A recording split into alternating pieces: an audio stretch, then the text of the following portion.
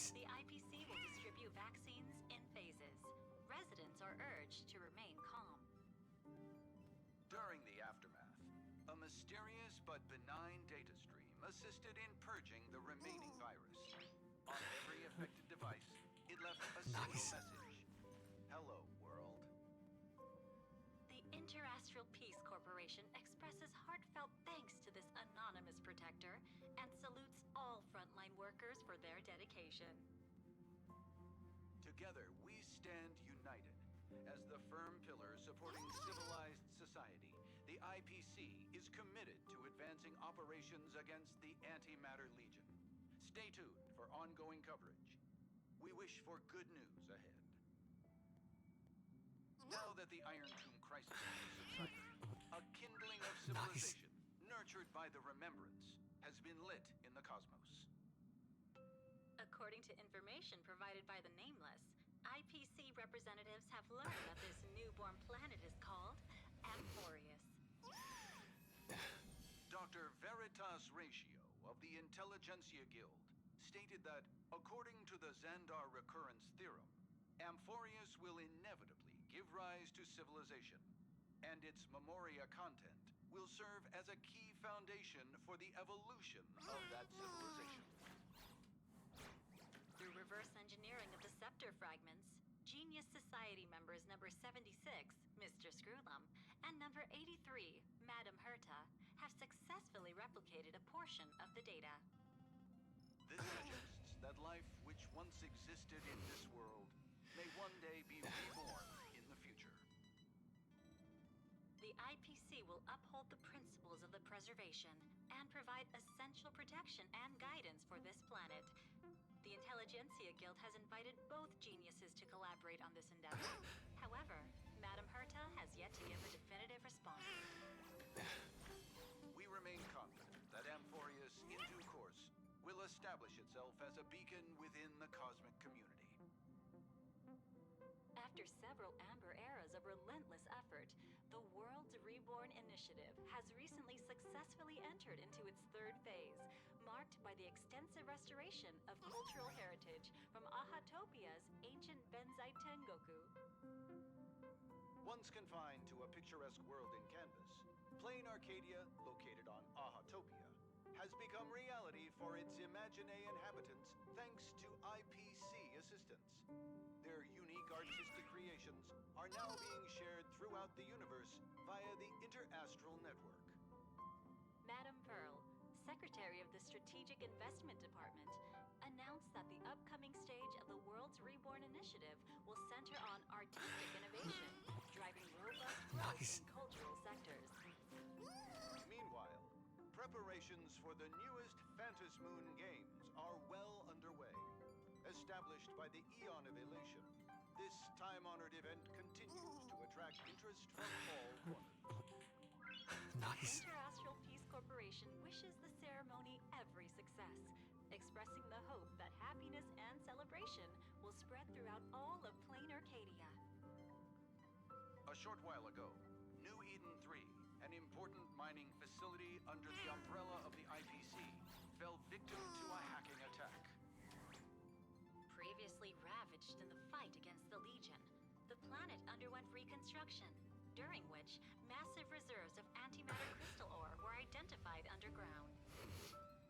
Following a thorough assessment, the IPC approved a development plan for the mine, believing that its high concentration of imaginary energy will provide a significant boost to the region's industrial recovery.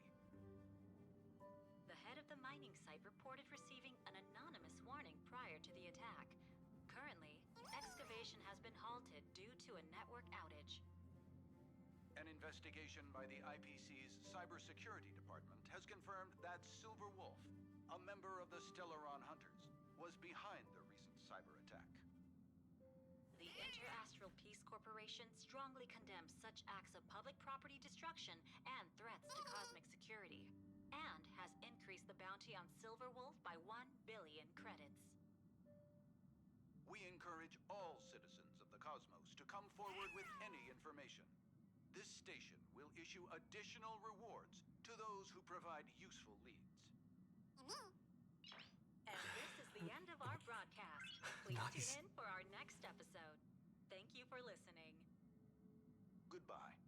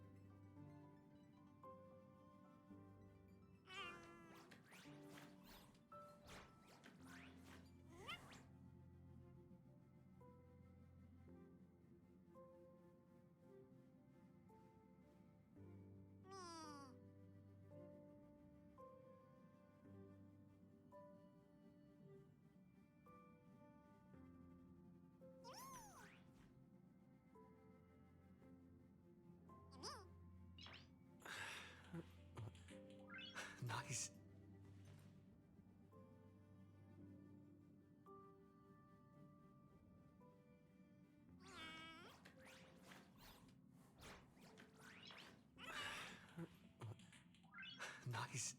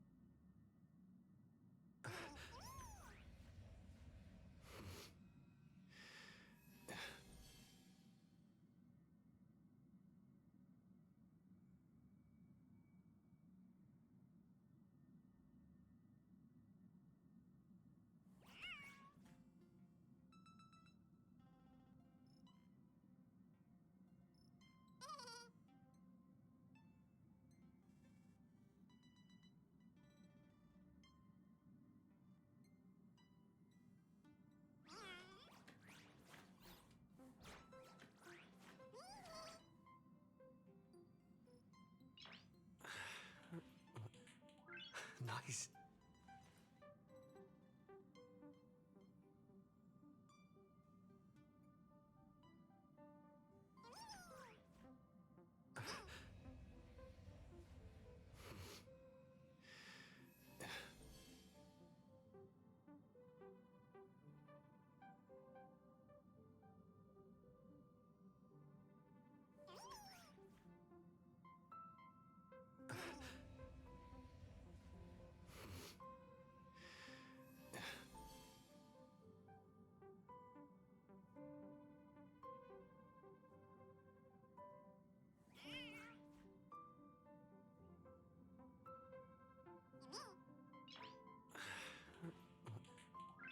Nice.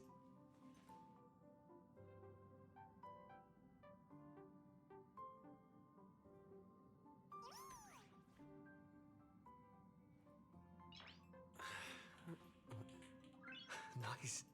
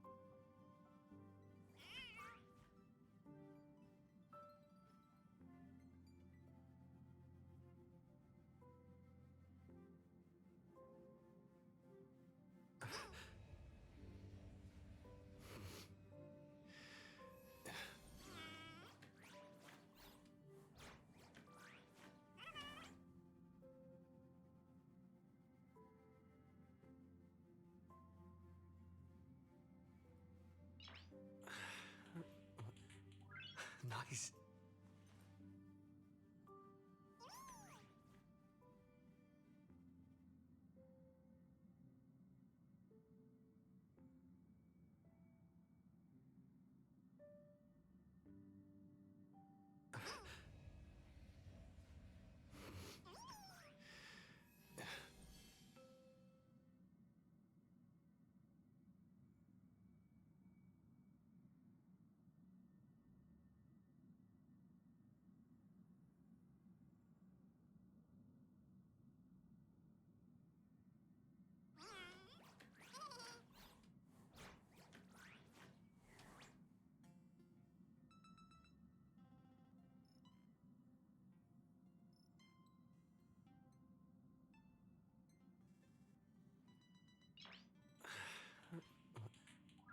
Nice.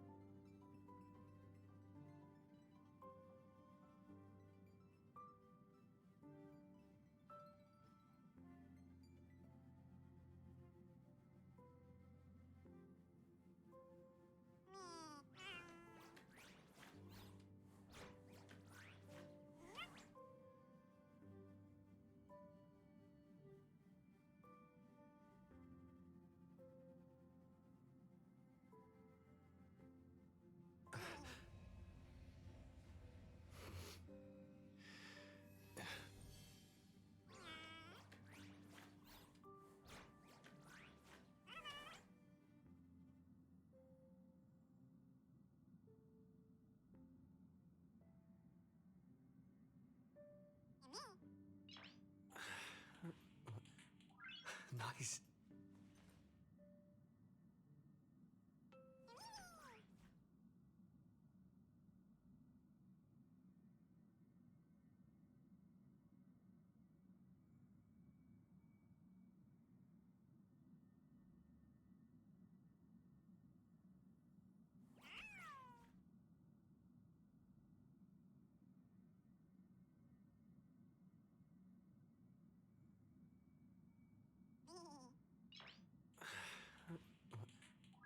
Nice.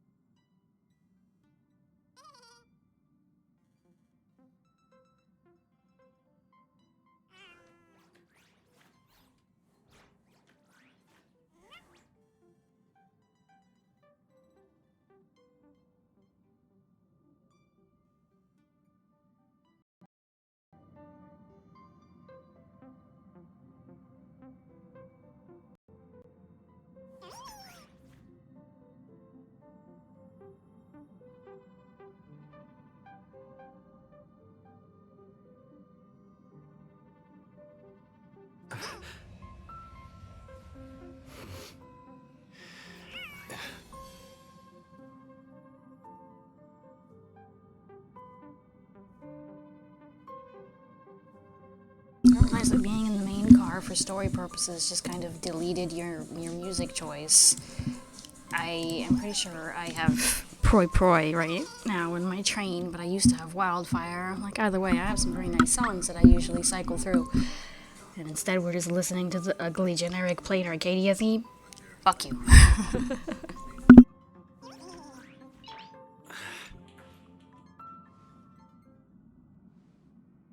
You're back! The incident that happened at Full Wish TV is causing a huge stir. Come watch the news! Hello, everyone! Welcome to our brand new segment, the Phantom Moon Brief. I'm your host, Poofy. Hi, everyone! This is your old friend, Snowy! Well then, as the Phantom Moon games reach a boiling point, and for reasons that need no explanation, we are now joining Duo Mention TV to bring you live coverage of the latest and most critical news updates. Yes, we are! And after the director of Full Wish TV and sponsor of the If this annoys me too much, I probably will just go do some, currency wars like I wanted. I just pretty sure we don't usually get access to this shit this early. Like, I'm usually waiting until after motherfucking reset stuff in 14 kind of fucking shit. And no, right now it's here. So I figure I'll go through it, because I don't know why not. But for a multitude of reasons, so far this story has irritated me, so... As of the latest reports, nearly 200,000 human and Imaginary inhabitants across plain Arcadia have been affected by the plague. Countless individuals are injured or missing, and total losses are estimated to have reached 8.6 billion credits. And in a chilling echo of the Bloodstained Games 15 years ago, footage left behind by Full Wish points to the disaster as the work of supplicants from beyond the sky. She identified the culprits as the famed cosmic hero, the trailblazer of the Astral Express, and the wanted criminal, Stellaron Hunter Blade, claiming they were responsible for the tragedy. But a spokesperson for the Department of Aberration Defense said the disaster was planned and executed by Full Wish herself through her organization, the Research Society of Happy Smiles.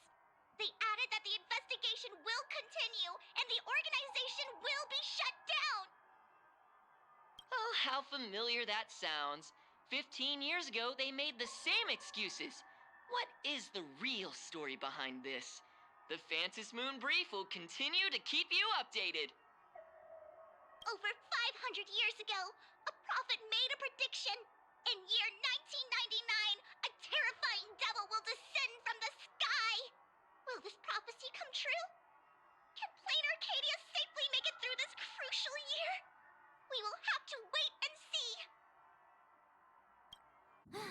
shame on them. How can they just say You things mean to like tell that me on this place TV when full it's of not even all sorts of confirmed? stupid references is only in the internet 90s? is flooded Damn. with fake news about you too.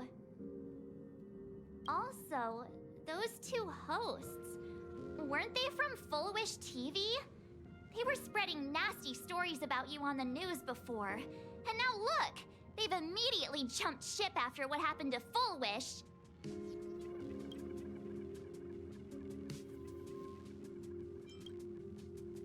Ever since coming to Plain Arcadia, nothing surprises me anymore.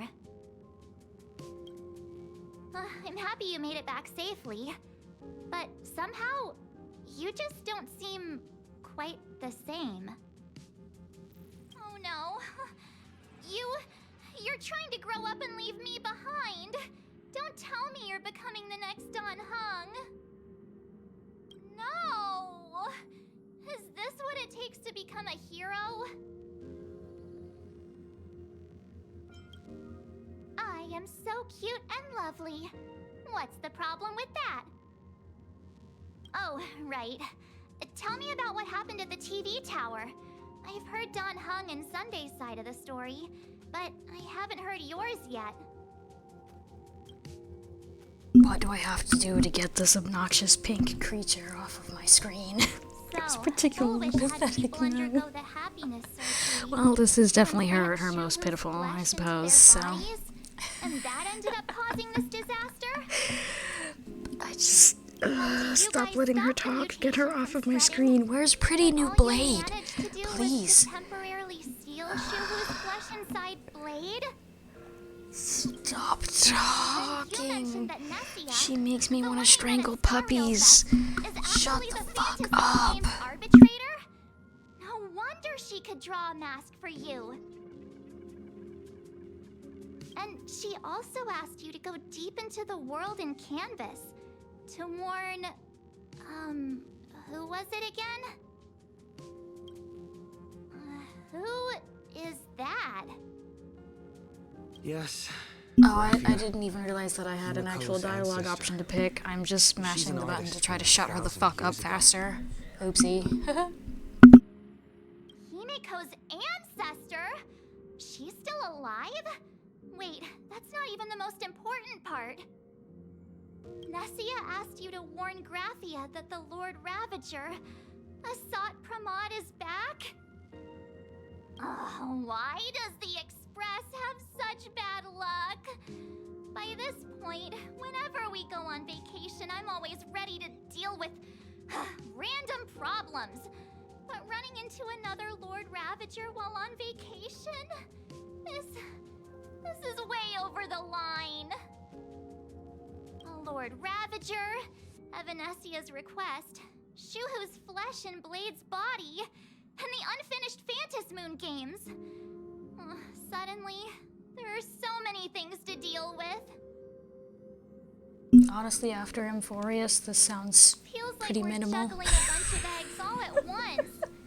One slip, and it's all gonna go We had splat. significantly more to deal with than Amphorius, girl. You were just Uh, technically dead for most of Are it. you okay? Damn shame you didn't stay that way.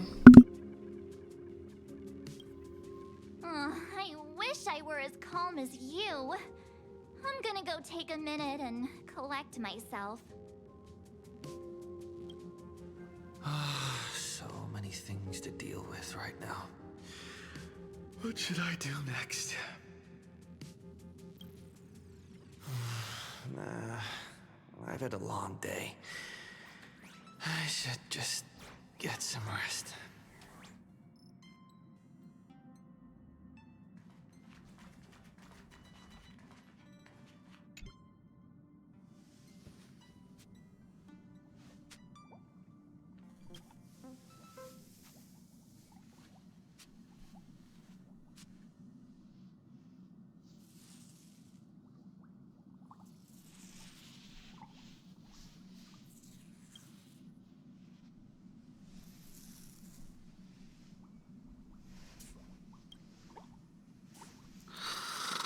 Shh, Welt. He's tired. Let him sleep.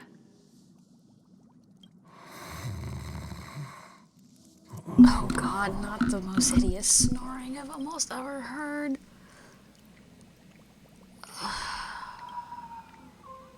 I hate this You're game. obviously tired.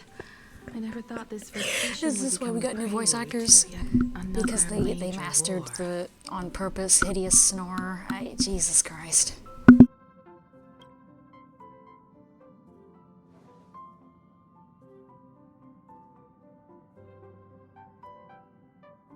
From our very first steps, trouble has always followed the Nameless. But this is way too much. Look at you now. It takes me back to when I first got the Express running again. Aside from Pom Pom, I was the only crew member on board, constantly stretched thin and feeling out of my depth. All I could do was note every problem in the navigation log one by one.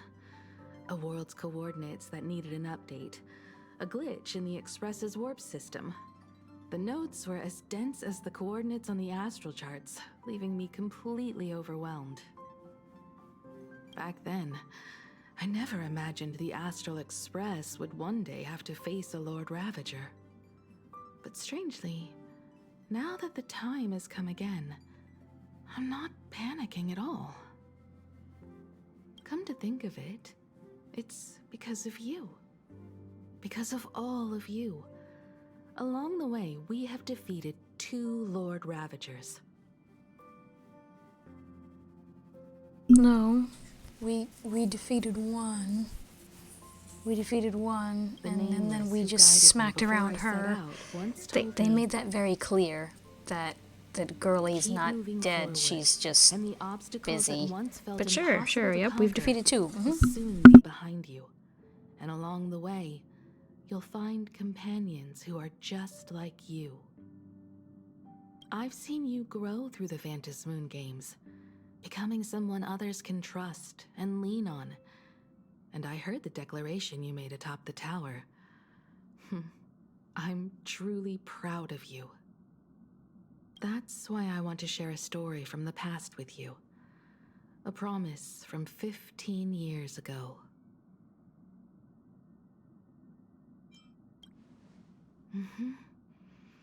I promised someone that when the moon over my hometown was full again, I would go back to see her, to let her know I had made the most of this borrowed life, and found companions I could trust with all my heart. I want to share this story with you all. The story of how my journey began. It's a long story, filled with many memories of my past. I'd also like to invite you all to the place where I repaired the Express and tell you everything bit by bit. All right, it's a deal. When I return from the world in Canvas, you can make us... let Shush make us some coffee, huh? Then we'll settle in and listen to your story. Speaking of the world in Canvas, March told me about what Evanescia said to you. Evanessia's request was not made lightly, and she was worried for a reason. Silverwolf saw that Lord Ravager in action too.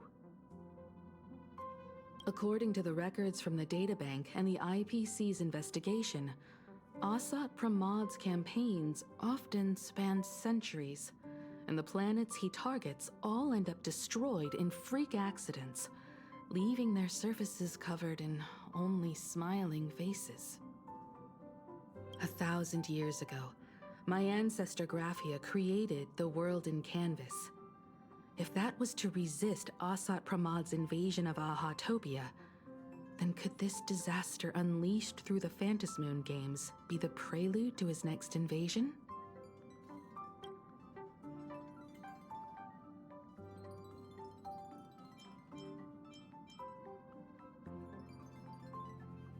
I suppose for the sake That's the of first of many mysteries. streaming, I'll go through all Based this on our crap, family but I really don't history, care we about are most of it. clearly not descendants of any long-lived species. Quite the opposite. The weathering curse has shortened my family's lifespan for generations. What could my ancestor have gone through to still exist today? That too leaves me deeply curious. There are far too many legends about her. It's hard to tell what's true and what's not. Only two things are beyond doubt. First, during the Cinderth Age, she created countless Imaginae and sent them into battle against the demon legions from beyond. Second, near the end of one of the Phantasmoon games, she created the world in canvas to shelter inside it what was left of civilization and life. Which means she is not only familiar with Asat Pramod, but has also witnessed the manifestation of the Aeon of Elation. Nobody knows just how big the plane Graphia created actually is. Over 140 years ago, the IPC tried to salvage the world in canvas, but they were only able to reconstruct part of it in the real world. That portion became what we know as Plain Arcadia. Legend has it that Graphia used a vast ocean as her canvas and channeled the power of elation to step into the painting, which means she has not only seen Asat Pramod, but has also seen the Aeon of Elation descend in all their glory.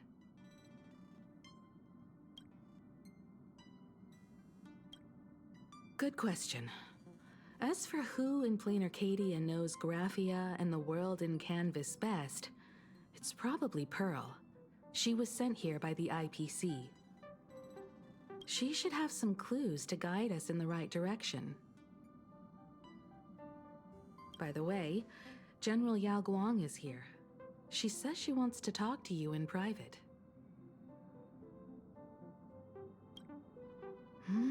I'm not sure if she comes with good news or bad news. She brought a little gift from the Xianzhou, though. Mung bean soda. Go talk to General Yao Guang, then. Don't keep her waiting. After that, come to the party car and fill us in on your next move.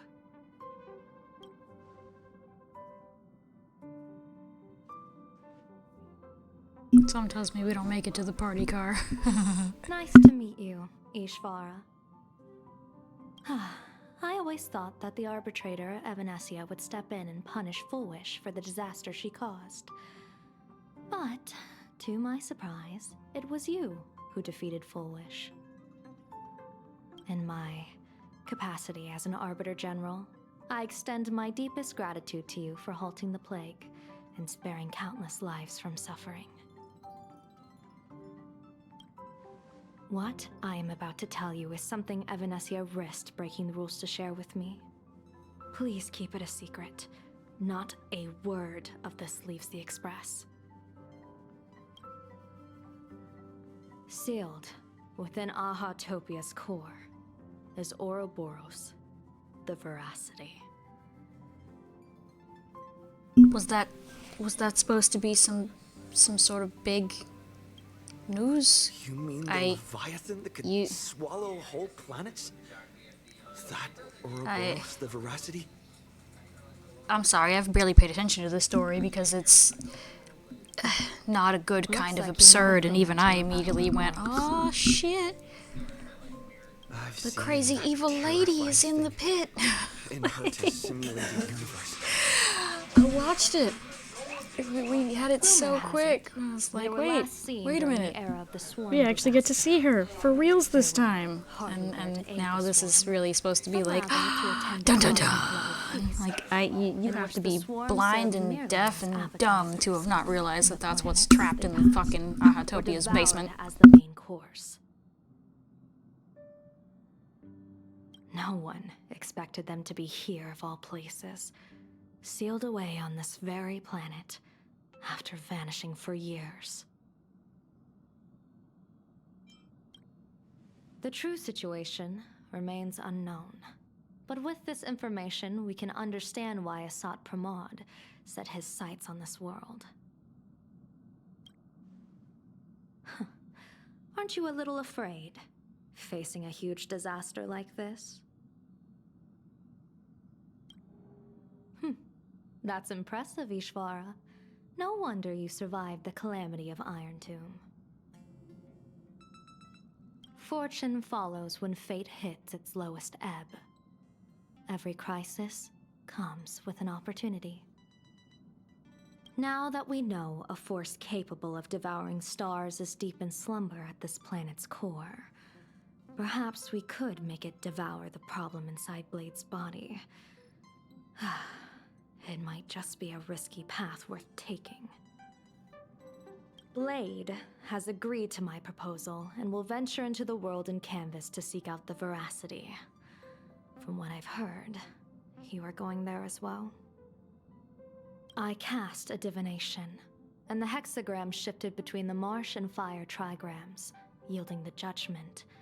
Heaven and earth are separate and apart, but the work which they do is the same. In other words, though your paths may differ, they are destined to intersect.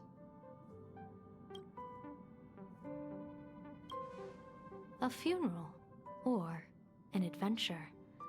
Will it be a battle with only a 1 in 10 chance of survival to tear away Shuhu's flesh from his body and eliminate the Xianzhou's arch-enemy? Or will it be a journey in which he settles all grudges and never looks back? It all depends on how he perceives it. Blade agreed to my proposal, even though that little Stellaron hunter girl wouldn't stop objecting.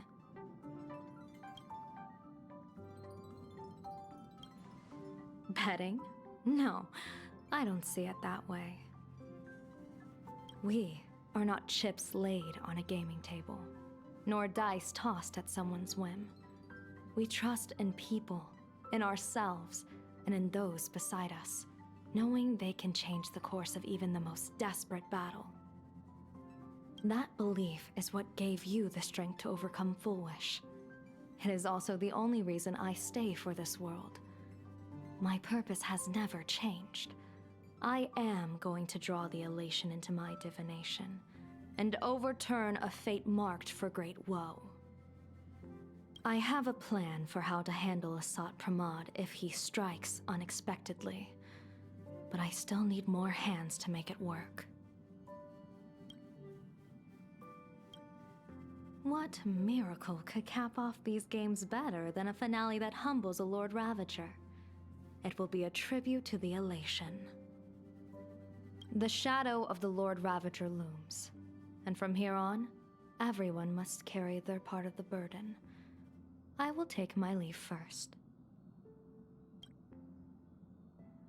Before I set out, I still want to say a few words to everyone.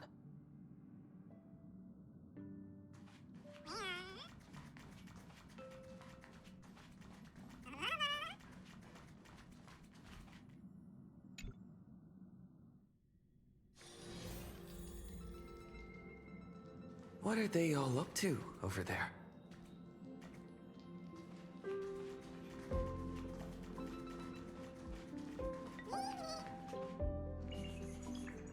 Oh, there you are. We were waiting for you. We're here to celebrate the Astral Express making it through another trial, of course. Pom-Pom's heard all about your latest adventure. It's a modest celebration, but a meaningful one.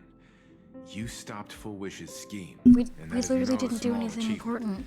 Regardless Oh of what the no, people we of killed Planar another Cadia batshit crazy immediately bitch. raise a glass to you. 1 in a million.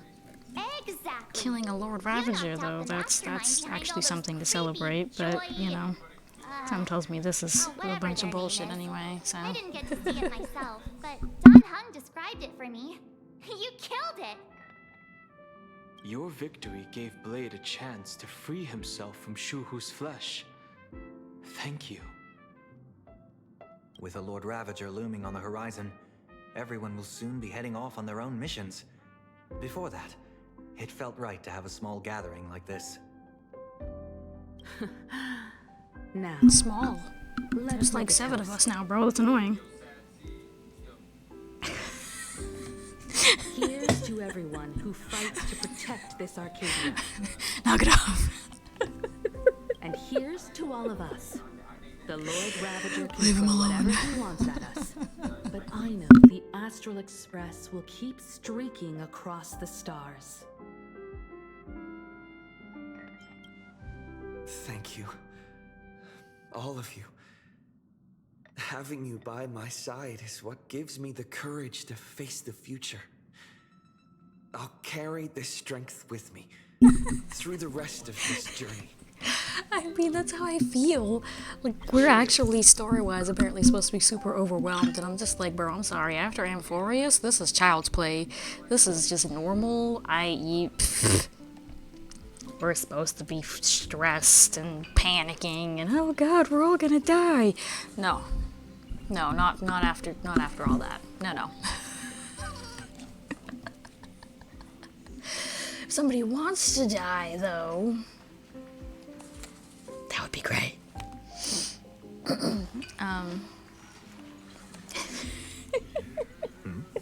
Did you? I just actually kind of miss when the Trailblazer didn't talk so much. I felt worn out. I ever hate since that we coming keep back getting from these new Seafeld's voice TV actors and tower. we keep actually having them be voiced so that we can truly hear them, since, you know, combat doesn't count. And where do you find these people? Go away. Right now, it feels like I'm back in Oak Manor's banquet Ew. hall. At those parties, Go back to being no the matter how silent, tired I besides was, combat I had to protagonist. clutch my glass and smile, Please. keeping myself calm. I don't know where they find these Mr. children, Yang but they insisted sound I should awful. get a full Go day away. of sleep, but I didn't want to miss the chance to toast with you all. I should thank you for letting me embark on this journey.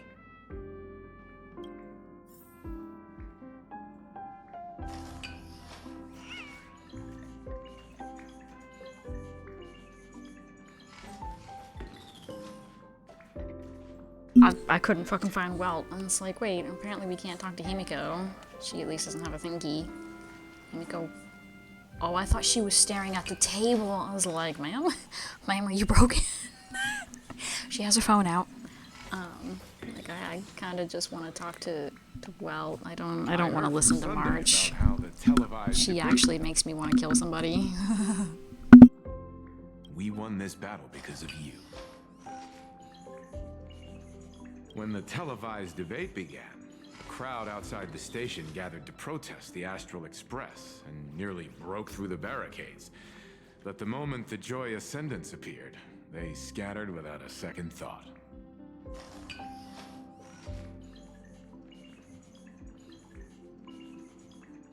Yeah, exactly. I guess Besides, people know deep down I feel that like you're what a lot of us are forgetting about the Iron a Tomb made-up incident villain is that or an actual threat. we actually failed the first time.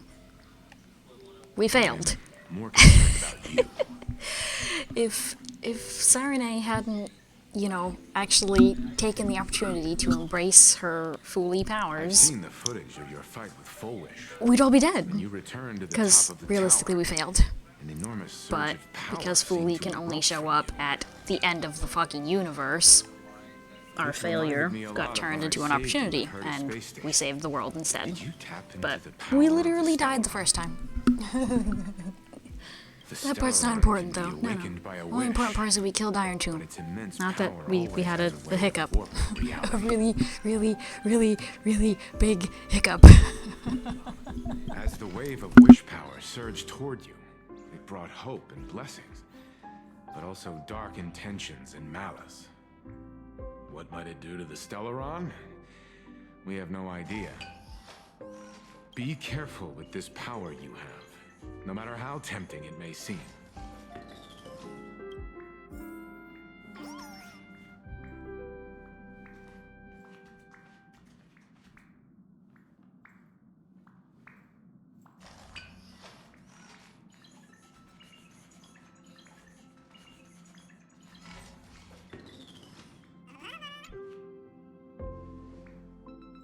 There you are. March and I were talking about you. A little. But March is obviously worrying too much. Hey, what's that supposed to mean? I have a reasonable amount of concern for my companions. This trip to Plain Arcadia is the first time we weren't necessarily working together toward a common goal. You dove into the Phantom Moon games. I crossed paths with that relentless old friend and foe again. I crossed paths with Dan Heng, She spent her sweetheart. time wandering and You eating. heard his name in Her passing and perfect couldn't little hop off this vacation. fucking train fast enough. I don't know who you're lying to. Like,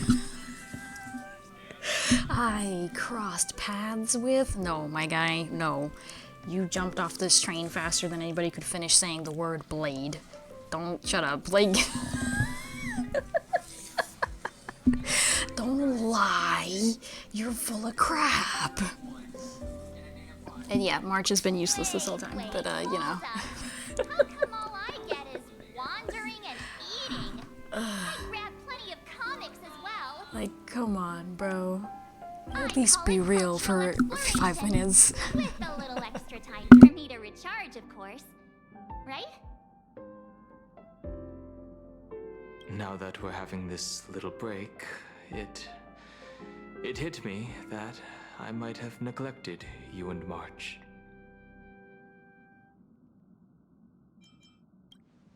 Why are you suddenly acting like the adult here? I mean, he at least was older than both of us, even before the Euphorius, so I mean, actually, I think if we process this whole thing, we do include the old life that he now has full memory of and shit, Dan Heng might actually be the oldest one here. Blade has Including accepted Euphorius. General Yao Guang's proposal. Perhaps he has finally moved on from past grudges and that abundance curse. We don't have and to is now really ready think to about do that, though. something for himself.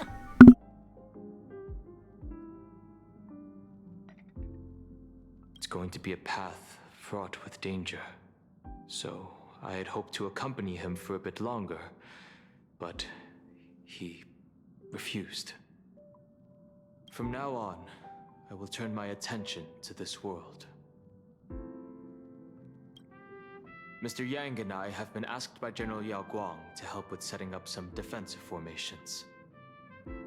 I've got work to do too. Mr. Ashvale wanted someone to accompany him to the tavern to investigate clues about Asat Pramod. Yours truly figured she'd been resting long enough, and it was time to stretch her legs. So I volunteered. Oh god. Ashvale is bringing March, of all people, to a tavern for information? That's gonna turn into a bar fight so fast. She's the last person you want to bring to a tavern. Oh god.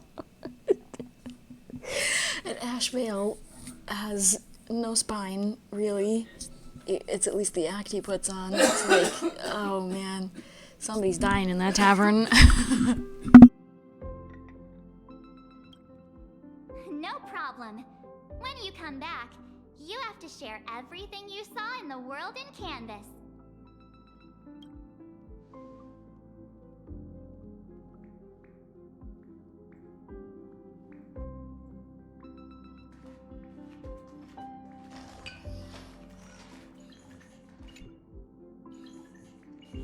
Just in time.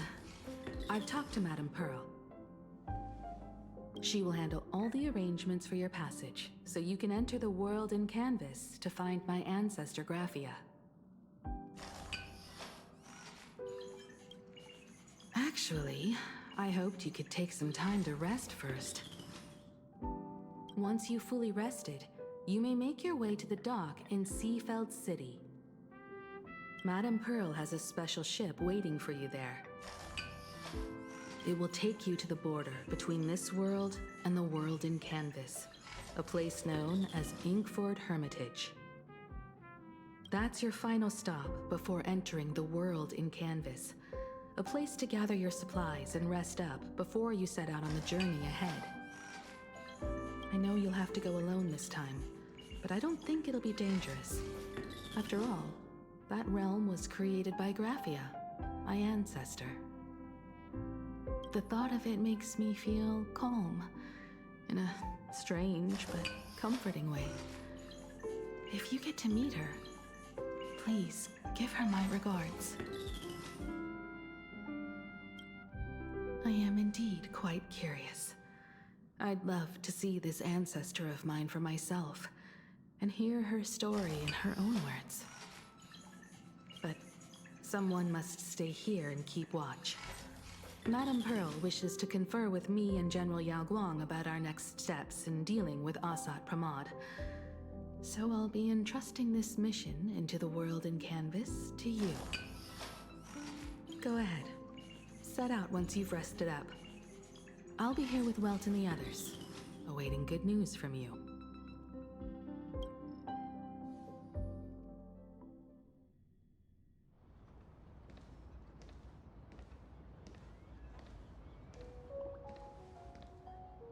In other words, that woman wants you to take Shuhu and jump straight into the Veracity and leave the rest to the Aeon's stomach acid?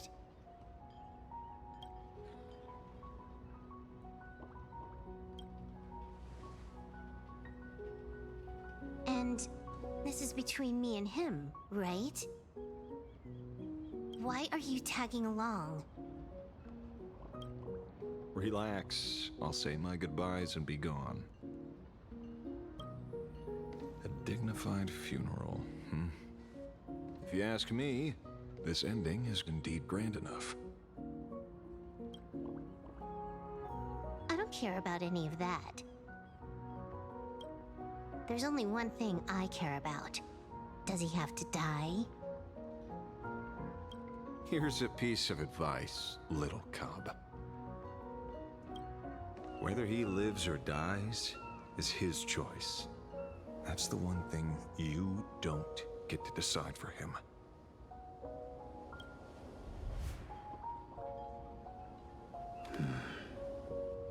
It has landed.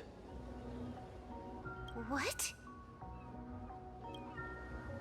Nothing. Just a seabird landing on the rocks. A blade forged of mortal steel cannot sever an undying fate. If Shuhu is to be put down, the options are few, and that Leviathan is one of them. In time, people will say this. The culprit of the Zhuming gave his life for the greater good, and plunged into the abyss alongside the abomination.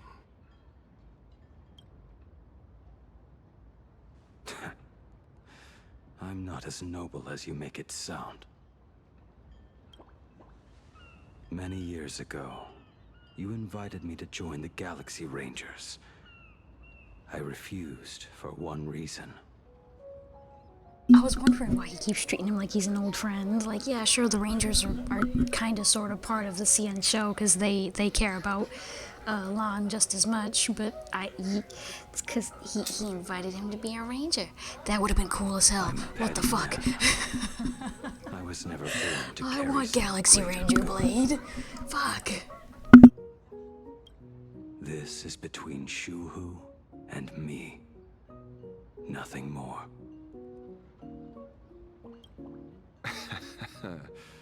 Can't argue with that. A Galaxy Ranger through and through. Well then. I won't say anything more. Blade, you sure about this? For years, death has clung to me like a curse, etched into my bones. If there is a chance to make a god feel the same pain, I would do it, even if this body is reduced to ash. As for everyone else, there's no need to drag He them wasn't into kidding this. when he said he was petty. He is potentially killing himself, if only to kill a god. Like, yeah, that's definitely the height of pettiness. proceed as Yao Guang proposed. Bury Shu Hu at the end of the world in canvas, taking me with him, and let the veracity dissolve us both.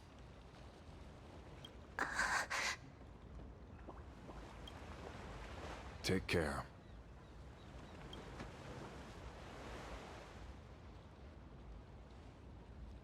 How about you stay as well? You might as well see it through to the end with us. Plain Arcadia has bigger problems that need my attention. Your instincts were right.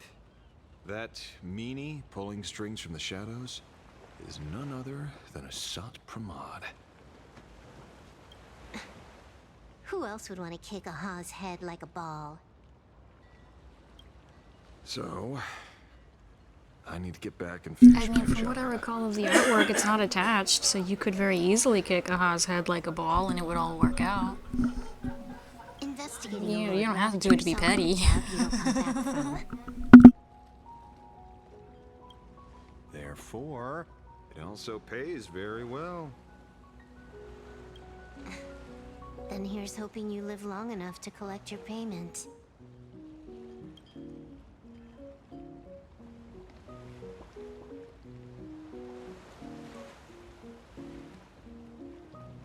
Huh.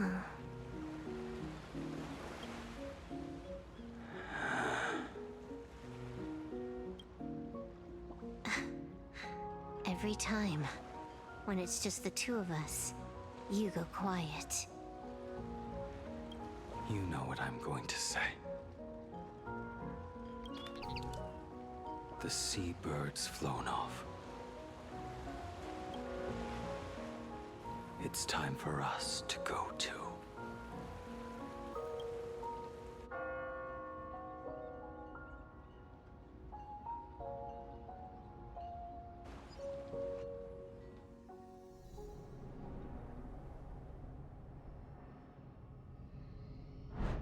The terror slumbering at the heart of Plain Arcadia is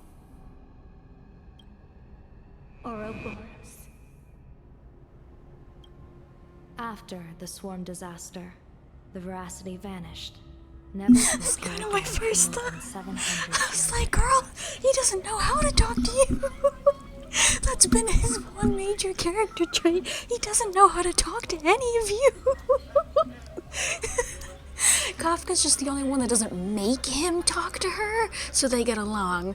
But you two children want to talk all the damn time, and Blade doesn't know what to talk about. He's too old for this shit.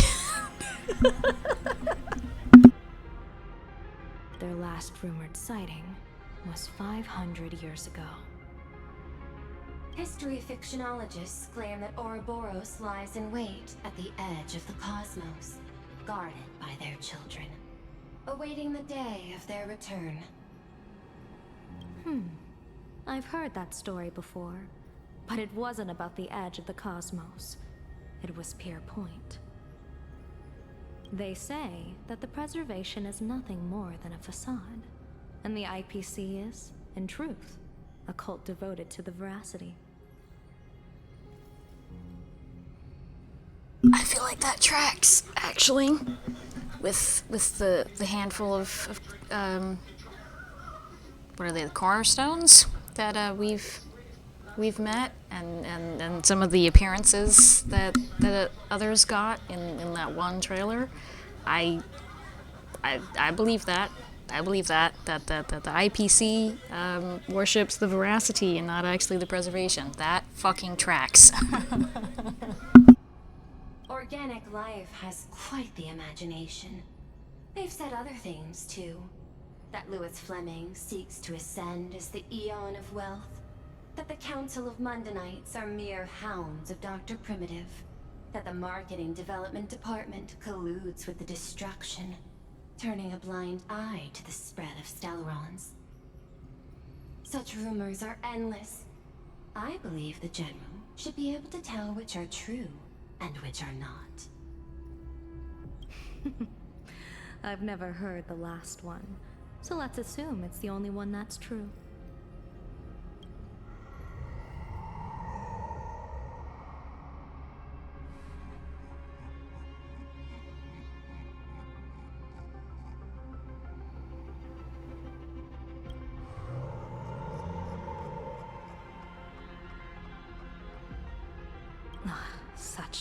horrible breath. Once this Leviathan awakens, the Arcadia's destruction would be all but instantaneous. For now, this remains conjecture. The sealed remains appear to be a husk that Ouroboros once shed.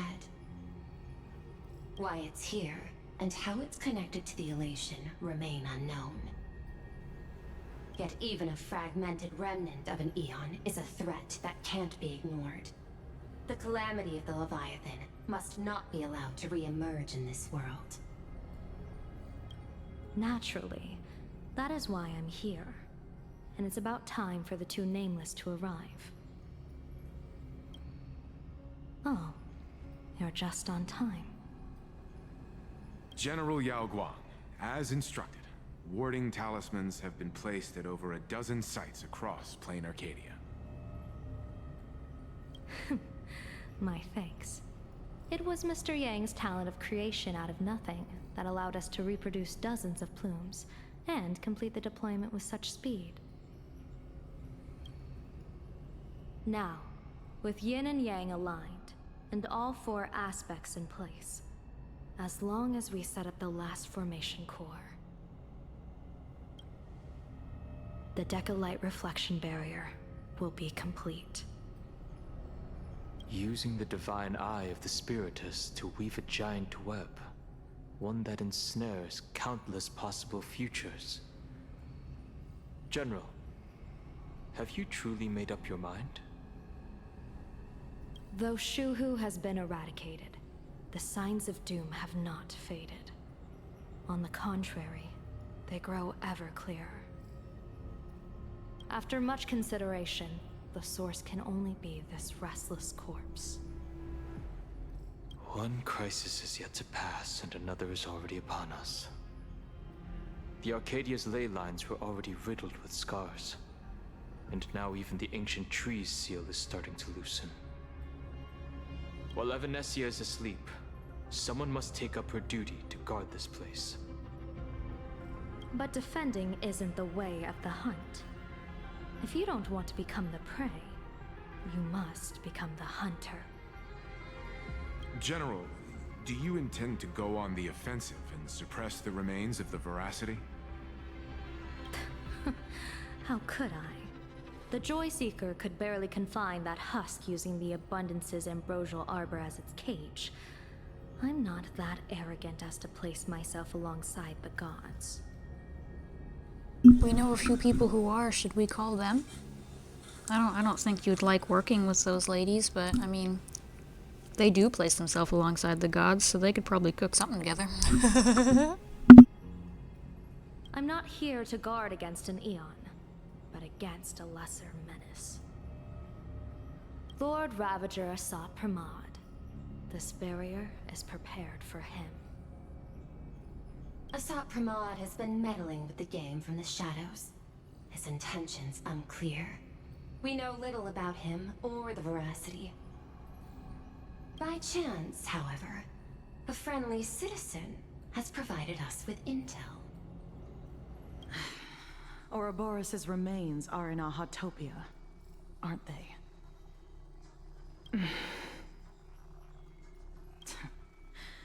Silence is an answer in itself. I've seen that reaction too many times. I'm not surprised that you were the first to discover it. You were in the Torn Scroll too. The probability of you noticing was 24%. That's a little low, don't you think? I'd put it at well over 90. What I don't understand is this. There were countless ways to verify your hypothesis, yet you chose the most unconventional one. You bypassed security and broke into the building to confront me in person. What is your objective? This is no confrontation. It's a warning, Madame Pearl. I'm a security officer, and there is only one reason I'm here. While everyone else is fixated on the Phantasmoon games, only the Department of Aberration Defense is watching other places. Like the location where the new Herald of Death case was closed? Correct. The incident involved 4 Daybreak warriors, 3 nameless, 1 detective, and 1 officer. But just moments ago, a 10th set of footprints appeared at the scene. After the investigation, we learned that the traces were left deliberately. A blatant provocation. The Lord Ravager bent on destroying the Elation came uninvited. Make no mistake. Plan Arcadia is a stage he chose with care, and drawing the Abundance into the fray was hardly a whim. Our top priority is to dispose of Shuhu's flesh properly to prevent it from falling into the wrong hands and causing another calamity. That said, we cannot afford to ignore Asat Pramad's next move. This giant web is prepared for that very purpose. Once the entire planet is folded into the divination's trajectory, under the gaze of the Omnitia, all possibilities will be laid bare.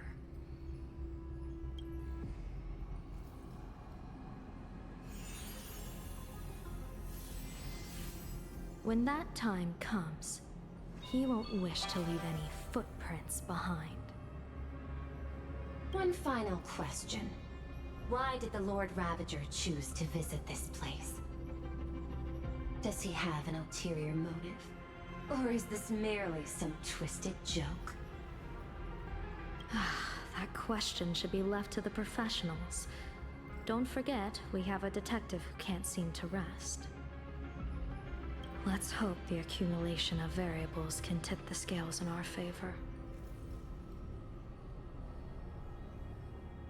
I mean, didn't we already actually cover that, like, the Lord Ravagers are all set on specific eons to destroy? Like, that's why Iron Tomb was that thing, because he's kind of sort of supposed to have destroyed the Remembrance, except, you know, turns out she's not existing yet. Clearly, he's supposed to be the Elation, all that. That was actual lore that we got in game, right? So what do you mean? Why is he here? He's decided it's time to close in on his target. It's what? It's not complicated. Frail little humans, Ouroboros split their mouth wide open.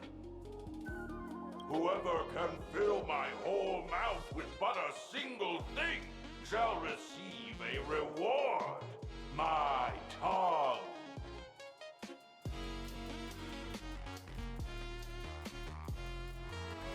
The fool known as the Shepherd captured a comet, but it wasn't even enough to fill the gap between the Veracity's teeth. The bartender Baraji opened the wine cellar, but they only grew drowsy, drifting off to sleep. And en route, he crept up to the Veracity's ear and told them a corny joke. The Veracity pondered it for 10 amber eras, then burst into laughter at their own amusement. En route spread his hands and said, "See, I filled your mouth with laughter." Then what happened? Then the Veracity said, "Are you kidding me?" And with that, they opened their gaping maw and tore en route to pieces. What kind of nonsense is that? Those are the facts, my inquisitive auditor. If you want to hear more stories, you're welcome to discuss with your classmates.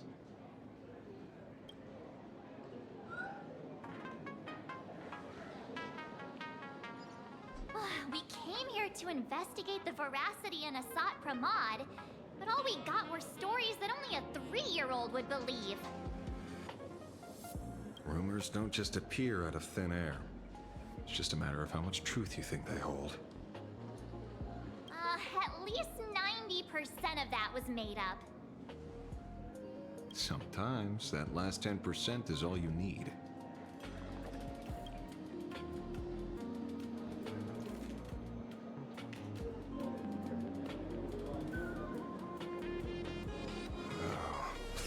bystanders around. Let's hear what they have to say.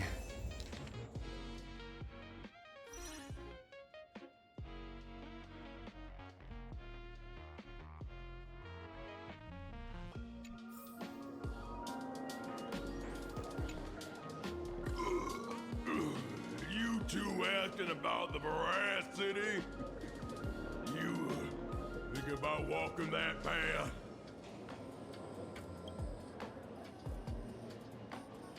Walk the path of veracity? Do I need to eat everything in sight? You got it. Kids always dream big.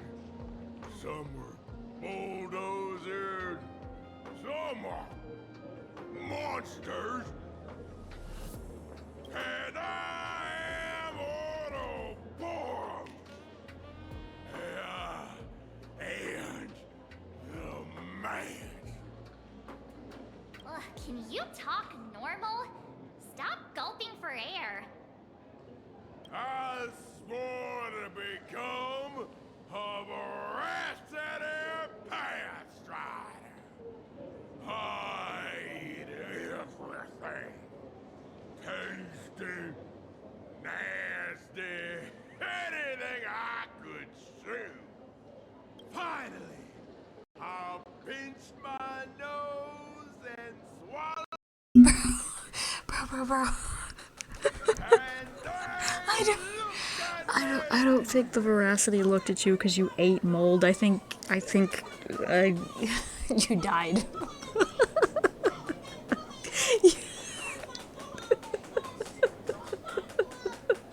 What even is this fucking story? Oh, Jesus.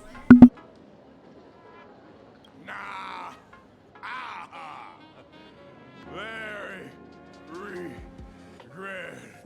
regrettable.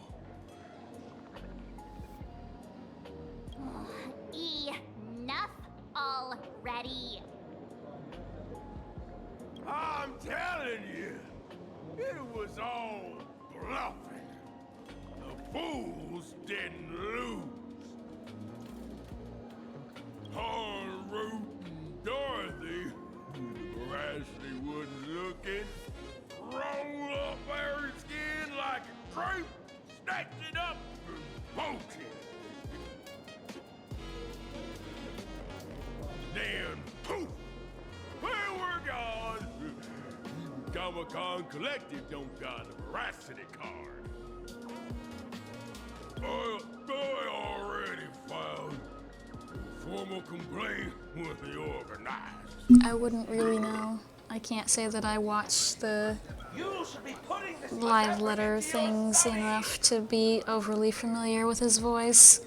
I don't really see a point, personally. All I know is that entire conversation was fucking weird, man.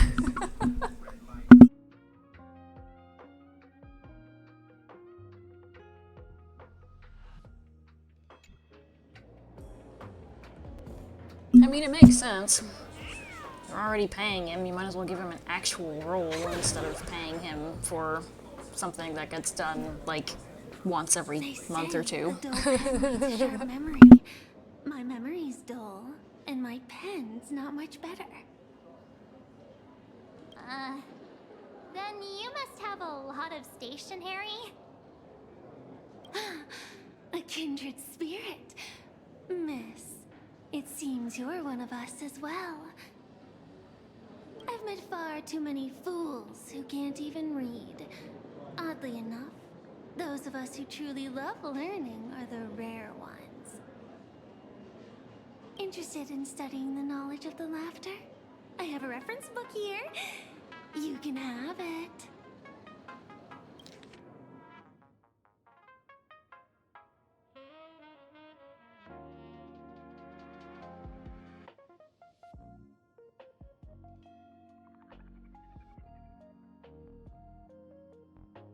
Jesus Christ.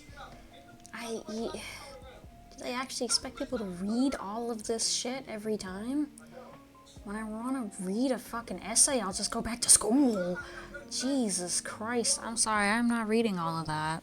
They can go ahead and reference it later. I don't care enough. That's a lot of fucking shit. Good grief. Thank the seniors. I also really wish they would stop showing her fake name because that does not say Scribble Nibs anytime it has ever appeared on screen for me. As for me, I'm just the one who keeps the books circulating. Hey, friends! How was your first day of school? Sparksy's here to pick you up after class.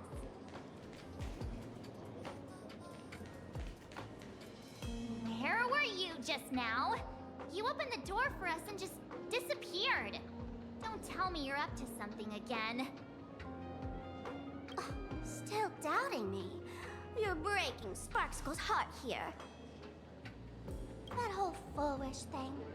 I took on every emoji in the tavern by myself, fought them all the way to the end of the world, and even wore my mask down to nothing! But honestly, this place runs on rumors. Aha is being chased by the Veracity. Aha chases the Veracity. We won't get anywhere following stories like this. Let's go through what we know so far. Ooh.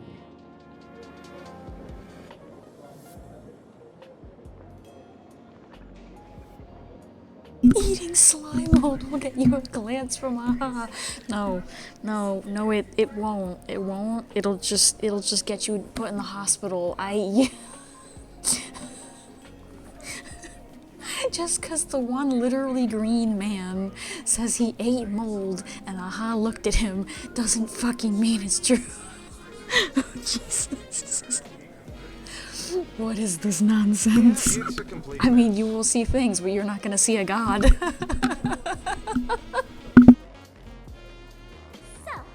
after a bit of thought, Lady Sparksy came up with a brilliant idea. I borrowed a nifty little gadget from a friend.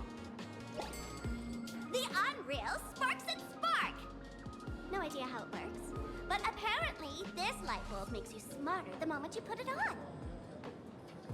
Does this friend know you borrowed it? Sopramod has a gun to our heads, and this is what you're worried about? He'll find out one day. Well then, I'll go first. It, doesn't look very reliable. Are you sure about this? Well, she can't get any fucking dumber, Ashvale, so might as well let her put on the smart person light bulb. There's no downside to this worthless character, so do it. I really hate March, I'm sorry. No worries. If anything goes wrong, the friend in my head will protect me.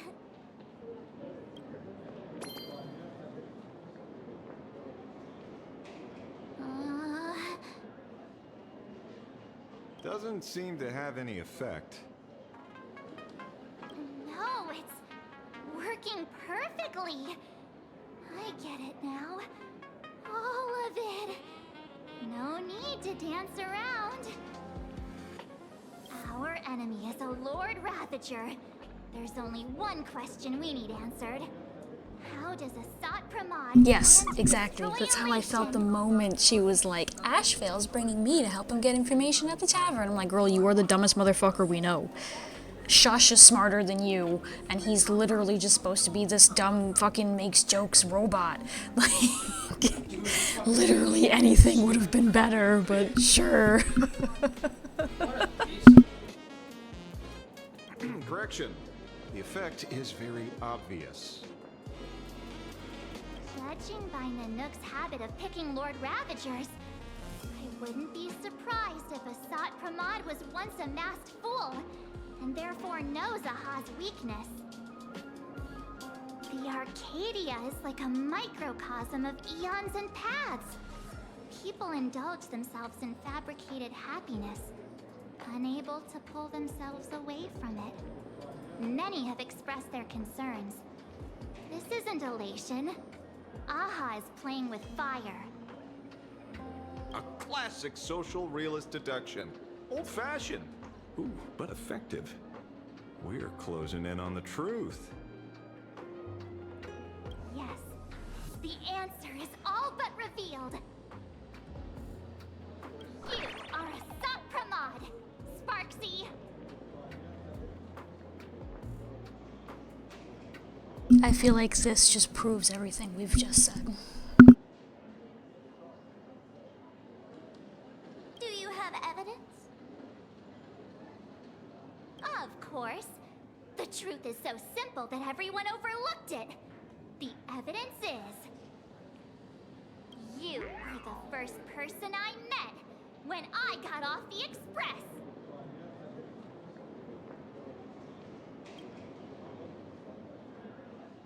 If I am Asat Pramod, would you and Grey Hair have been able to walk out of the school alive?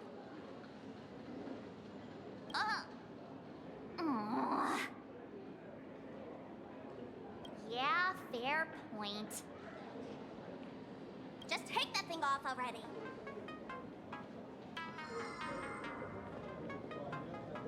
That's weird. I thought I was on the right track. Let me give you a lesson. Deduction isn't about people skills. It's about smart tricks and flawless logic.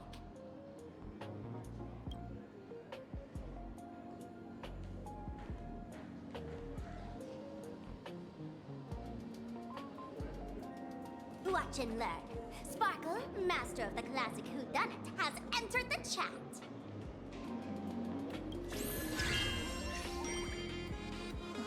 You changed your clothes just for this? First of all, Ouroboros likes to eat. Secondly, whatever they eat disappears completely. Therefore, veracity is also a form of distraction. This is the classic mystery of one culprit, two identities. The one trying to kill elation is... the Lord Ravager, Asat Pramod, played by the Veracity!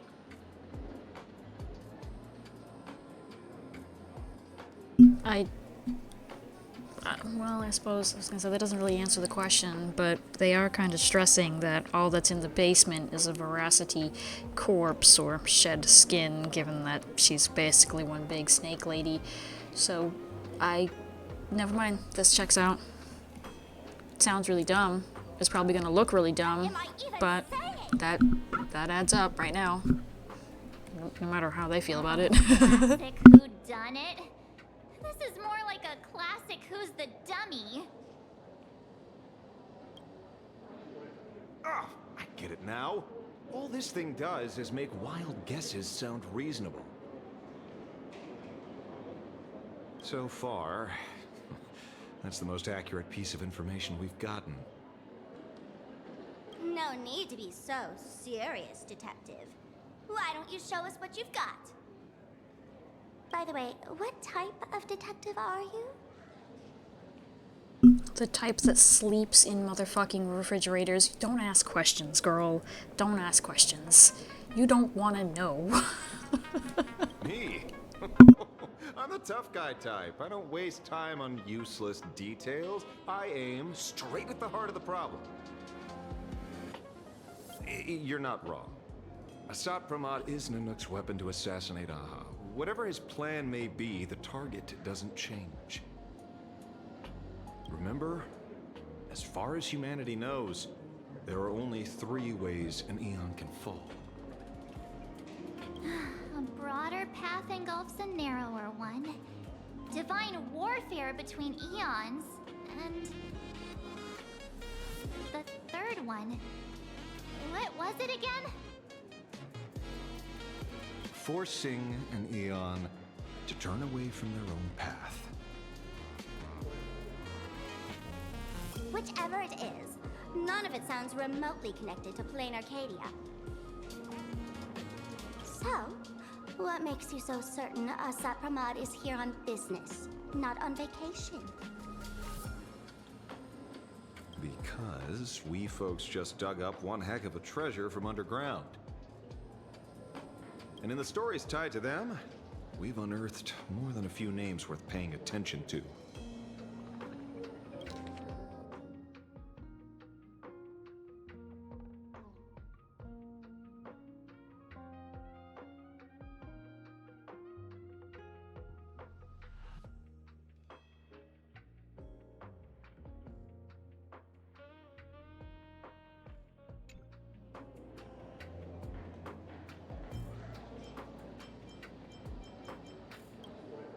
Right. He's the one I can't stop thinking about. The stories change every time, but they all circle back to the same logic. En route defeated the Veracity by some means. You're right. Then who is this en route? Do you know him?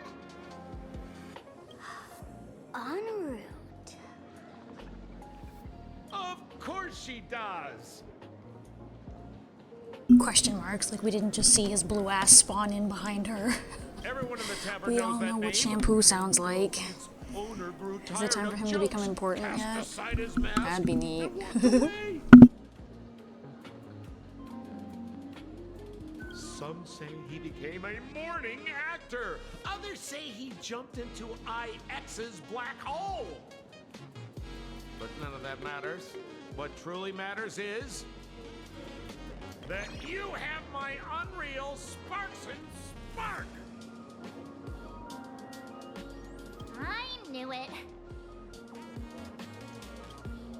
Give it back, give it back! That's a big order my client wants immediately! What do you mean, give it back? It just wandered off, and I happened to find it on the way, so I brought it home. You want it? Here, take it now. Absolutely not! Wait, right now? This doesn't sound like you at all. No. If it's a no, it's a no. Guess I'll keep it. Bye-bye.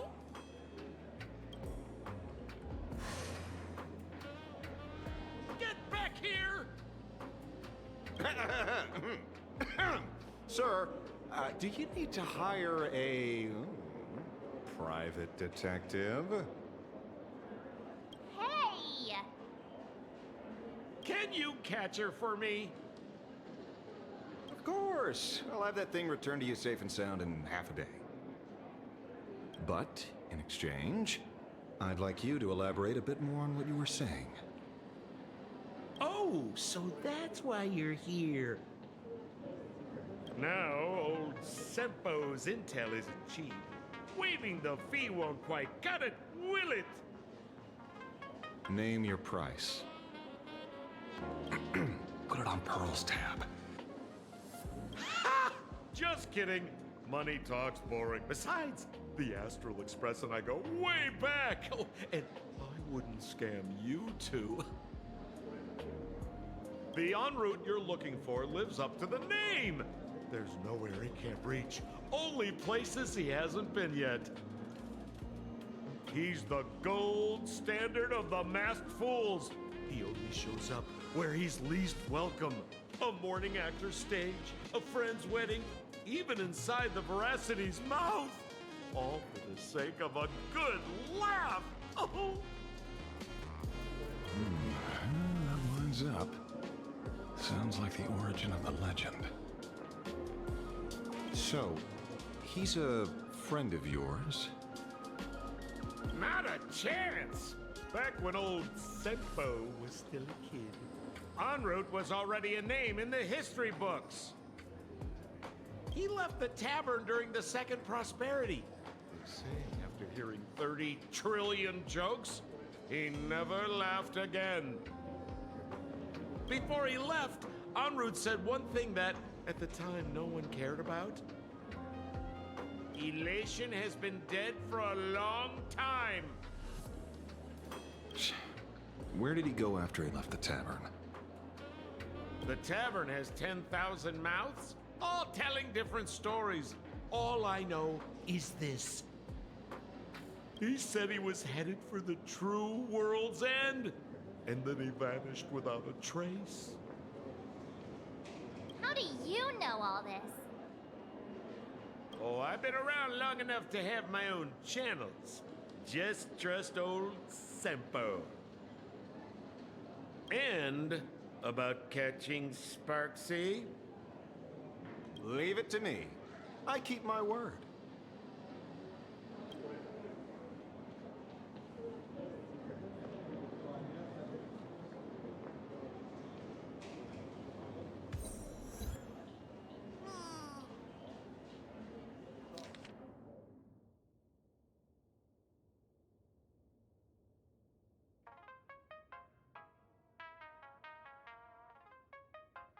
The monkey watches soap operas.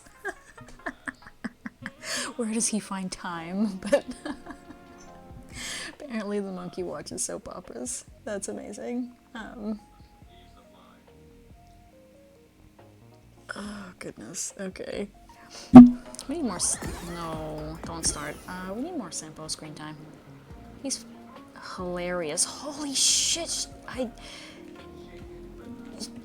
She's really this small? About to go do story and then I realized this bitch small as hell. Jesus Christ. Alright, sorry, I'll behave now. Goddamn. See? You only need that 10% of the story to be true. The last thing he said was really scary. So many unanswered questions about en route. He has to be tied to Asat Pramod somehow. But our leads at the tavern have run their course. Let's go pay a visit to another expert next.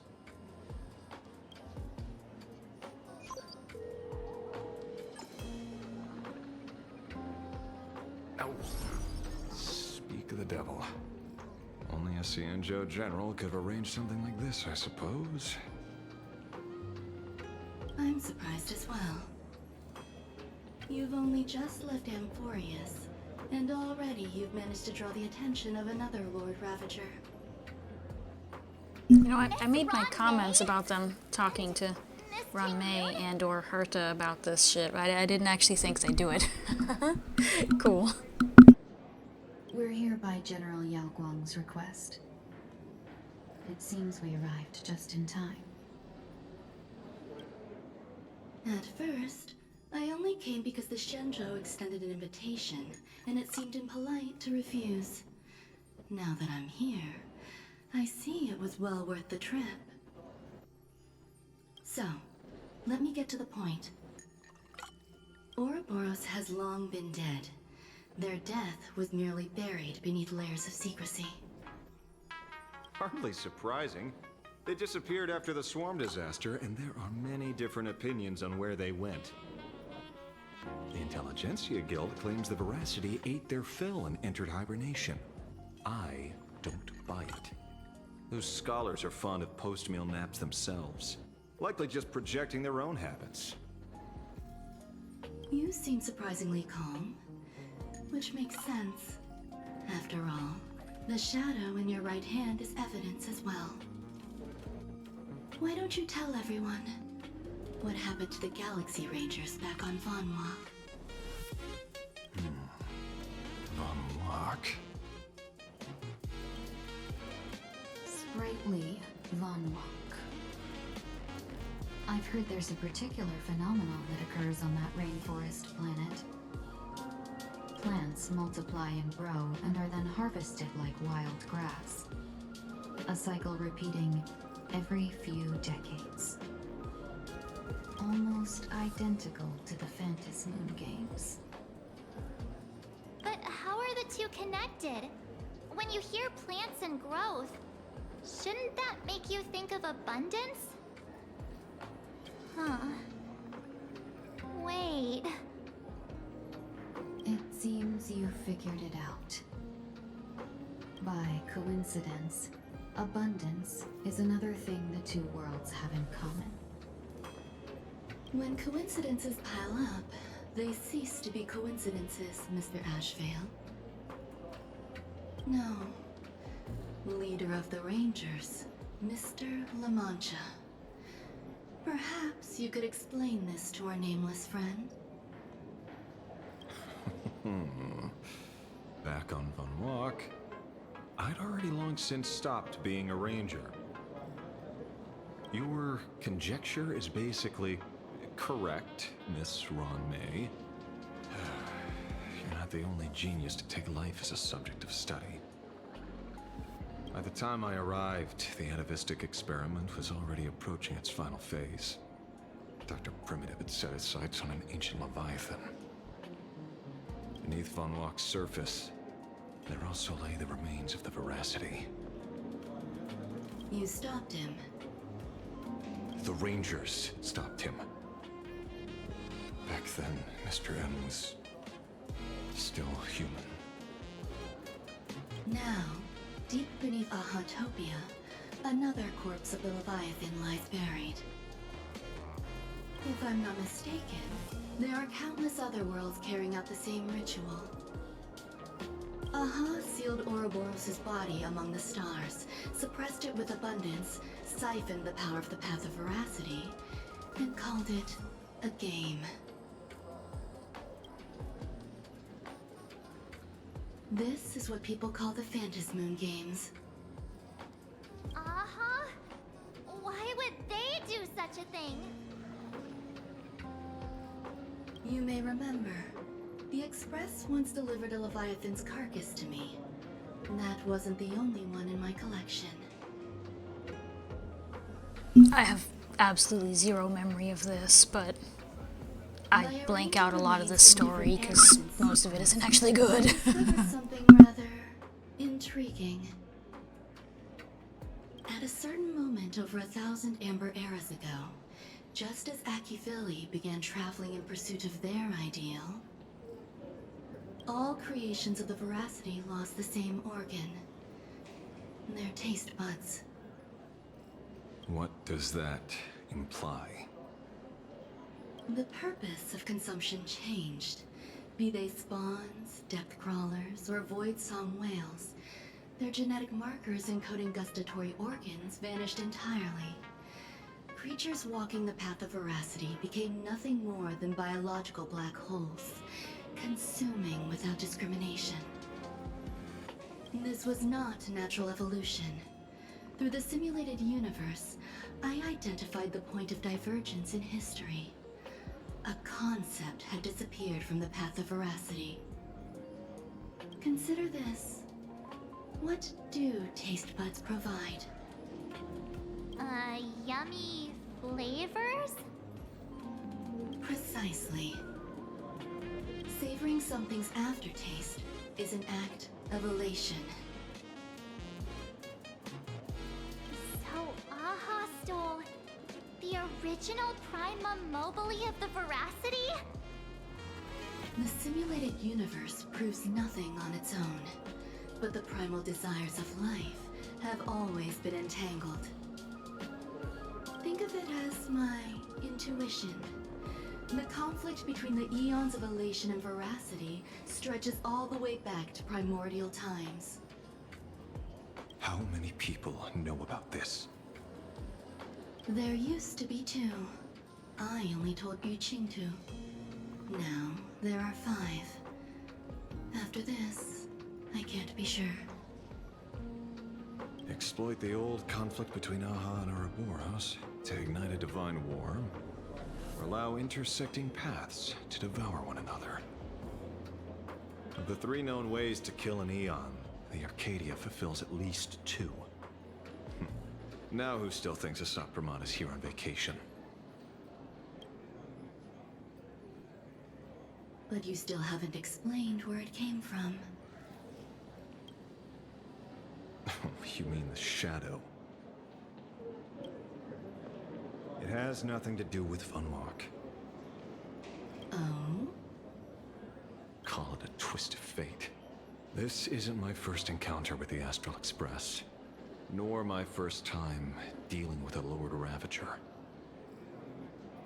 When my home was destroyed by Zulo, I had a brief encounter with a former navigator. A navigator of the Express? No, a different navigator right after he just said he's run into the Express before, you dumb bitch. Shut the fuck up, March. Let him continue telling his story before I beat the shit out of you. Yes. Starseer, I see. He'd already retired by then. He was the one who told me about the Shadow. According to IC, it was one of many remnants left behind when the Express first carved paths along the edges of the cosmos. I led the Rangers to suppress the Shadow and devised the plan to assassinate Zulo. But I never learned why it was there in the first place. Don't you find it strange, Mr. Ashvale? Strange? When coincidences pile up, they cease to be coincidences. Like an experiment with results that are too perfect, it's enough to send a chill down your spine. If you don't mind, let's walk through the whole thing once more. Earlier, what did you two uncover in the tavern? Someone suspected to be Asat Pramod knew about the Veracity's secret. Before disappearing, he said he was headed for the end of the world. And then? Who did he say the Shadow belonged to? A former navigator. The Shadow was a remnant left behind when he charted the cosmos. If the world's end isn't the tavern, then where is it? I don't know if anyone can answer that question. Not even Akivili.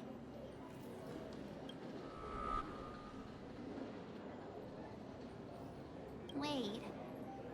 Don't tell me. En route only goes where he isn't welcome. After leaving the tavern, he went to the Astral Express. The detective game is over.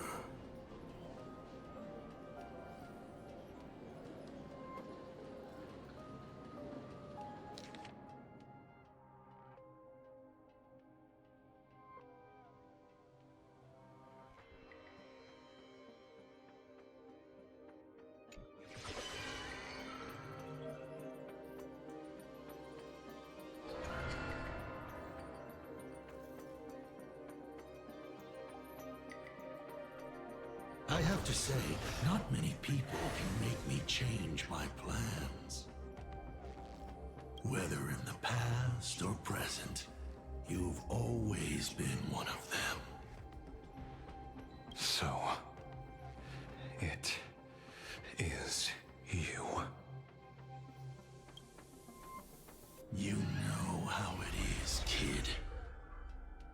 I've always enjoyed arriving uninvited.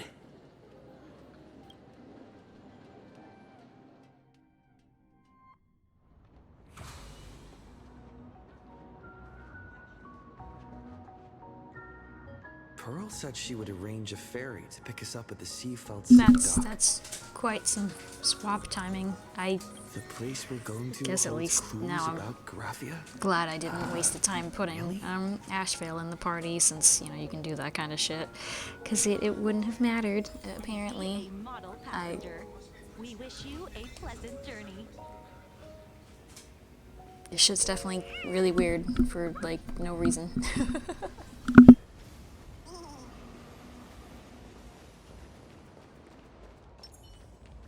Attention passengers. Welcome to the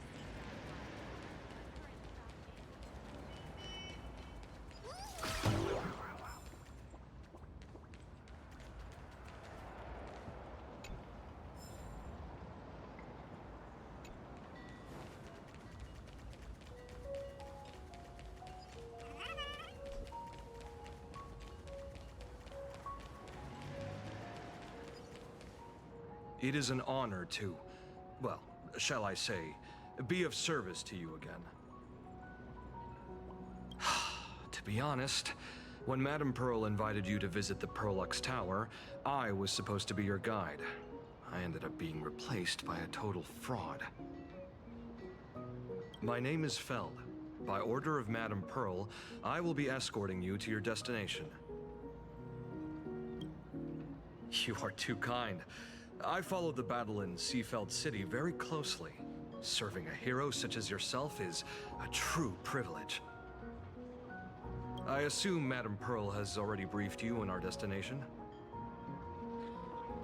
I see. It so happens that Madame Pearl is tied up with an unforeseen event, so allow me to brief you in her stead.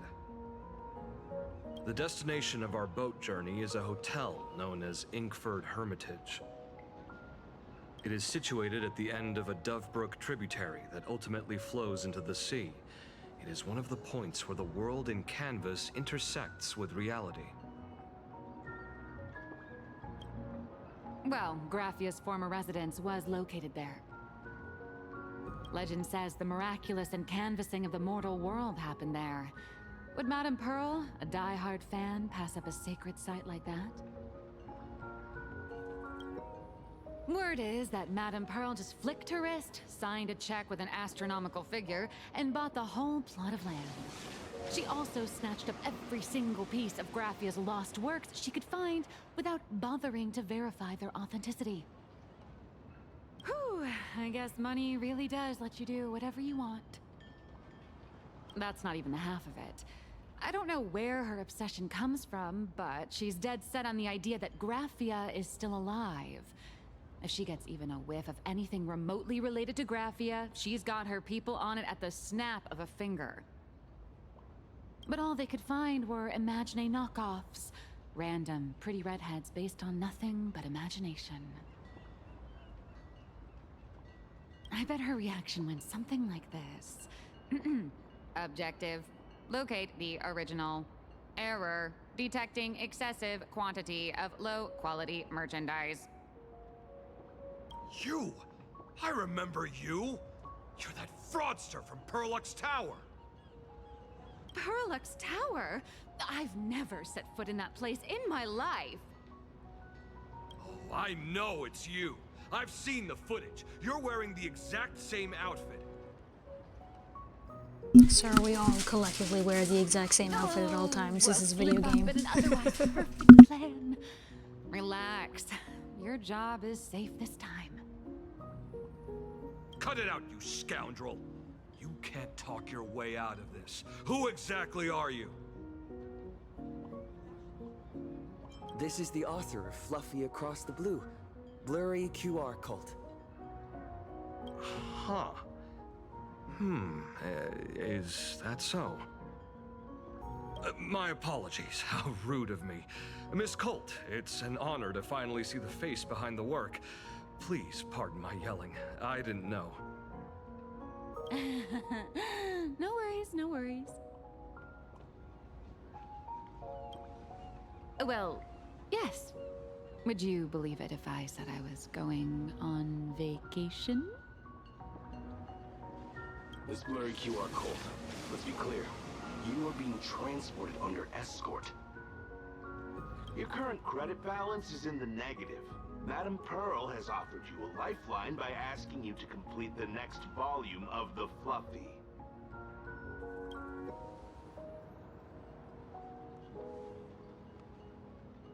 Whoa, this is not my fault. Remember Alloy King Pom Pom from Perlux Tower? I tried to put everything on Pearl's tab, but she found out and charged it back to me. Who knew a figurine could be so expensive? It cost me more than my entire savings. Hey, I pay for my own meals. Is that so shocking to you? Is it?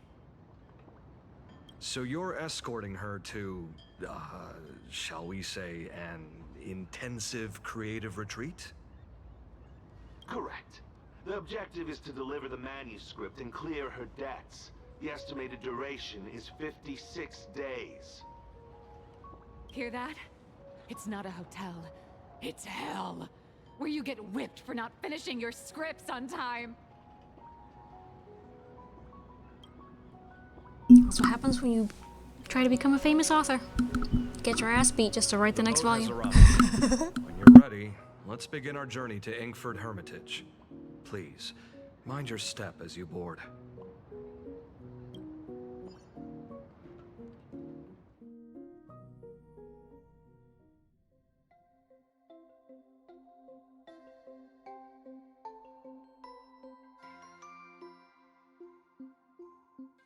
We have arrived. This is the snowy shore of the canvas world, Inkford Hermitage. Are those Wispe floating on the water?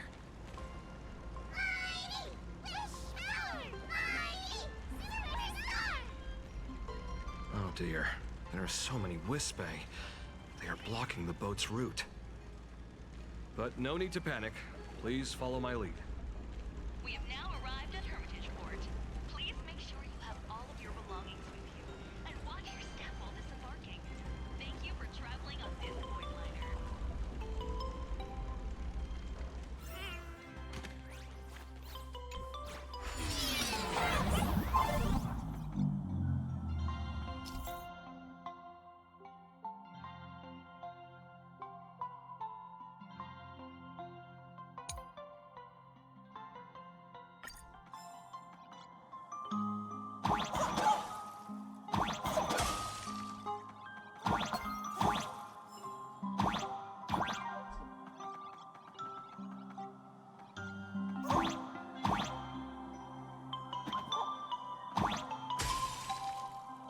Crap.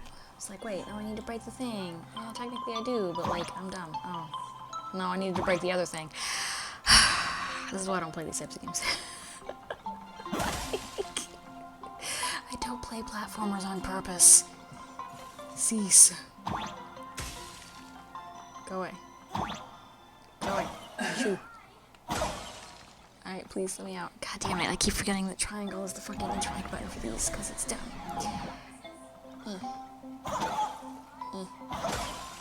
Yay, money.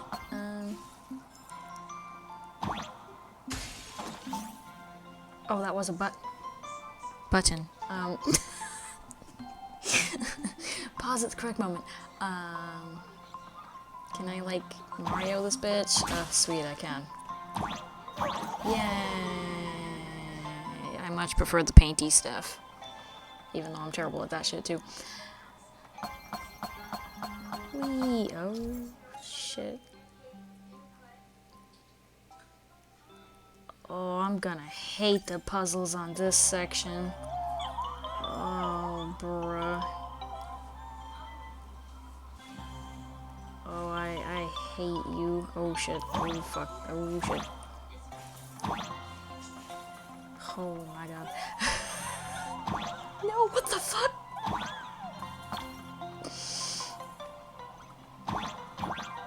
I'm gonna die.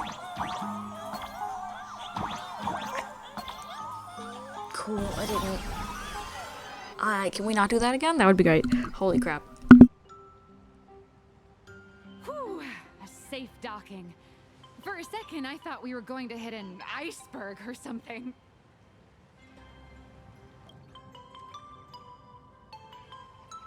When will we let the Titanic die? Please. Stop bringing up icebergs and boats. Jesus Christ. Kansas Moon Game superstar, no?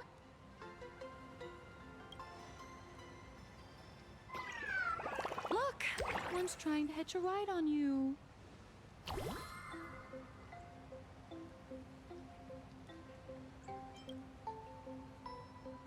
Must have been when we came ashore. Oh, what a devoted fan.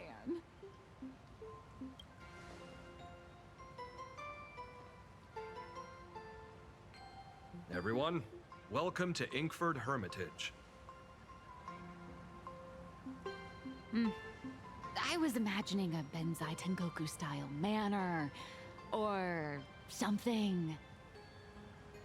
So you demolished your idol's old residence and replaced it with a luxury hotel. Of course not. Benzai Tengoku vanished more than 1,000 years ago. The original structure is long lost to time. The IPC only chose this location because this is one of the weakest points between reality and the world in Canvas. Many Imaginae are born every day, but just as many ancient lineages of Imaginae hide themselves away in the world in Canvas once their wish power dry up, or as they grow weary of the mortal world. This is the final stop before they enter the world in Canvas, and this is where they bid farewell to reality. They rest here, organize memories spanning centuries, and then pass beyond the point of no return. Rumor has it that Graphia's soul appears from time to time to guide these weary Imaginae on their path. There's a sense of parting in the air. No wonder the soul of the mother of Imagenesis feels an attraction for a creator. This must be the finest well of inspiration. Miss Colt, now that you're in this well too, you ought to make the most of it. Let's go. I'll lead the way.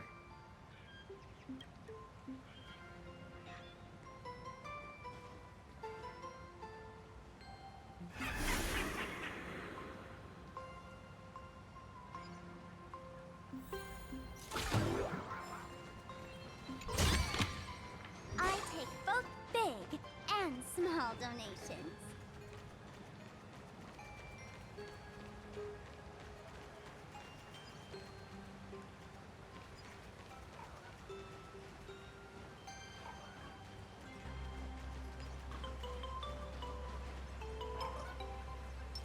All's revealed in divining light.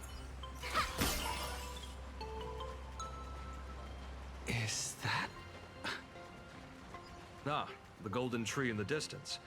We call it Myriad Wish Grove. It's said that it shares the same lineage. Perfect. That's going in today's content reel.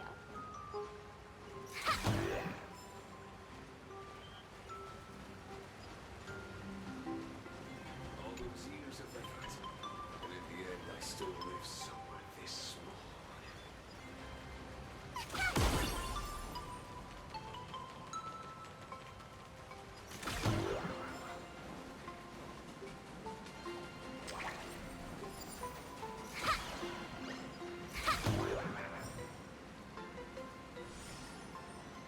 Oh, it's like, fucking mean I got a new thing to...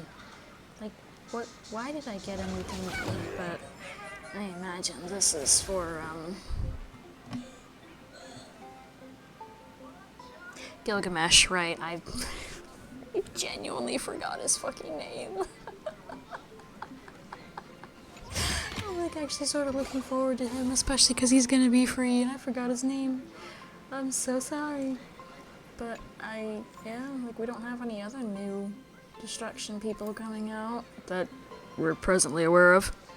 So it's gotta be for him. Given that they're making him free though, why not just tack him on to the... Okay. I know absolutely nothing. Moving on.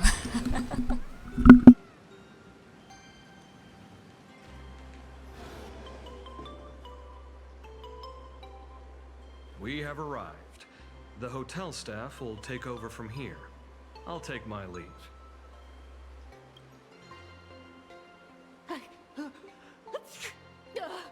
Oh, it's freezing.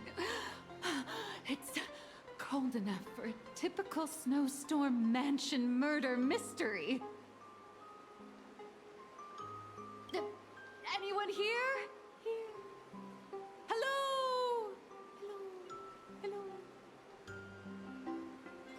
Honored guests, my apologies for the late welcome.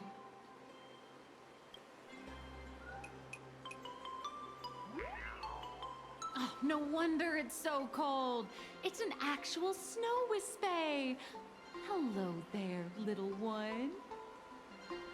I am the lobby manager, Casper. You have a very high body temperature. Please, try not to overheat the room. Allow me to introduce myself. I am the popular comic artist, Blurry. The former comic artist, Miss Nihilux. Oh, my true name is gone, just like that. Oh wait, did you say former? The big shots upstairs gave me a heads up. You are now an asset of Perlux Corp. You'll be staying here until you finish your next volume. Every guest in this hotel is an Imaginé with quite a history. That Arcadian over there? That's a former superhero. Which one? Never heard of him. That one over there is one of the oldest Strangelings. They're a former Kappa. These days, they work as the Hot Springs manager. A Kappa? Didn't that lineage of Imaginé go extinct when the IPC first arrived? There are still a few survivors that slipped through the net. As for Casper myself, I am a former frost giant. Little old me was once a tall, mighty, and majestic giant. Of course, that was back in the Cinder Age. So you're basically an antique who knows a bunch of old secrets. What corner did they dig you out of? From a block of ice.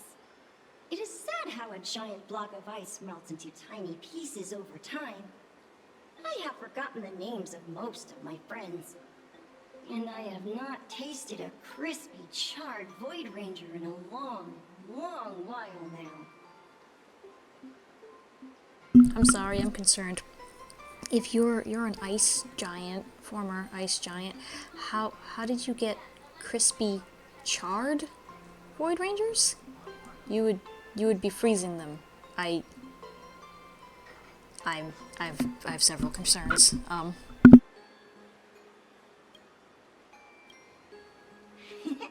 Indeed, another glittering nameless. Another? How's that?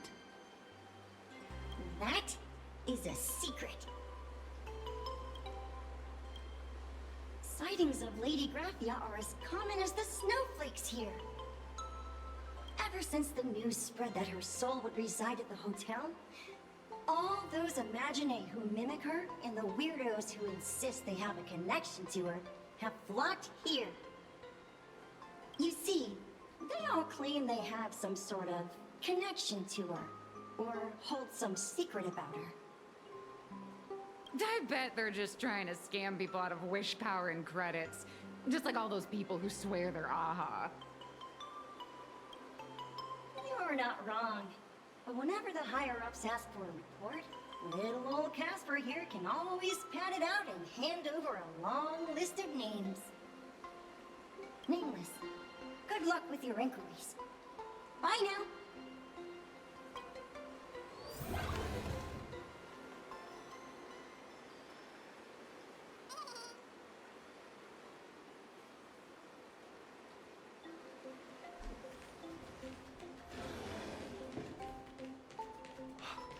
I heard Graphia is still here in this hotel.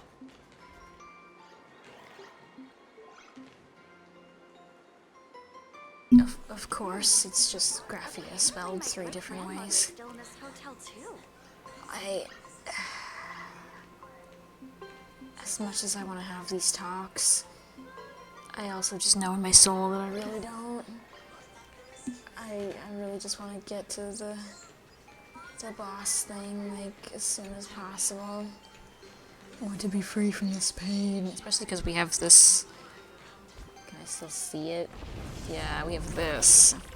And while obviously, yes, I could go do it right now, I prefer to do it after a story is done, because a lot of the events, at least before, were like, you need to have gotten to at least this fucking quest before you can do this, and it's just like, then why the fuck do you even let me click it if I have to have done story, any part of story, to do this event? Fuck you. So I just do all the story first. So if we could finish story before the end of the night, I can do whatever hot mess this is gonna be. So I think we are just kind of gonna try to prioritize that. Now, with all that said, I need a drink refill, so breaky. Look at today's gift count. So much enthusiasm.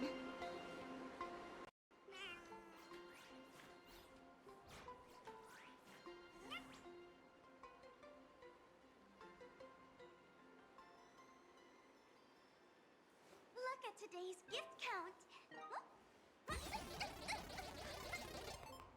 So much enthusiasm.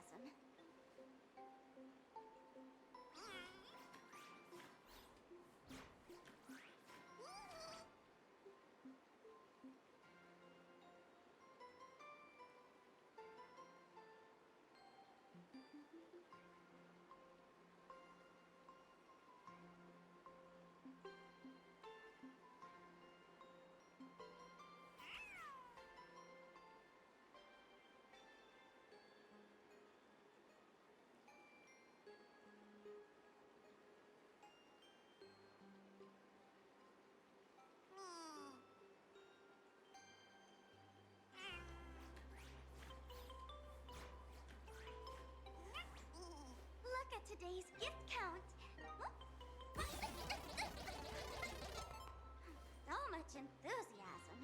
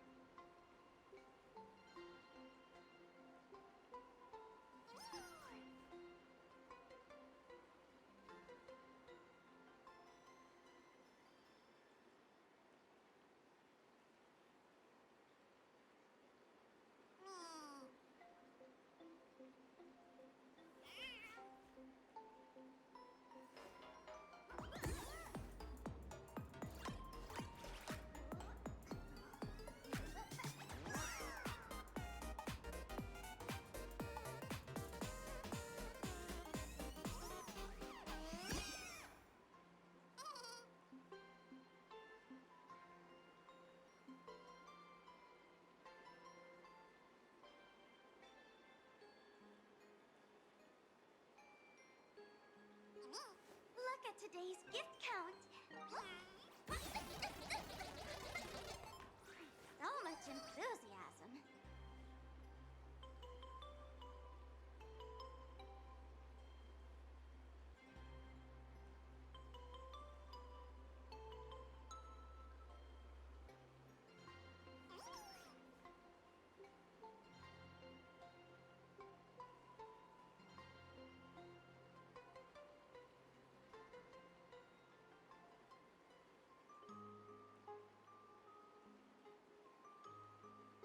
Look at today's gift count.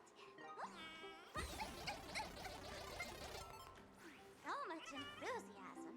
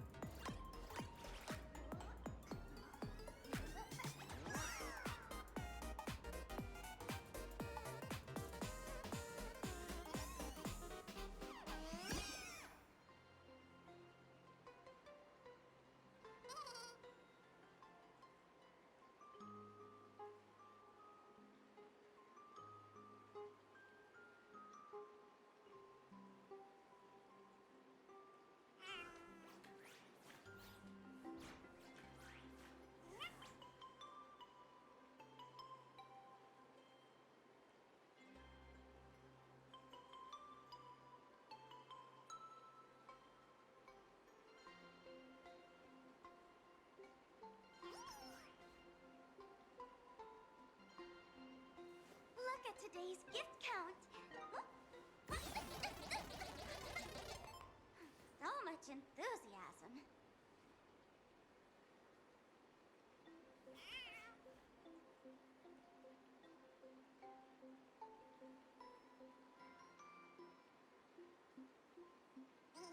Look at today's gift count.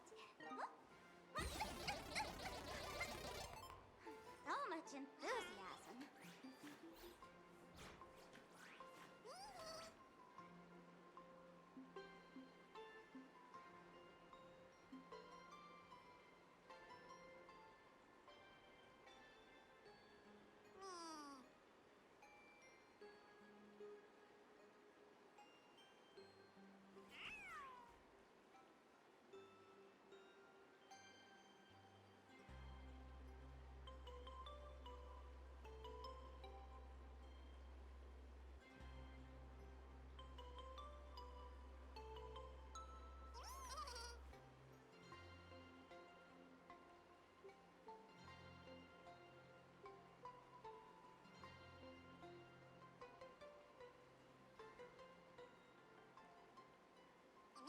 Look at today's gift count. So much enthusiasm.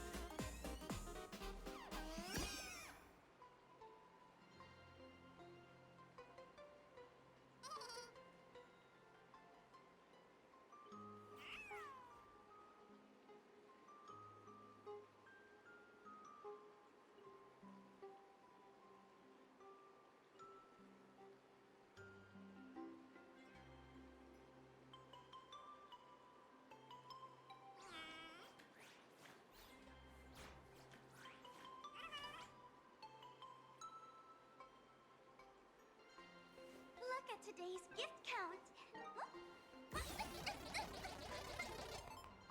So much enthusiasm.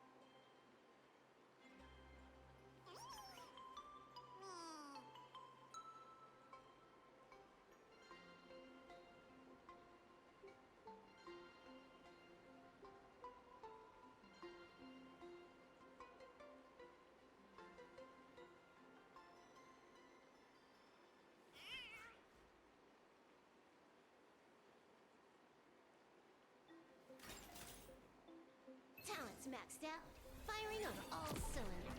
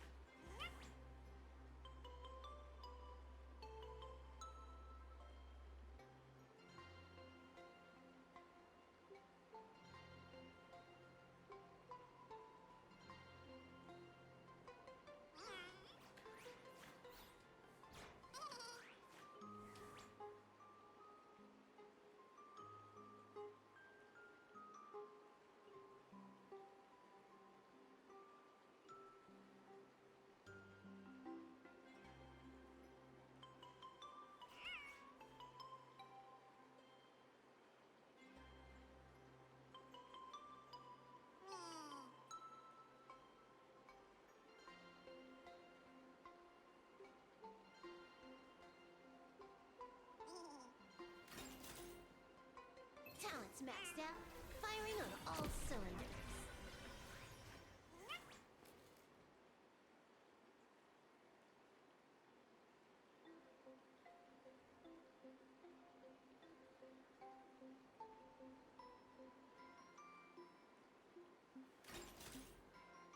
Talents maxed out, firing on all cylinders.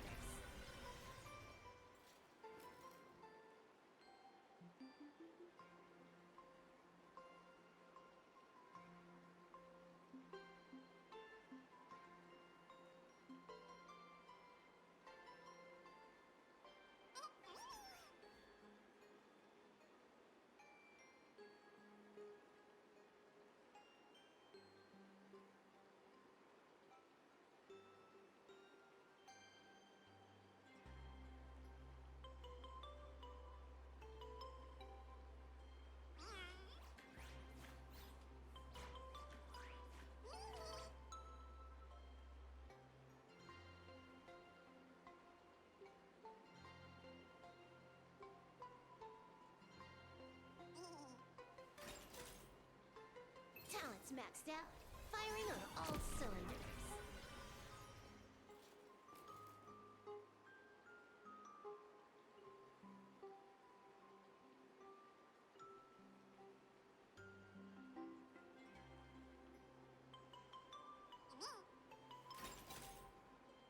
Talents maxed out, firing on all cylinders.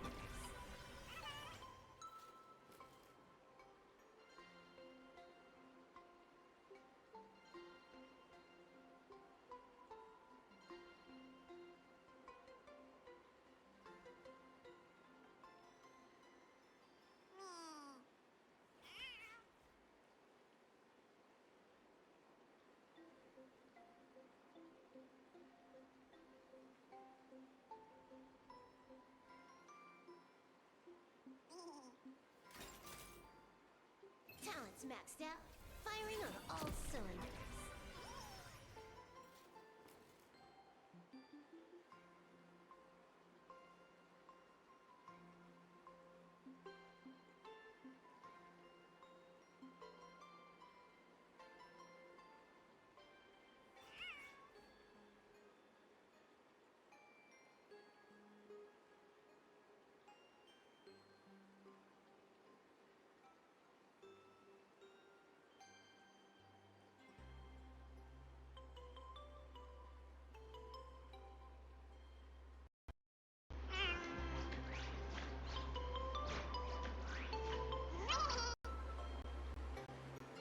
Okay. Now that I had a snacky, I have more to drink. Let's see if I can actually make it through this trashy I just really want to see the boss, and I guess what her special mechanics thing is going to be. Really do mostly just want to actually physically see her in game though, because she's pretty.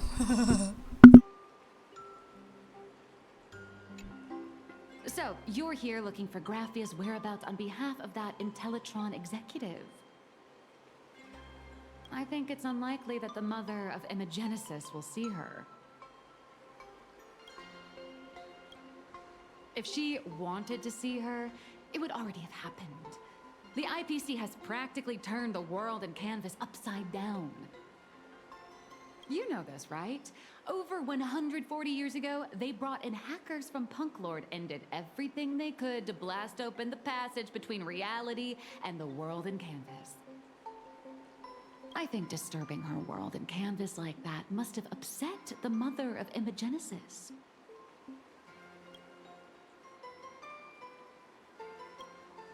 A friend of Graphia's? Just how long has that person been alive? So that friend wanted you to find Graphia, but they didn't tell you how.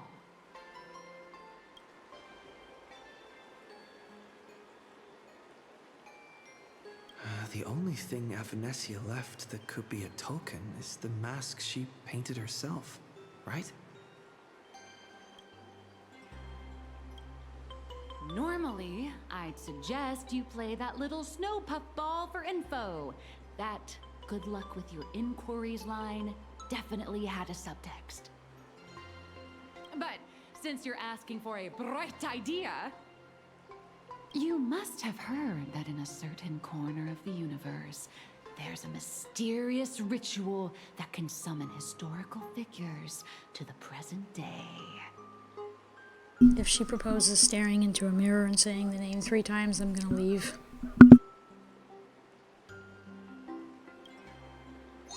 The Holy Grail War! I don't think that was better, but I did forget that obviously it is essentially canon in this universe now. Oh, right. This makes me horrified of the next one, but Nice. I hope Planar Arcadia has one too. I hope it doesn't, and I hope we kind of just move away from this nonsense. Oh Jesus! Do you have Graphia's brush We started off palette? so good, and now we've just gotten absurd. Why is that always the effect of this woman? No matter, Miss Cult has got you covered. We use leyline resonance. This hotel is built on Graphia's former home. It still has a connection to her, like that vibrant golden tree.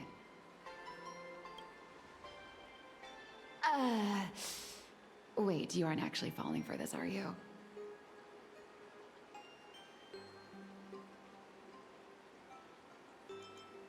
Sorry.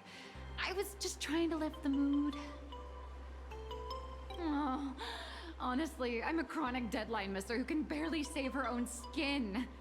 How am I supposed to help you? I've heard enough. Break time is over, Miss Nihilux. Now that you understand your situation, stop wasting time. Start drawing. I just checked in and I have to work already? I'm not some fully automated painting Mechatron. You do know that, right? A Mechatron can run for hundreds of hours straight. You cannot. That's exactly why every second counts.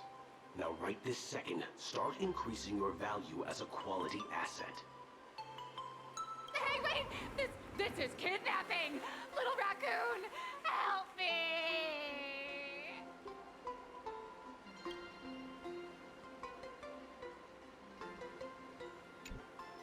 Nihilux has a point. If that Casper guy is a survivor from the Cinderth Age, maybe he really does know something. Anyway, I'll start by asking around here.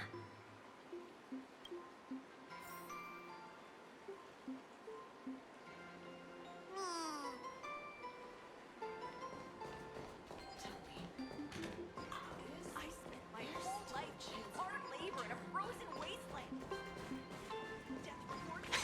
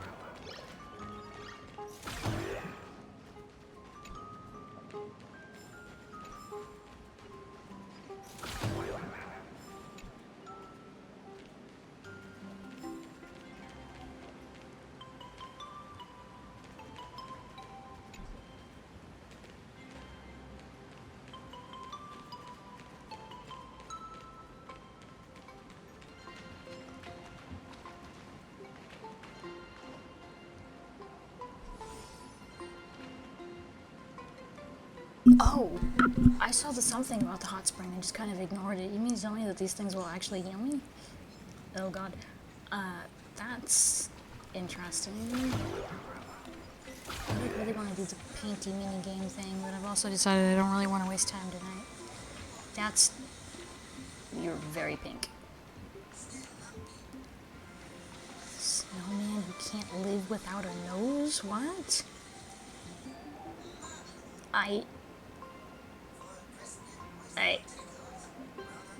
I'm pretty sure a snowman can exist just fine without a nose. What? This game is way too weird sometimes. Good grief. But I will behave. You there? And continue on. No mini games, promise. I'm not.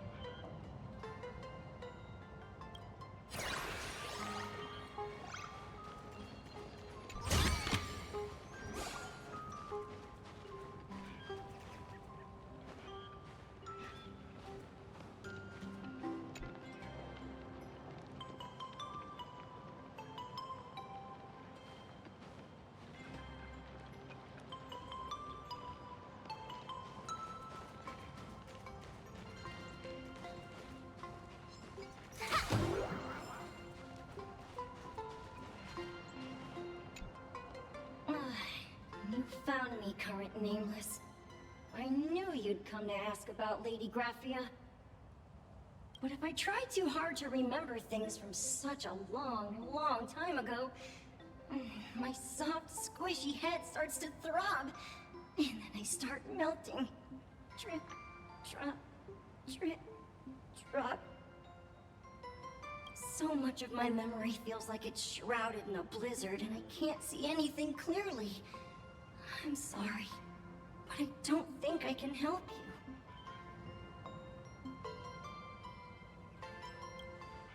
A snowball fight? The game, the name, it feels so familiar. It feels like I had snowball fights every single day a long time ago. Shaping the snow into balls and flinging them at whatever strange intruders came barging in.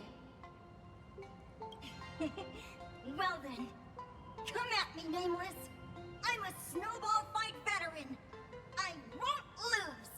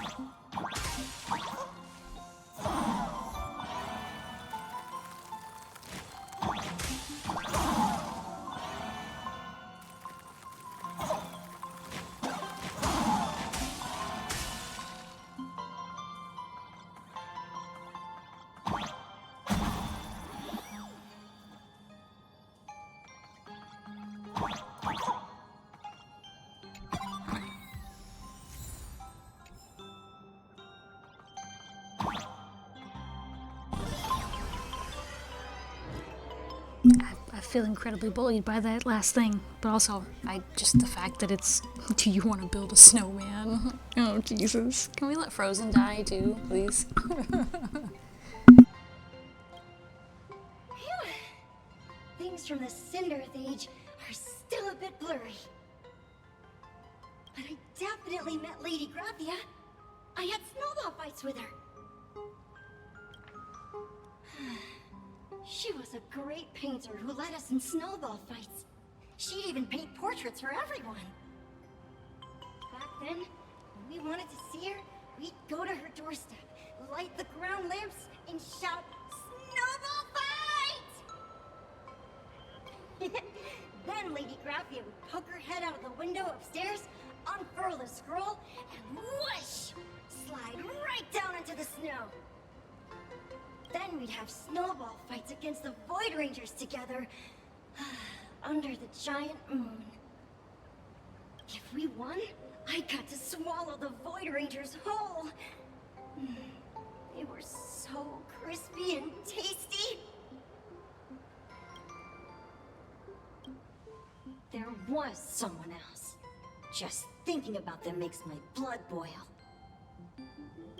He was a snowball fight master.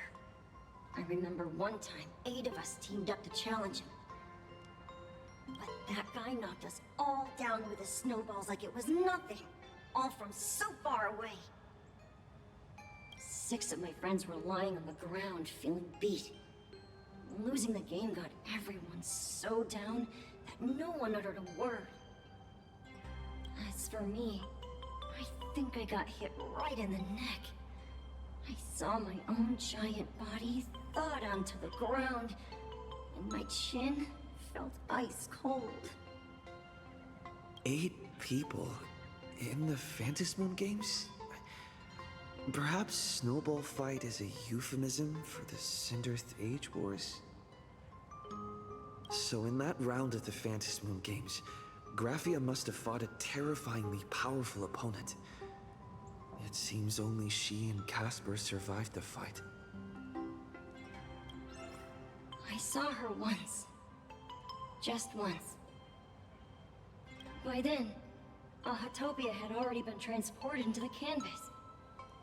It was so quiet and lonely. I couldn't find my other 6 friends, but I remembered where Lady Graphia lived. So, I went to her front door again, lit the ground lamps, and shouted, "Snowball fight!" It felt like only a second had passed. Just the blink of an eye, yet somehow it also felt like forever.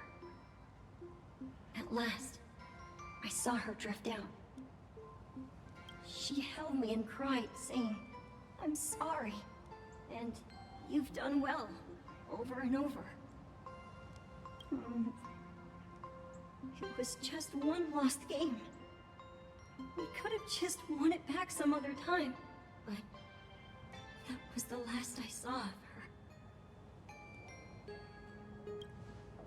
I only shared some memories of a snowball fight. If it helped you, Nameless, then I'm happy. That's about all Casper can remember. If you're still up for fun and games, come find me for another snowball fight sometime.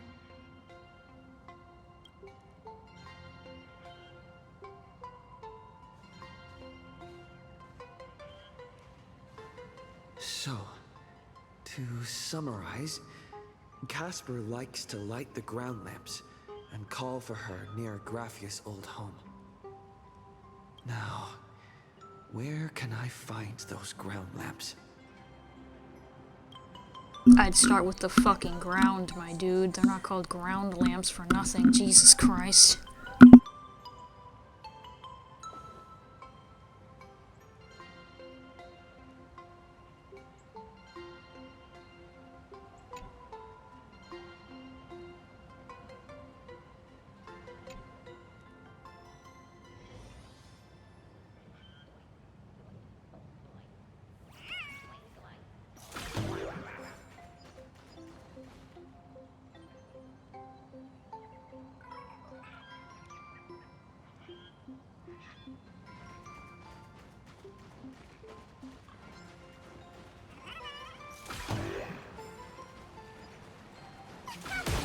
Even next to such a lively hot spring hotel, these atonement statues all look like small animals.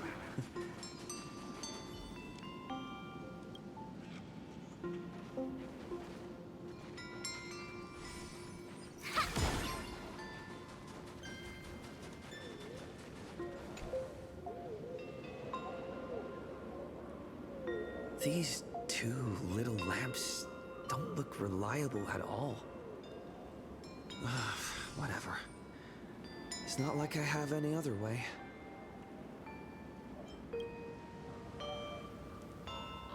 Who dares disturb my 1,000-year slumber? Not only will I refuse to grant you 3 wishes, I shall also lock you in my canvas to suffer in my stead!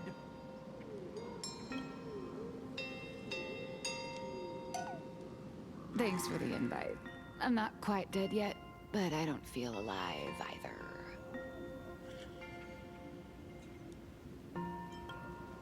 I'm testing the deadline. I snuck out. This mountain path is so quiet and secluded.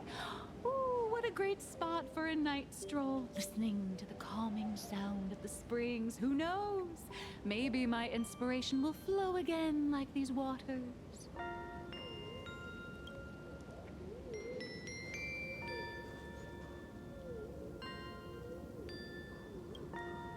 I was hoping to find some inspiration out here.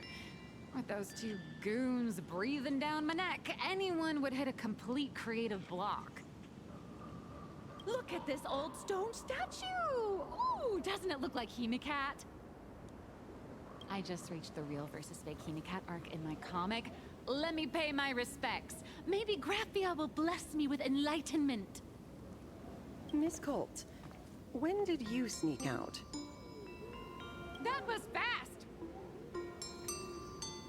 I let my guard down for just 1 second, and corporate asset, I mean Miss Colt, escaped. Now that's scary. No way are you running away and taking our jobs with you. Good thing this kind lady spotted where you were headed. Otherwise, you might have slipped away for real. Let's go. Back to the room to finish your work. Come on, not again! Little raccoon! Help!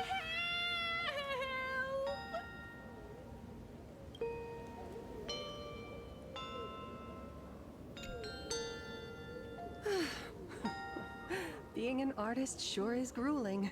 I remember being held in a room and watched by 6 or 7 people too. I wasn't allowed to leave until I finished painting either.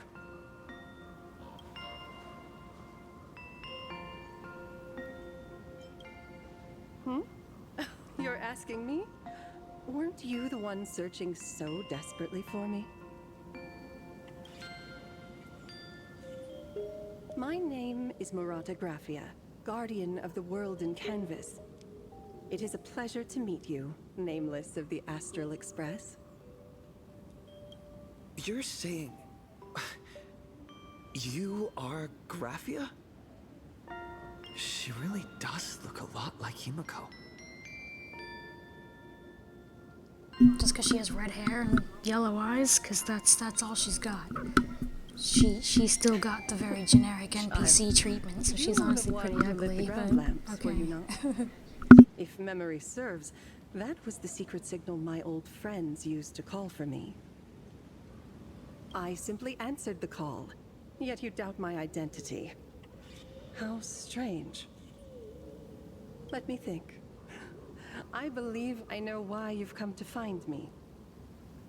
The arbitrator of the Phantasmoon Games asked you to tell me that our old enemy, the Demon Lord from Beyond, has returned. Am I correct? Since Ahatopia's in canvassing, Evanescia and I agreed to guard reality and the world in canvas separately, never to meet again. But over the past 1,000 years, I often hoped we might reunite in some way. Who would have thought, when word of her finally reached me again, there'd be no warm greetings, but instead only an impending crisis? You must have many questions. My, you certainly have a lot of questions. But before I enlighten you, during the Sindirth Age, that demon lord from beyond once took the form of a friend to infiltrate the Resistance, causing catastrophic casualties. I must confirm your identity, Nameless. Do you carry a token from Evanesia?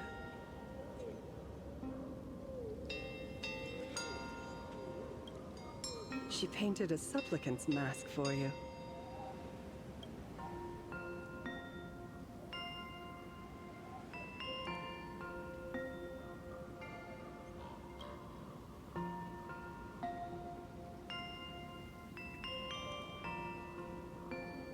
The secrets you seek are many and tangled. Perhaps I should start by telling you a story. 1,000 years ago, the legions of the demons from beyond descended upon Ahatopia, marking the beginning of the Sindirth Age. For the destruction, taking a life is easier than brushing aside a feather. Among the countless victims, a baby girl was saved by a painter from the brink of death. He took her in as his daughter and named her Graphia. To protect his daughter, the painter kept her confined to their home. While the fires of disaster swept across the land, Graphia lived in seclusion. Until one day, a falling star streaked across the dark sky, and a deafening roar shattered the silence of the wasteland. Unable to contain her curiosity, the young girl slipped out of the house to follow the sound. And so she saw it. Beneath the cold Phantas moon, a tower of infinity stood on the mountain range at the edge of the horizon. This tower had countless windows and rose section by section, slender and tall. More than an actual tower, it looked like a wounded iron dragon that had fallen to the earth.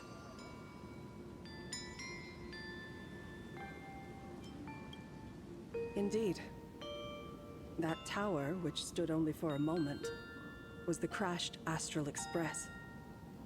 And Graphia's family name, Murata, came from the wondrous sight she saw. At the time, the wrecked train was surrounded by countless abominable monsters. Amidst these foul enemies, a few warriors in strange attire fought tirelessly. But they fell, one by one, unable to withstand the endless tide of monsters. It was only much later that Graphia understood that those who fought and died for Ahatopia shared a common name. The Nameless, who walked the path of the Trailblaze. That was the day that Graphia stepped into the mortal world. Her life as the mother of Imogenesis began. In a long, drawn-out war, fought at a severe disadvantage.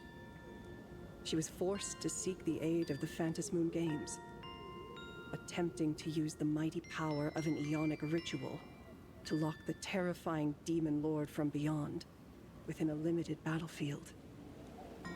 This was also I'm pretty sure they've never actually said that the train crashed here more than once. They have made it very clear that the train crashed here the one time, and that's how Himiko got on it. Let's just think about that for a minute.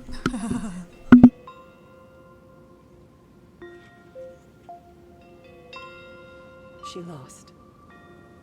Graphia did not win the Phantas Moon Games, nor did she manage to kill Asat Pramad.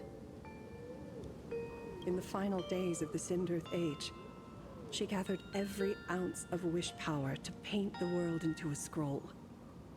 Using herself as a nail to steady the canvas, she sealed the Lord Ravager outside. Yes, As long as the scroll still enshrouds reality, he won't be able to lay a finger on the Leviathan's remains buried deep within Ahatopia.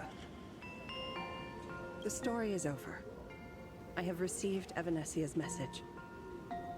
I also have a token I'd like you to give her. Please, let us journey together to the other side. So, are we leaving right now?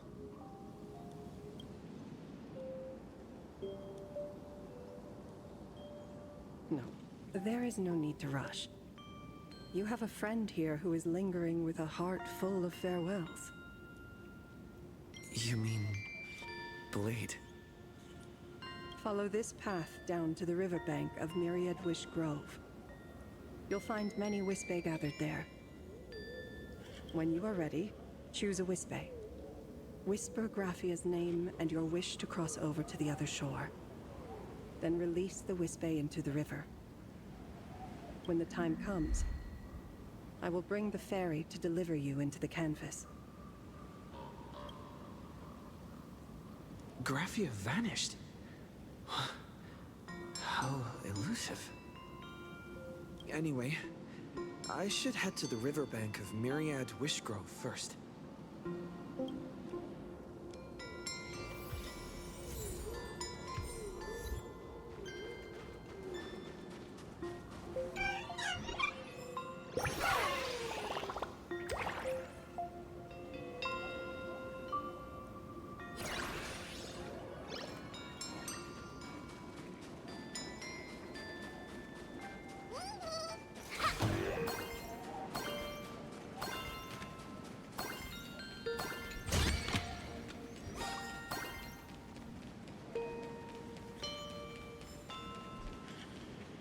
I've heard that in the same forest, giant trees will fight each other for nutrients.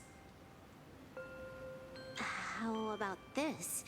We just feed Shuhu to that tree in the courtyard. It would save us a long trip. Say something. Didn't know you were a forestry expert. I'm not joking. I'm serious. If the Elwood absorbed another emanator of abundance, it would likely bring about an even greater catastrophe.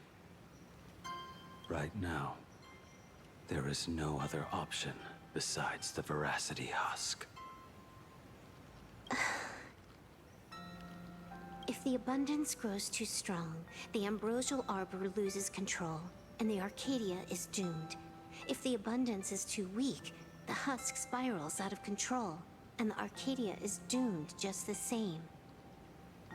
It's called an Arcadia, but the whole thing is built on a razor's edge. Does that mean the essence of the elation is just dark humor?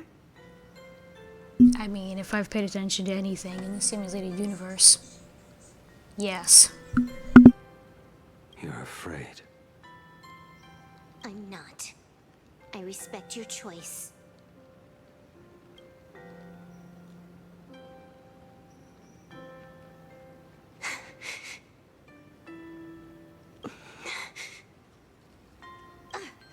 Fine. You're right. I'm afraid. So what? You don't think I know what that Xianzhou person meant? 1 in 10 chance? There is no chance at all. Listen. I just can't stand by and watch one of my kin sacrifice himself. Kin. Oh my god, she really is his child. Oh my lord. What else? Friend? They're so colleague, cute. Playmate? The guy who carries my bags when we go shopping? I suppose all of those fit. Fit? How? Sometimes I can't tell if you're actually dumb or just plain dumb. I hear you. Just assume it's the former. Simpler that way. My mind is made up. You should understand. Misplaced emotions will only cause the mission to fail. You really are just plain dumb. To be honest, I'm the same way. If I could see Firefly cured of her illness, Kafka finally finding the heart she's looking for, and that guy reclaiming his future, then I'd be willing to pick up that level 999 cartridge too, even if it means becoming nothing but a shadow of the Dark Zone. Don't. At the TV tower, you already severely overspent your time. Don't touch that thing again. Besides, why are you telling me this? You should tell them yourself.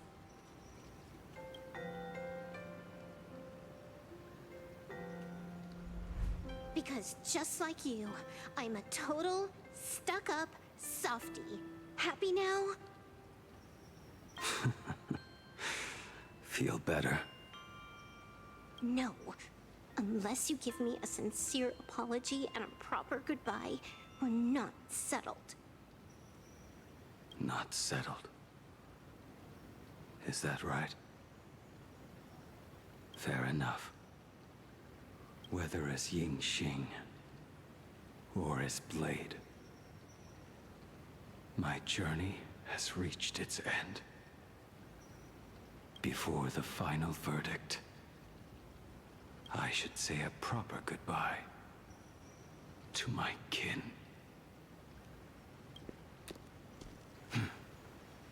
Who's there?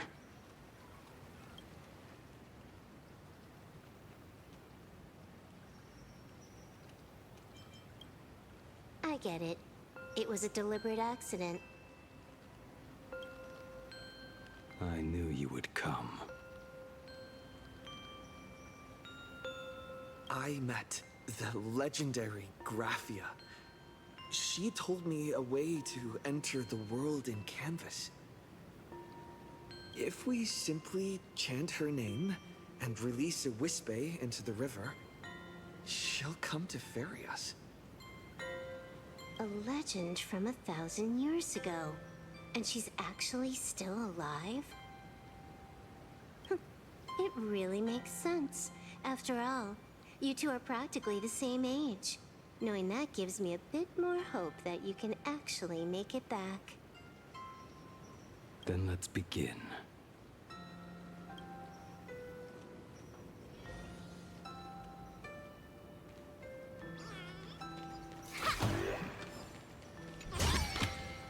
I take both big and small donations.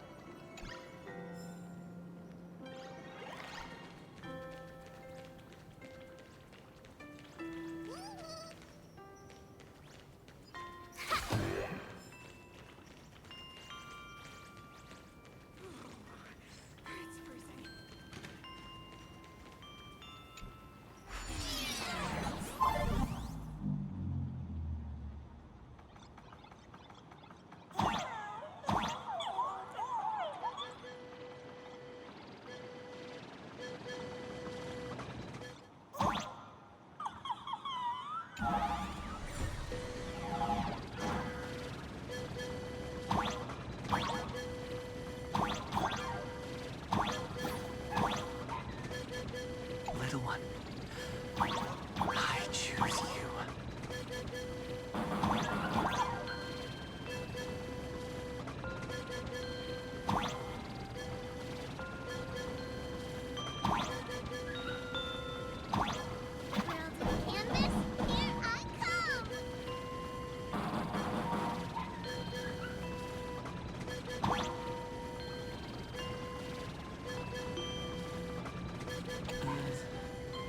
That should do it, right?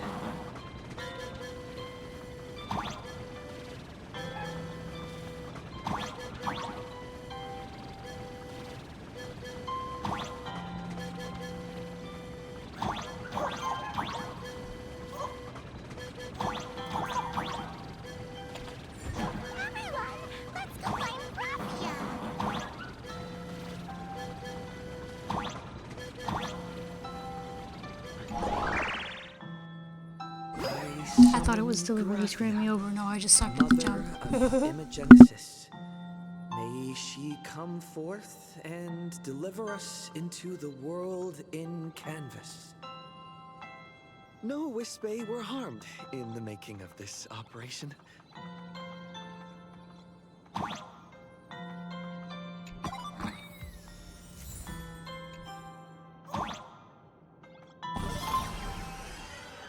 Graphia!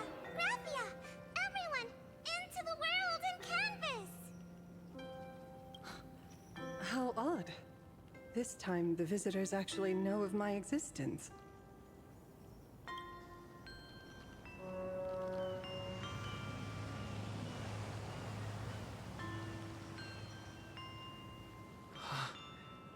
Strange. Why is the boat coming from downstream?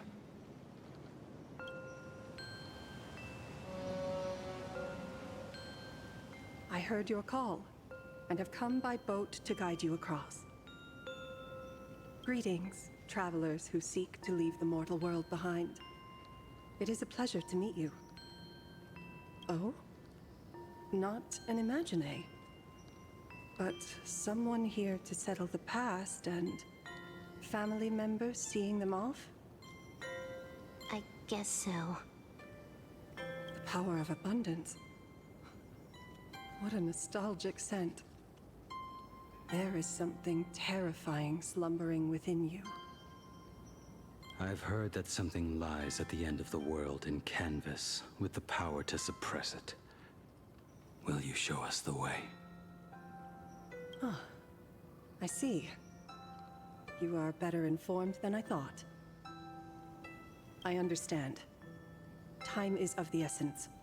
Please, step aboard. Thank you.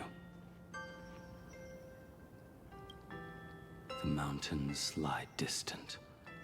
The waters still. And snow settles. A fine moment to bring this weary life to its end. Bring a weary life to its end. To my eyes, the power taking root within you is far from withering away. It's just a matter of time. The journey downstream is long.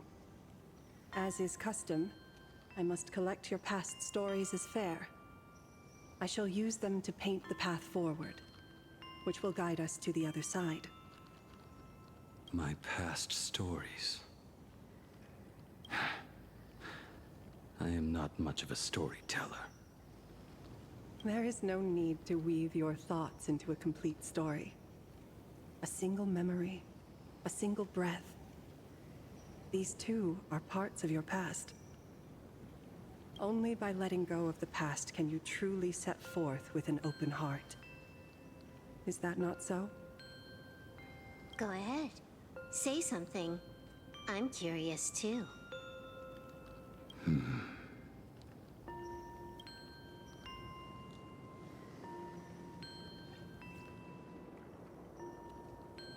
Then, I shall begin with that lone island of Insumosu. It was a desolate wasteland, untouched and forgotten. Desolate, cold, the perfect place to lay the dead to rest. I planted rusted, broken blades in the wasteland as a mark of my departure.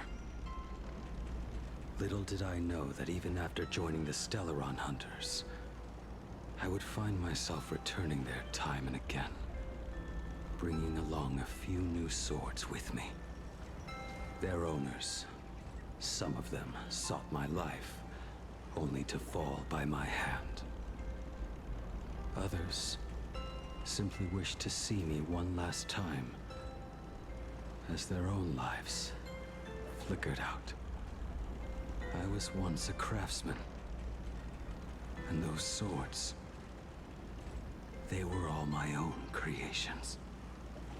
I erased those wordless monuments for my old friends, one by one, until they became a forest of broken blades.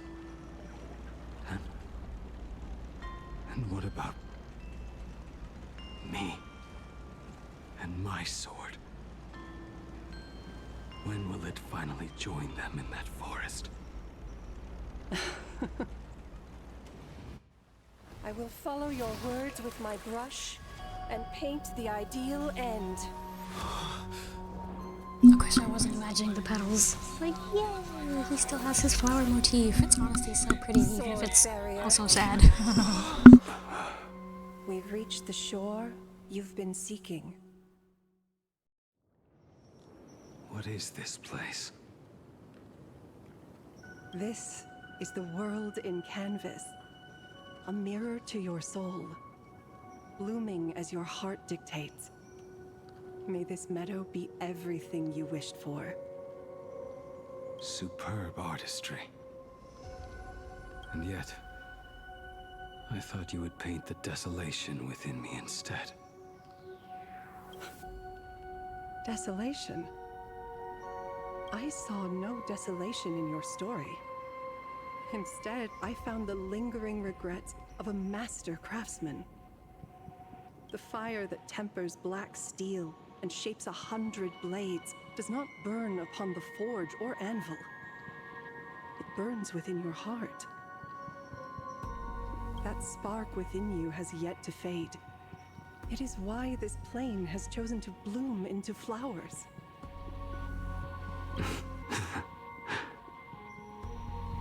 We've got no clue what you two are on about with all this cryptic talk. But you smiled just now, didn't you? No, I didn't. We should go. Come on, bro, give her a win. You're about to kill yourself, give her a win. Yes, you smiled. You laughed even.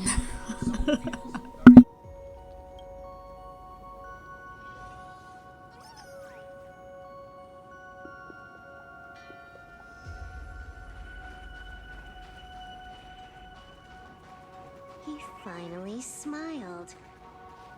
I'm actually the one who can't even smile. This sucks.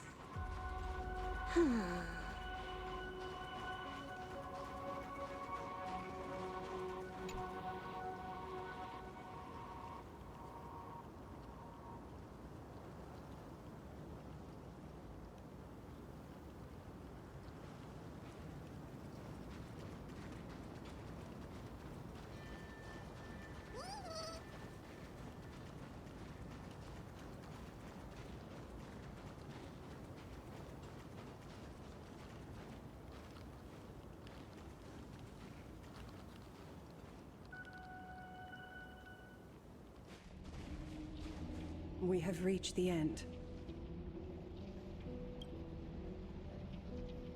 That blue maw.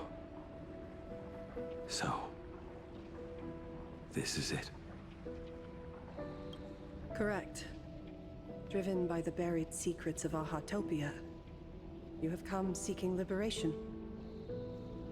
And now, I have shown you the silhouette of the beast's maw. If you should find a way to get out, I ask that you swear to keep this secret.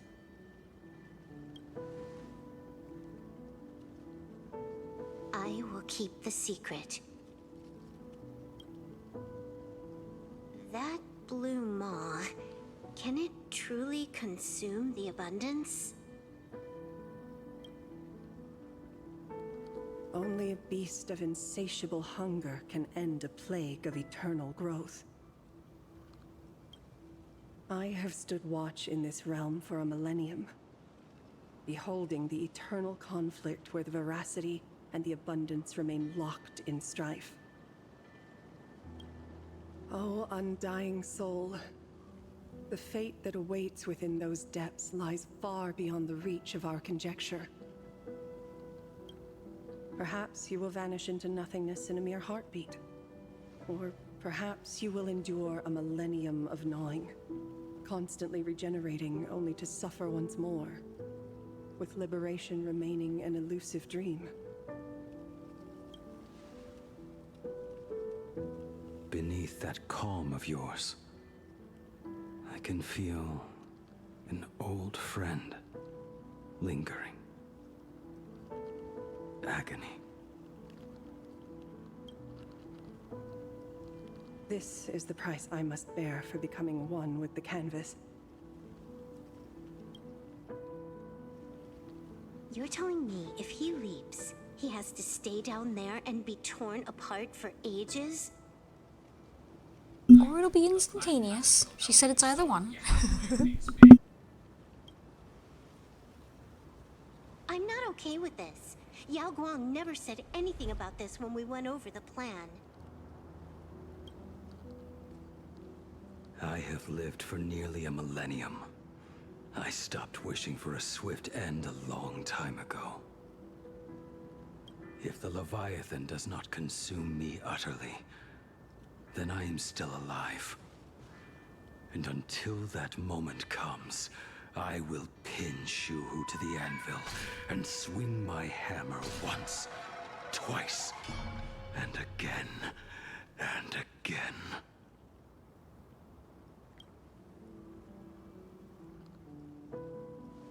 Is there really no other way?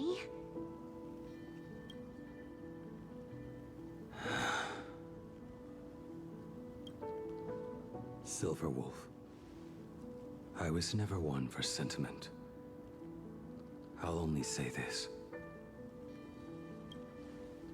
In my past life as a smith, I made it a point to forge something for those friends I found tolerable.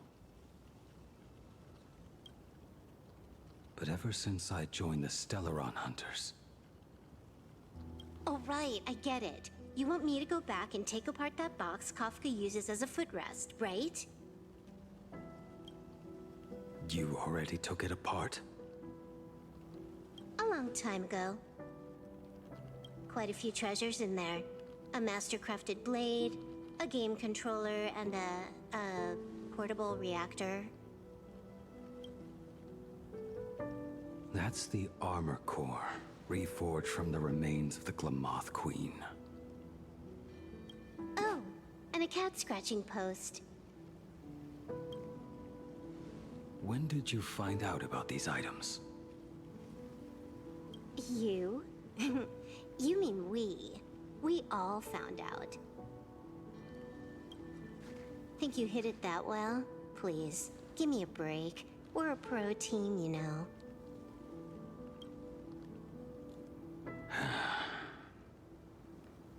Just split it among yourselves. Consider it a keepsake. Split it among yourselves like it's not 3 perfectly, like, personally chosen fucking things for them. Fuck off, bro.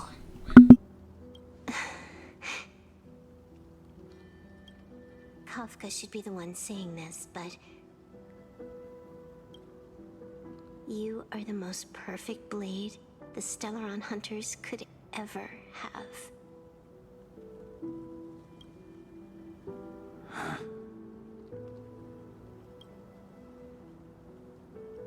Just a broken blade. That is all.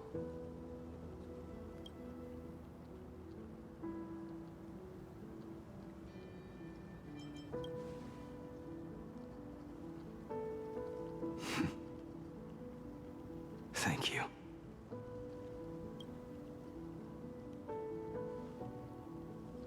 Before you go, you have something to say to him too, right? To me?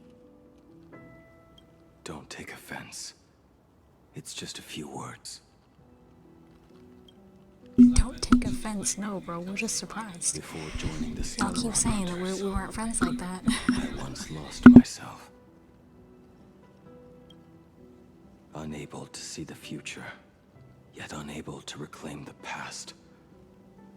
Just like you when you were first reborn. Whether we chose this path, or were forced onto it. Leave no room for regret. And never deny the path you've traveled.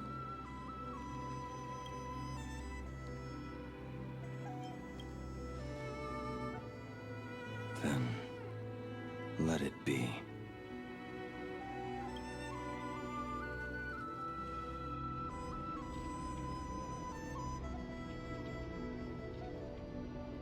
It's time.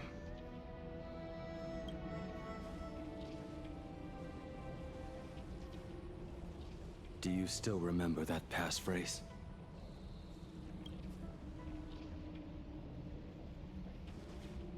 No need to step forward. Just recite it in your head. 3 of a kind. 2 pair. Ace. Go.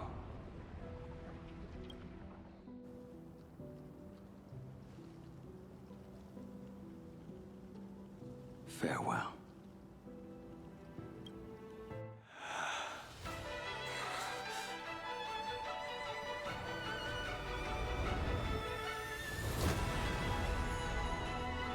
Let everything end, or truly begin.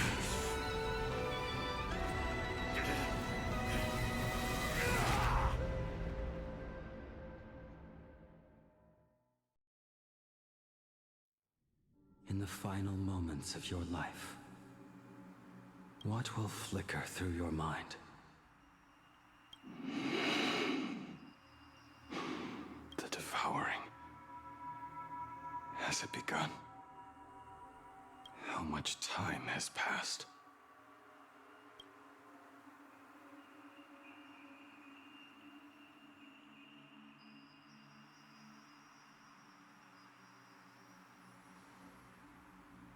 Sea of clouds.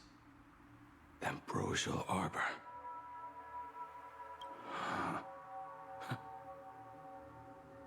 To think that with death so close, this is the scenery my dreams would conjure. My heartbeat. It's barely audible now. Shuhu. Are you still alive? Am I still alive? Finally woke up, Yingxing? Master. I am sorry. You have the wrong person. I am not Yingxing. A lad your age, yet your head is more muddled than mine. You're talking nonsense in your sleep, boy. It has been ages since we last met. Tell me, have you let your craft go to waste? Your master wishes to see what you can do.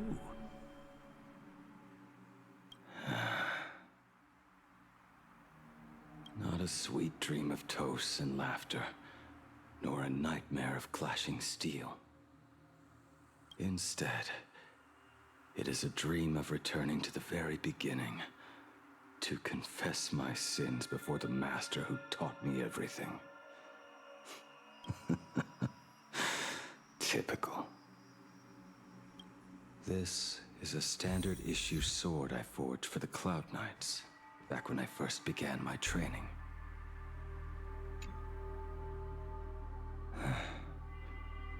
Looking at it now, it is a crude piece of work. Senior Frater, are you truly from a short-lived species? Why do you ask? I mean, no offense. I just wondered, why would you come all the way to the Xianzhou to learn the craft? My home became a grazing ground for those boars and beasts. My parents, they're fertilizer.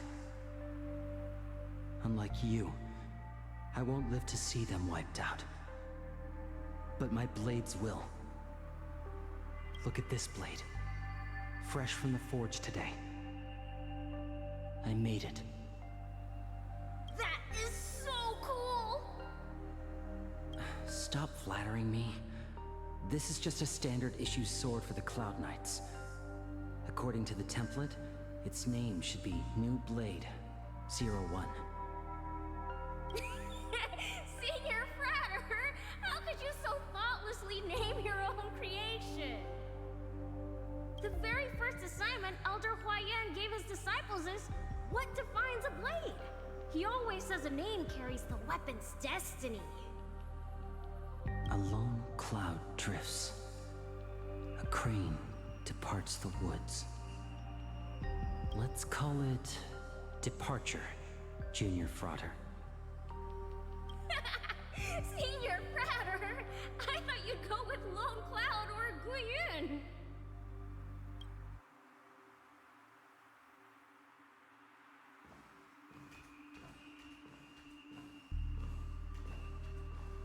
Bai Hung. And that bow I forged for her.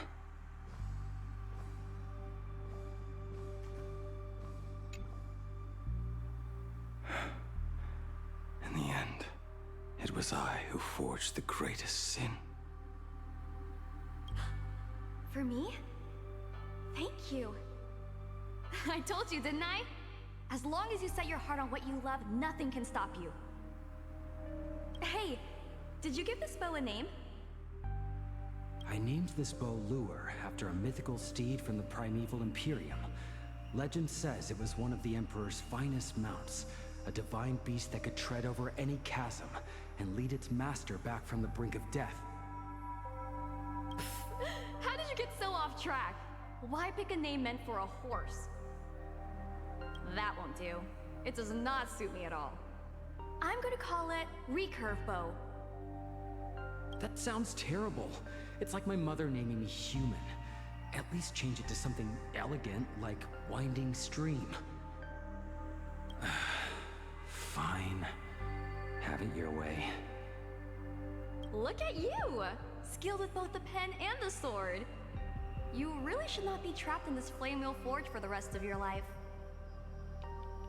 Hey, perfect timing! I have a few friends getting together on the Luofu. Wanna come along? Staying in a single place your whole life. That won't do. I'm forever so upset that they made Bai Hung be already dead by the time that, like, she appeared, I guess, in the story, because, man, they always make her look so pretty. Jing Yuan's Devastator Glaive. The weapon I promised to forge for him all those years ago.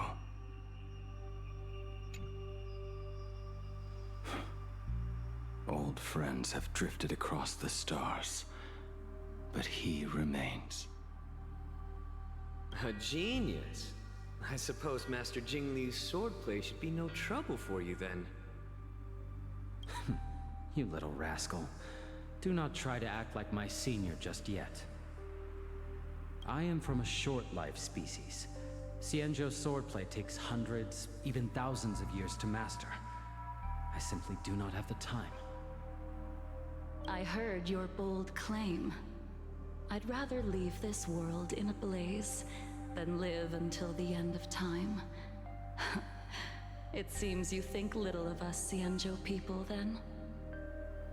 My, the future sword champion has sharp ears. It was just drunken rambling. Don't take it to heart.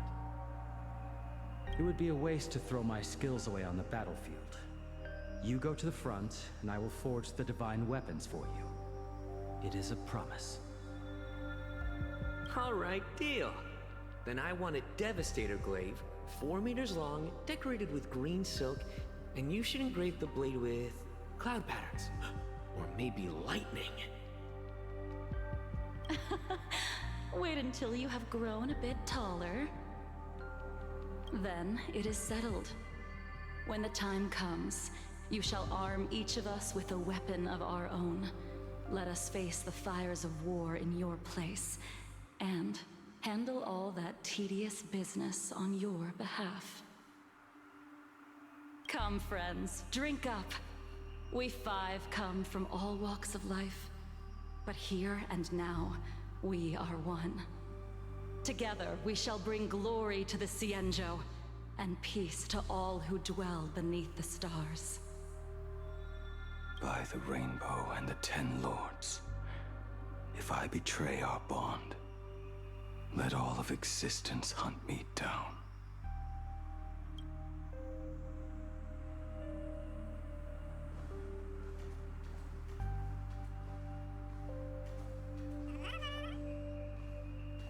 prosthetic arm and sword staff for Mr. La Mancha were works created by my master and me.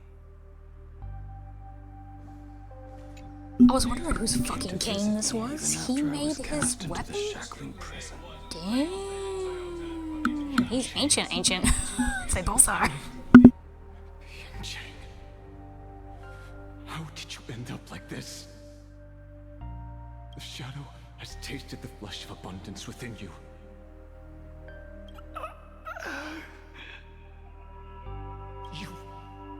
You cannot even speak anymore. Jingjing, look at me. Lift your head. It was only thanks to you and your master that the shadow of veracity was sealed. I owe you both a debt of gratitude. So I have but one question. Do you want out? If so, just nod. There is always a way out. Just give the word, and I will carve a bloody path to get you out, right now.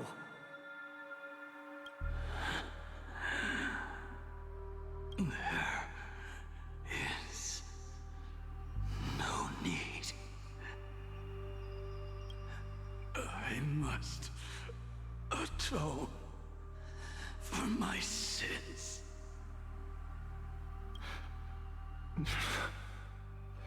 Perhaps if I had taken you away from Flamewheel Forge back then, your fate would have been entirely different. I respect your choice, just as I did all those years ago. Pity. So much in this world does not go as we wish.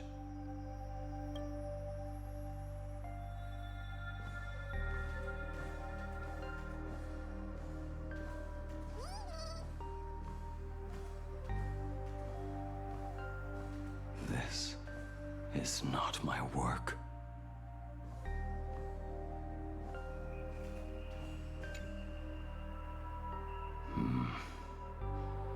This was where my life as Blade began. So you're Blade. You sound like quite the expert on swords. Oh, good timing. What do you make of the sword she's carrying? The blade itself is fine, but the technique is wrong. Swordsmanship is no song and dance. Power starts at the feet. Only when the eyes and mind follow through will the strike land. My oh my, Bladey. You really are the ultimate blade critic. Since you have so much to say, Master, why not forge a legendary blade for each of us? I put down the hammer a long time ago. My hands cannot do what my mind wants anymore. Fighting with a weapon that does not suit you is just a quicker way to die. From now on, if a sword is needed, let it be mine. This shell of mine is the only blade there is.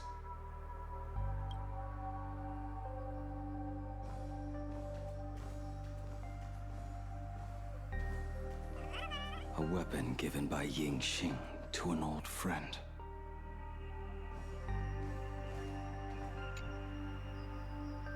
But we are no longer who we once were to each other.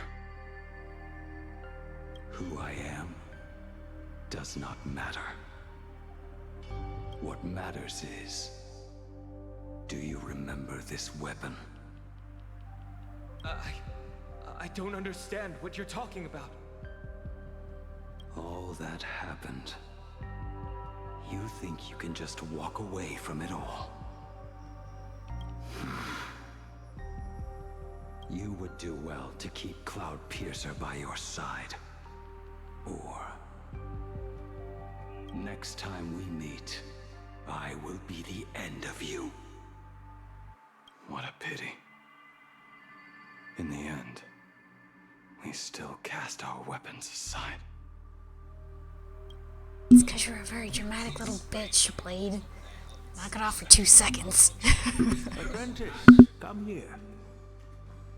Finally.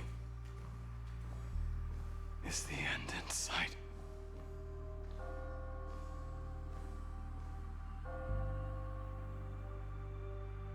I am here, Master. Good. I have waited a long time for you. You have seen every blade I have forged in this life. Fine work. Somewhat flawed, perhaps, but their edge is undeniable. The marks of a true master. Gazing upon the weapons I forged in days past, I can only feel a surge of endless regret. The hammer falls and cannot be undone, yet I have spent my life taking one wrong step after another. I betrayed my friends and broke my oaths. Even with these divine blades, I failed to protect those I held dear.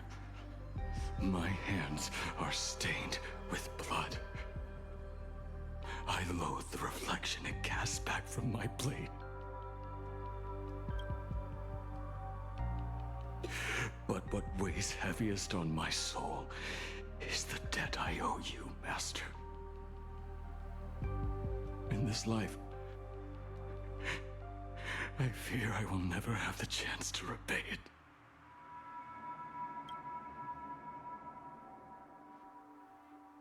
Let it all out. You feel a bit lighter now, don't you? But isn't there one last piece you have yet to show me?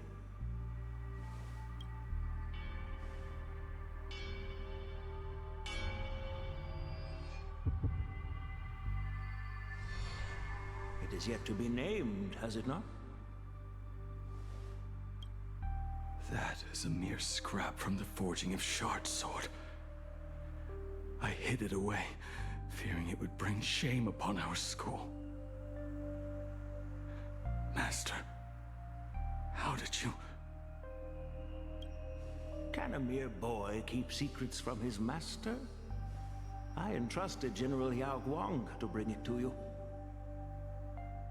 Since the day you left, I have kept this blade hung in the hall, gazing upon it daily. That raw, youthful spirit within it, it burns to the touch. It is the same light that shone in your eyes the day you bowed to me. It is the keen edge of a craftsman. I am but rusted scrap now. My light has long since faded. This is where I belong. Buried.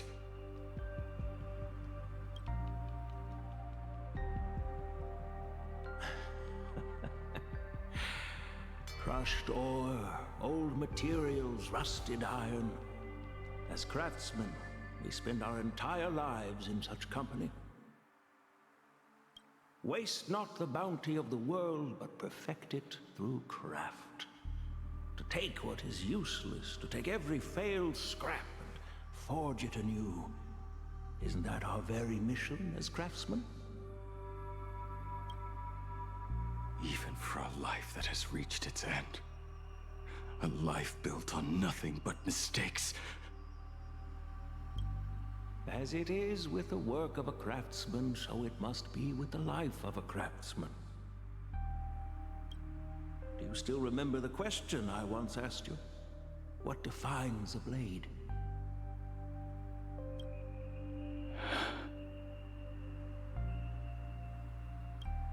The answer already lies within you.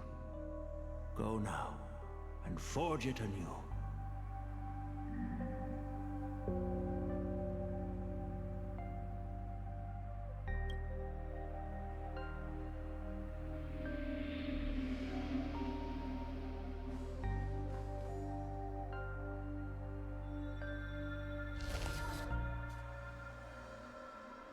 Forge it anew.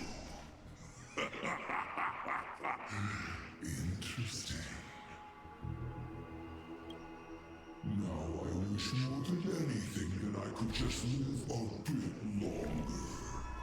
Ling Qi himself said that back when he was nearing his end.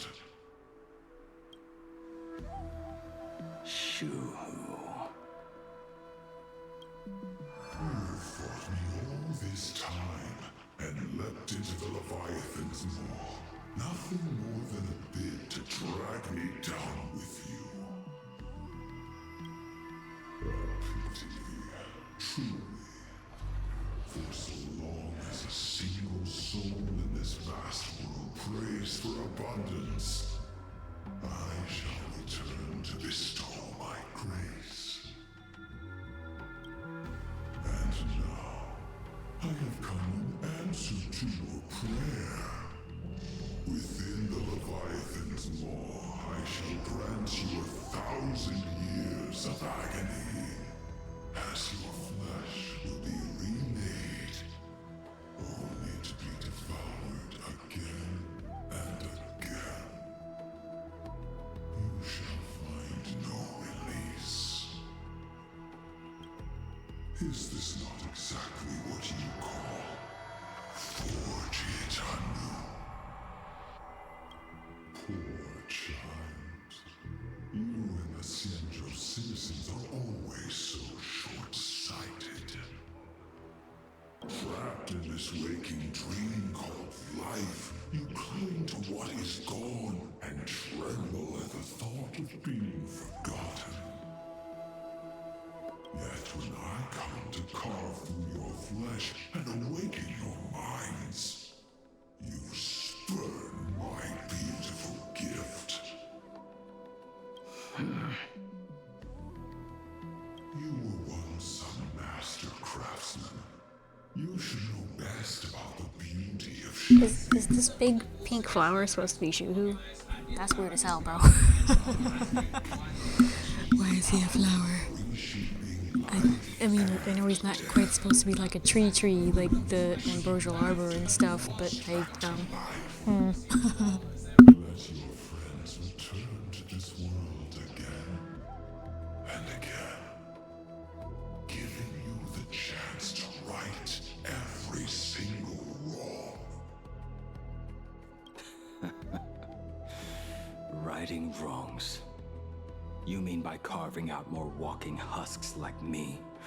Things that crave an end they can never reach?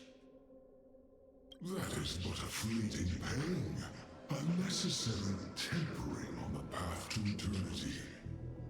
If you persist in spurning this gift,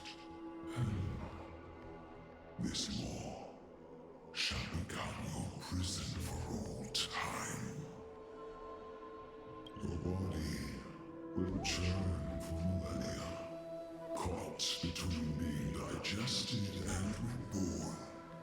Every inch of your flesh will remember the agony of being ground to pulp, until your very will dissolves into nothing, leaving only a hollow husk that can cry out my name. Are you done talking? Do you truly believe that I am the only prisoner here, Shu-Hu? You are the one bound most tightly by your chains. For so long as a single soul in this vast world prays for abundance, I shall return to bestow my grace. You are nothing but an echo of them, a slave trapped within your mission of compassion. You mock our obsessions. You are Yao Shu's most pathetic prisoner. Are you trying to provoke me? No. I am pronouncing your sentence. I never dove into this abyss for the sake of a mutual end. I came for forging. As long as you cling to life, you must keep reshaping this body to fight back the gnawing from the veracity. And that struggle is exactly what I want. Let the maw of this Eon husk be the furnace. Let our undying flesh be the iron. And let death, 1,000 times over, be the hammer. Right here, I shall forge and recast you again and again. Not to destroy you, but to create a cage that can hold you prisoner for all eternity. And the thorns of this cage shall forever be aimed at that savior who branded you with your mission, Yaoshe. Are you ready to turn your vengeance against your god?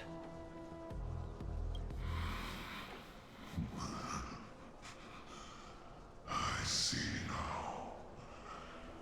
So, this is how you forge it anew. Very well. Let us see how this duel between the condemned unfolds. This forging within the furnace. In the end, which of us shall forge the other into a blade?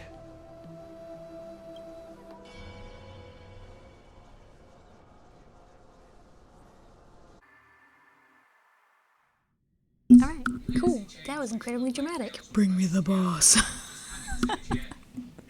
I can't help it, but After damn. a 15-year separation, I like Blade a lot more now. 22% of organic life forms will weep and embrace, whereas 59% will exhibit indifference or outright rejection. Yet, choosing to conduct a covert investigation instead is entirely unheard of. You harbor suspicions regarding Mr. Ryusuke. Why is that, Miss Himiko?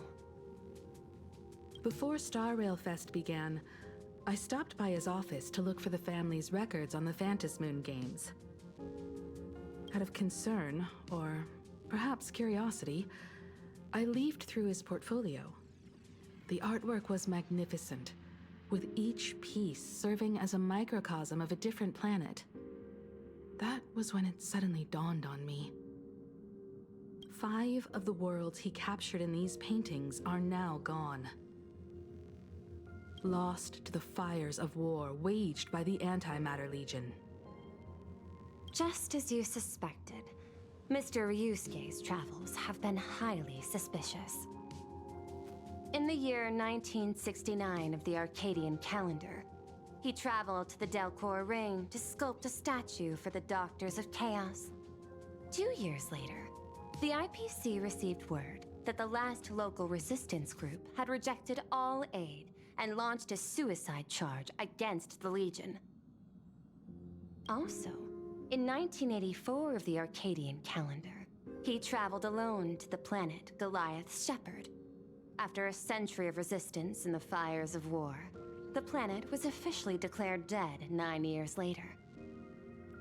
Both incidents point back to a single culprit.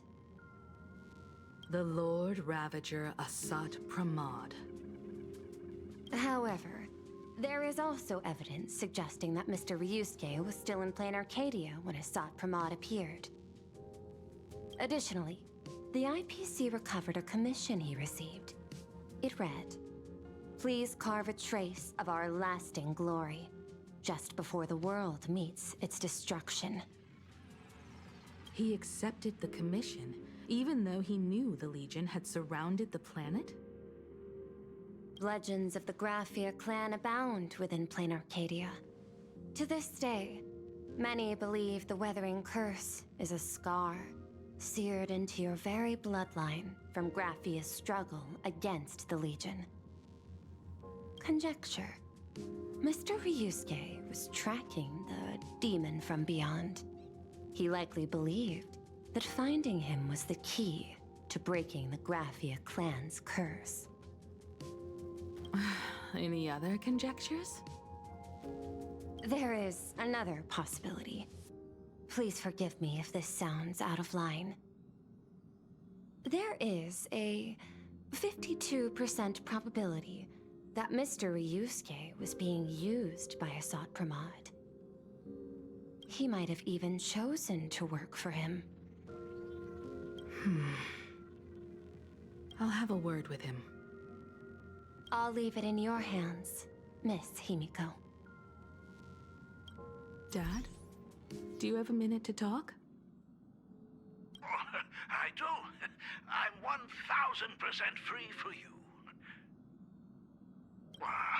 What brings on this surprise call for your old man? I was worried you were too busy, so I didn't want to bother you these past few days. That foolish didn't hurt you, did she? Actually, what am I thinking? A mere herald of death is nothing to my Himiko. You probably handled her in no time. And that kid is something else too. I'm telling you, everyone at school is a huge fan of the Astral Express now. 15 years. The blood-stained games are finally over. And this time everyone survived. It's time we sat down and talked. Just as father and daughter. Huh? Am I dreaming? My little girl actually wants to have a real talk with her old man. Well, I don't care if I heard you wrong. I'm taking this to the bank. Praise the Astral Express. Praise Hachivelli. Give me 10 seconds. No, make it 8. Your old man is on his way. There's no need to rush like that. Love you, kiddo. I should have seen that coming. Himiko, open up. He didn't seem this, like, devoted. What the hell? Oh goodness. Someone tells me this is gonna get real weird.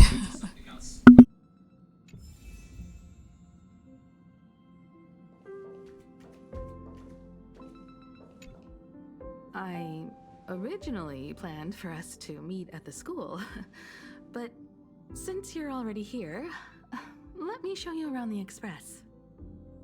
Oh, I would love that. I was in such a rush last time. I really want to get a good look at the place where you spent the last 15 years. Who could have imagined it? The thing that connects this nearly infinite universe is not some distant godlike Shipe, but a single express.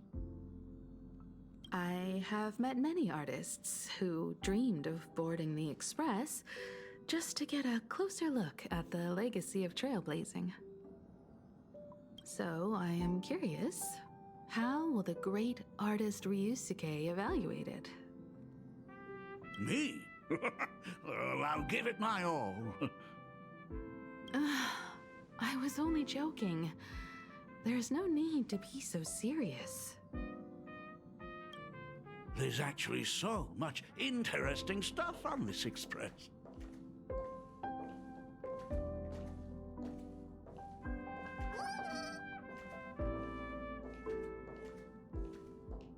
This table is kind of different from the others, isn't it?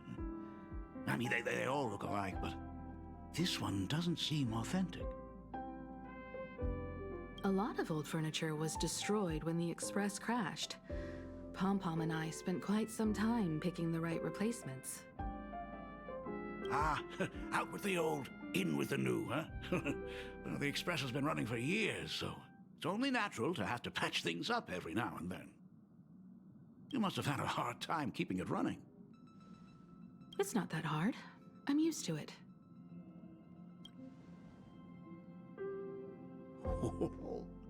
Just as I thought. The Astral Express looks amazing inside.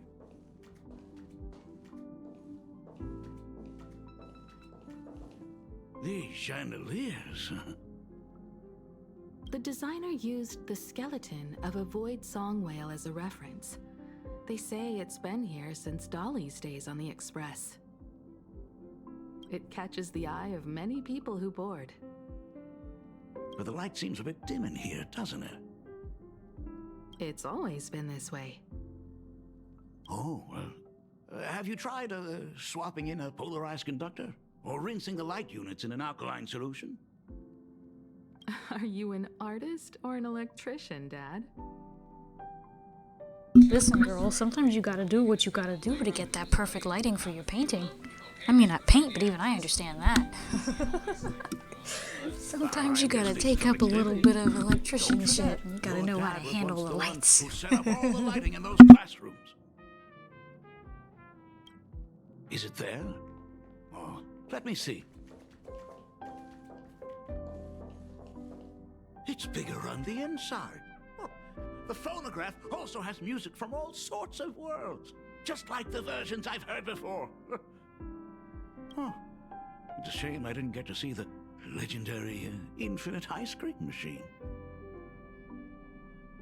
Dad, you actually believe something like that exists? I thought only kids would fall for it. A long, long time ago, such a thing did exist on the Express. When the Express passed the desert planet Talon, Granholm left the machine there. Now, it has become a popsicle planet. Conductor! Long time no see. Your fur looks a lot smoother than last time. Really? Thank you very much. Hey, my daughter Himeko finally opened up to having a heart-to-heart with me. And instead of having a heart-to-heart, you're just wandering around the train like an excited child or something. But, you know. Not important, I guess.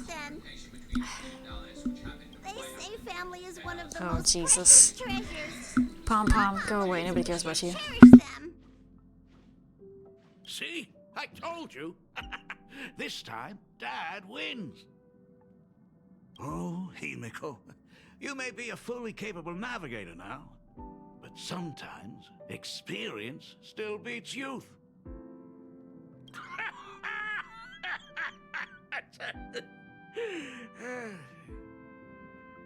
Aren't you tired of talking non-stop? Are you actually worried about me? I am so touched. Perfect. I'll make you some coffee. Huh? Huh? Ah, well, might as well swing by the meeting car to say hi to that, Intellitron buddy.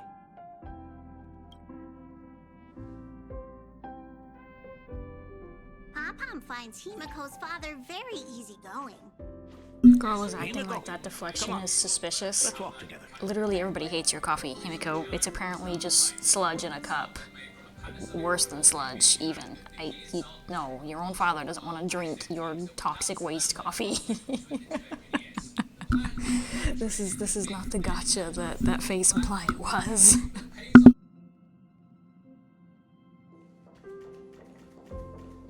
Intellitron, buddy! Long time no see. Ah, welcome to the party car, Mr. Ryusuke.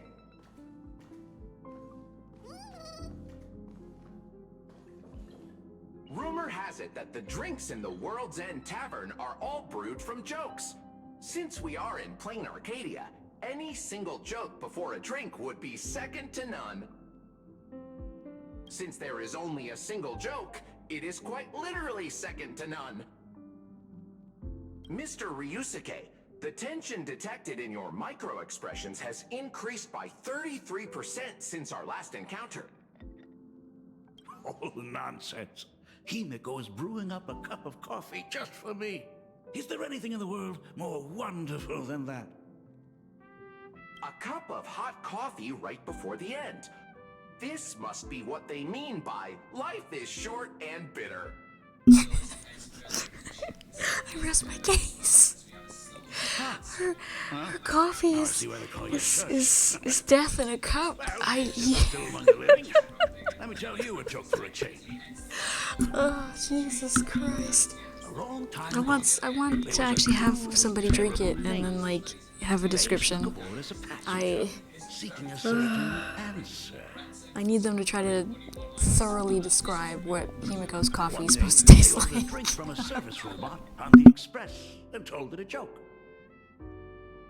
A long time ago, there was a truly terrible nameless. They snuck aboard as a passenger seeking a certain answer.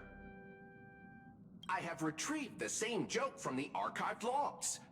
It is indexed under the title, An Unfunny Joke.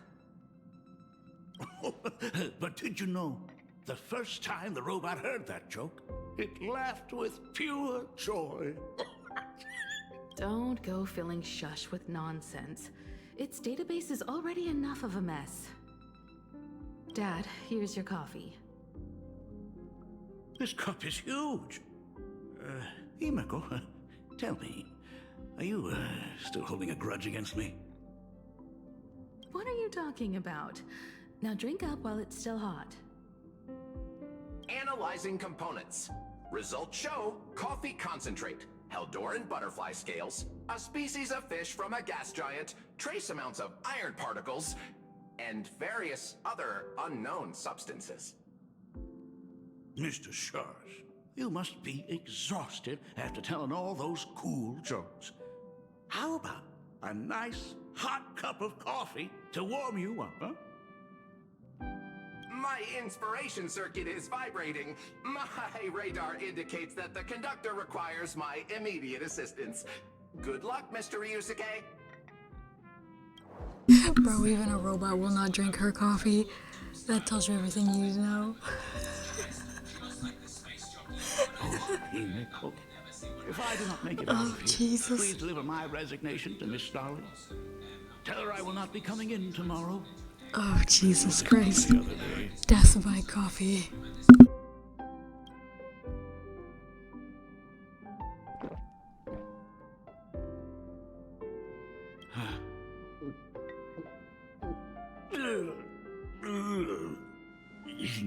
The coffee tastes like heaven.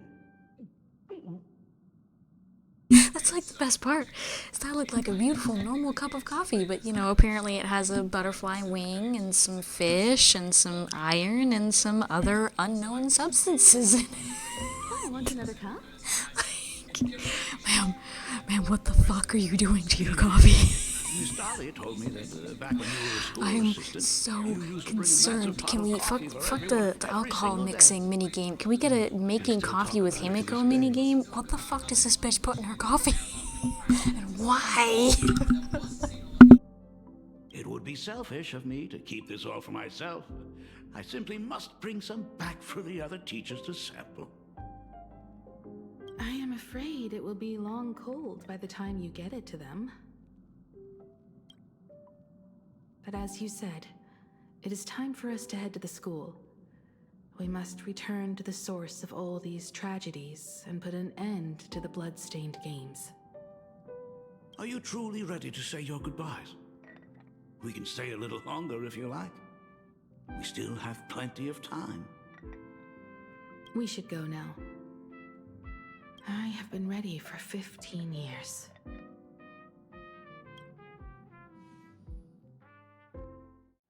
It has been 15 years. Those ghosts have been repeating their final day over and over, trapped inside the classroom you imaginated. Even if they are merely shadows of the past, they deserve to be set free. Oh, you're right. Let us use one final goodbye to close the chapter on the Herald of Death incident.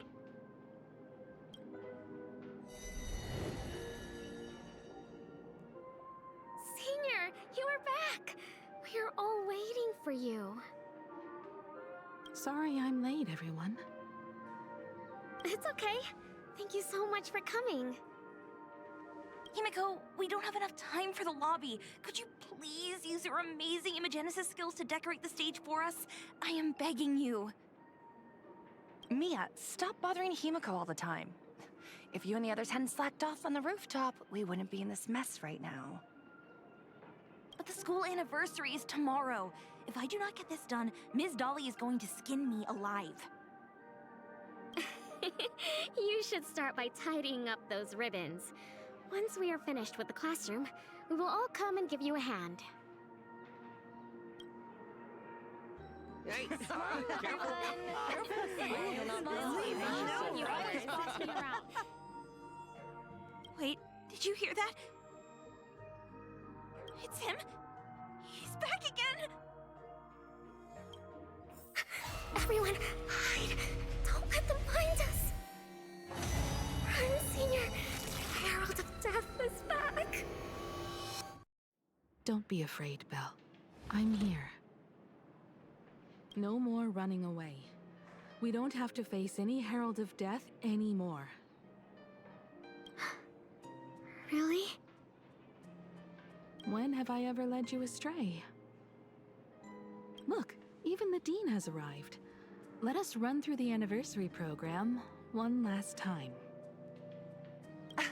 Right now? But we still have so much left to do. The decorations are nowhere near finished. It is all right. We have plenty of time. This sunset will linger for a very long while. Just long enough for us to finish our celebration. I hereby declare that the Graphia Academy anniversary and the graduation ceremony of 1984 has officially begun. Since the other grades are not with us today, we shall keep the proceedings simple. According to our school motto, every student must truly understand their purpose before they depart from these grounds. Students, have you all discovered who you wish to become? Why so serious? It's only a rehearsal. Well, in that case, I'm going to be an artist. And not just any artist. I will be even better than you, Senior. I plan to study at the Intelligentsia Guild. I want to learn how to create even more interesting Imaginae. I want to study cinematography and become a director. I want to capture every single moment of happiness in the Arcadia.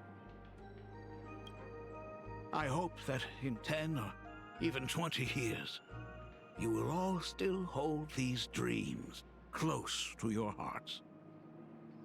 And now, please welcome our distinguished graduate representative, Himeko, to the stage to offer her final blessing to the graduating class. Our Senior is doing this? That doesn't happen a lot. Himeko? Are you nervous? Relax. Give us a smile. I do not know what to say on an occasion like this. All I know is that this is a comfort the living leave for themselves. But take that step forward. Go and embrace tomorrow. Become someone that the person you are today would be proud of. Congratulations to the class of 1984. Senior, don't miss us too much. Himeko, see you around. Himeko, what's with the sad face? It's not like we'll never see each other again. Farewell. Belle. Full Wish. Mia. Safe travels, everyone.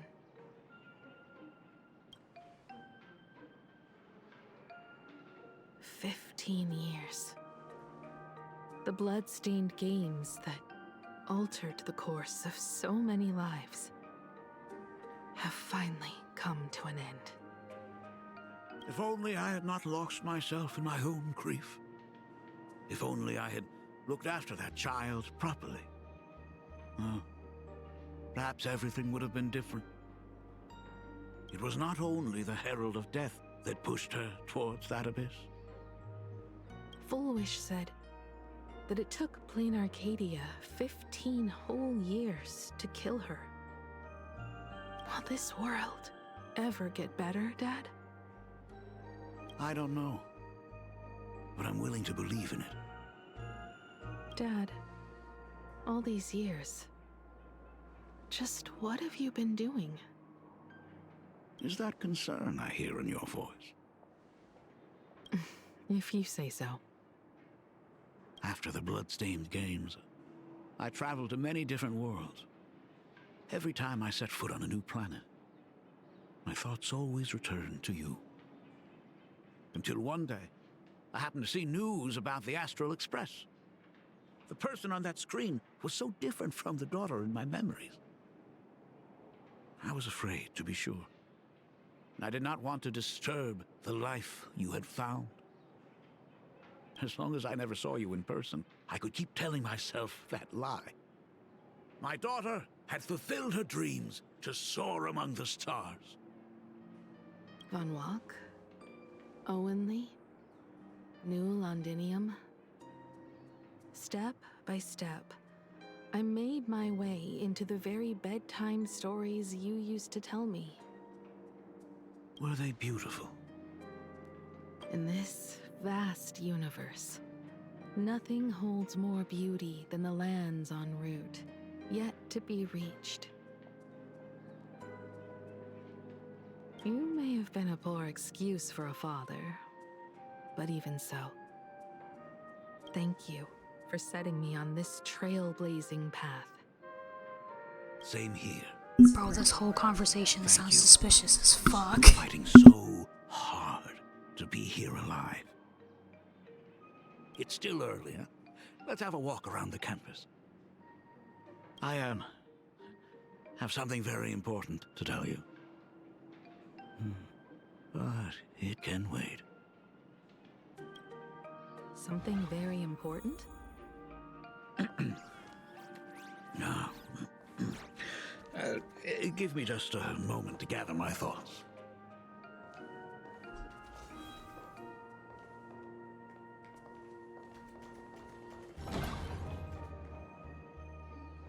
Whew. Nice weather today.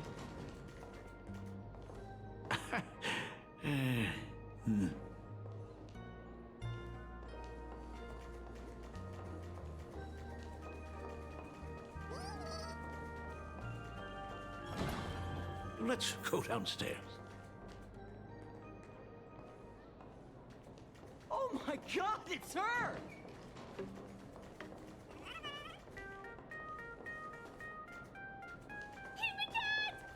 Oh my gosh, I'm such a huge fan of yours! Oh, go on. Keep those compliments coming. I could listen to this all day. Goodness, they are not talking about you.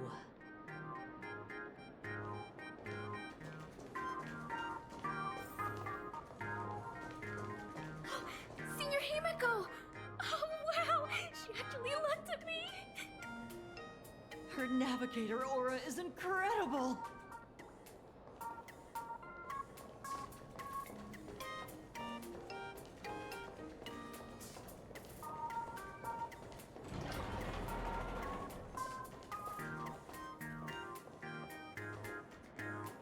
Astral Express, I love you! Like a love song, baby! Baseball Raccoon didn't come? Oh, Himiko is so pretty. It gladdens me that my daughter is so popular. But you're all supposed to be in class right now. The Herald of Death incident just ended. It is only right to let them breathe and relax for a while. To think that it all happened only yesterday. Young people really do have a way of returning to their carefree selves so quickly. I suppose it is because they believe the Astral Express will always be there to save them. It brings back memories of you as a little girl. Whenever you heard someone mention the universe, the light in your eyes would outshine even the brightest supernova. That is true. The very first Imagine I ever brought to life was modeled after the rocket atop the Phantom Moon's head. That little fellow had quite a temper. It was so determined to fly higher and higher. To this day, I still wonder if it ever truly reached the moon. Dad, do you still remember it? How could I ever forget?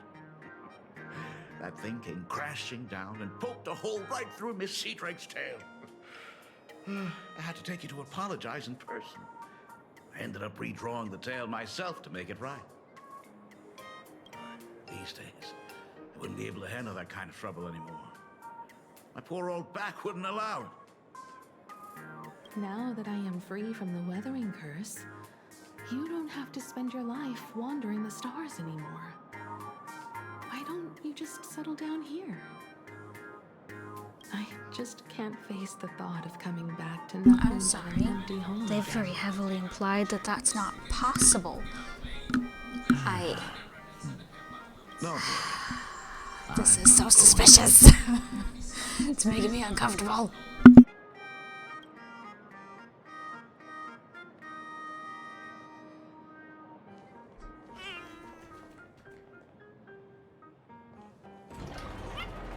The Imagenesis classroom is ahead. So nostalgic.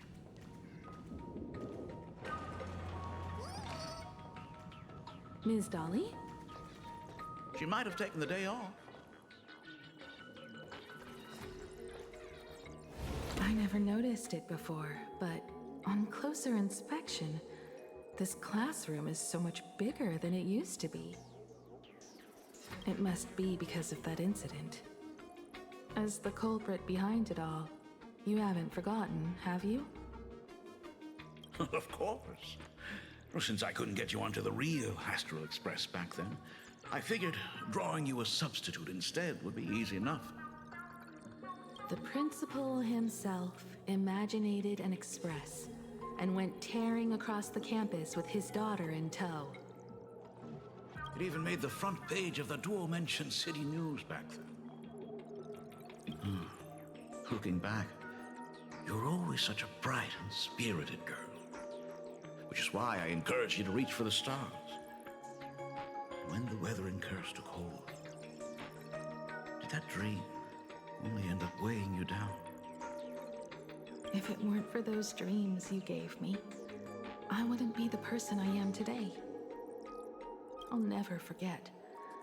Whenever the weathering curse flared up, you would always sit by my bedside and hold my hand, telling me the stories of Sir Camor. That was always your favorite. Whenever your fever refused to break, you would cling to my sleeve, just wouldn't let go. So, I would start from the moment Sir Camor invented the diving device, and go all the way to the second voyage of the Interstellar Explorers. Like clockwork, right about then, you would close your eyes and drift off to sleep. Yeah, that was the first story you ever told me.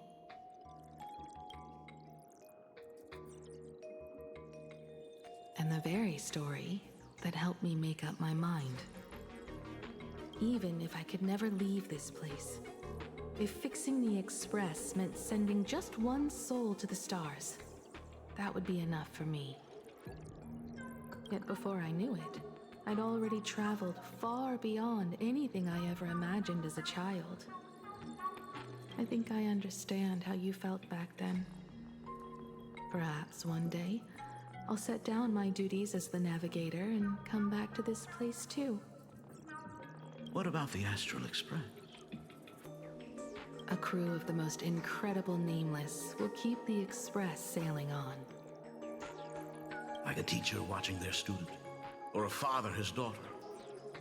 I understand that feeling.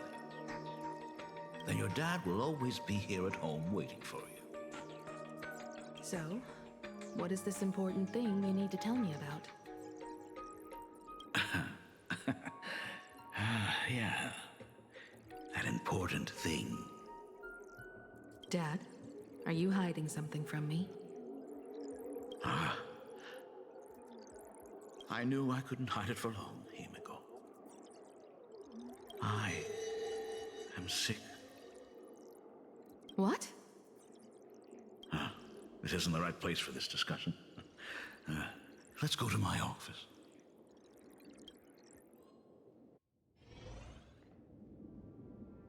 So... It's the Weathering Curse. I know what you're about to ask. I do not share the Graphia lineage, which is why I believed I could find the demon from beyond and save you and your mother. But in the end, Ryusuke was just a useless man who couldn't save his wife or daughter, or even himself.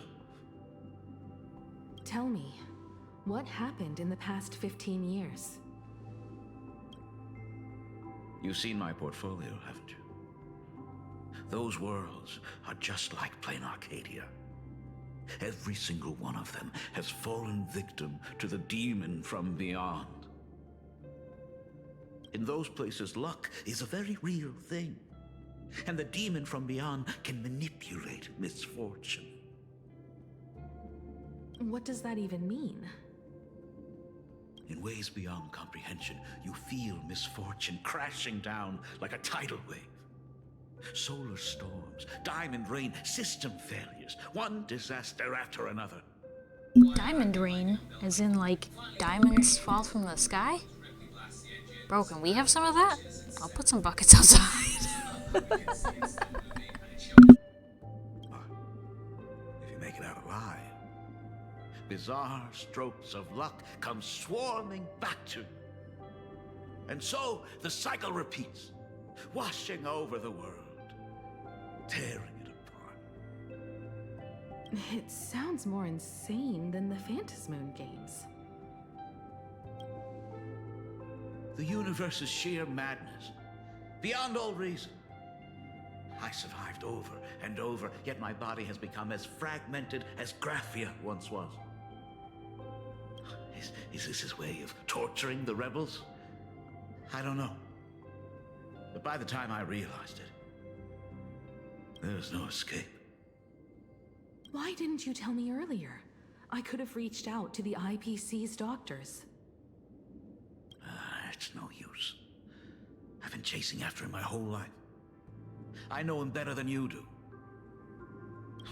Himiko, remember when you first learned to paint? I told you then why we must paint the beauty that we see.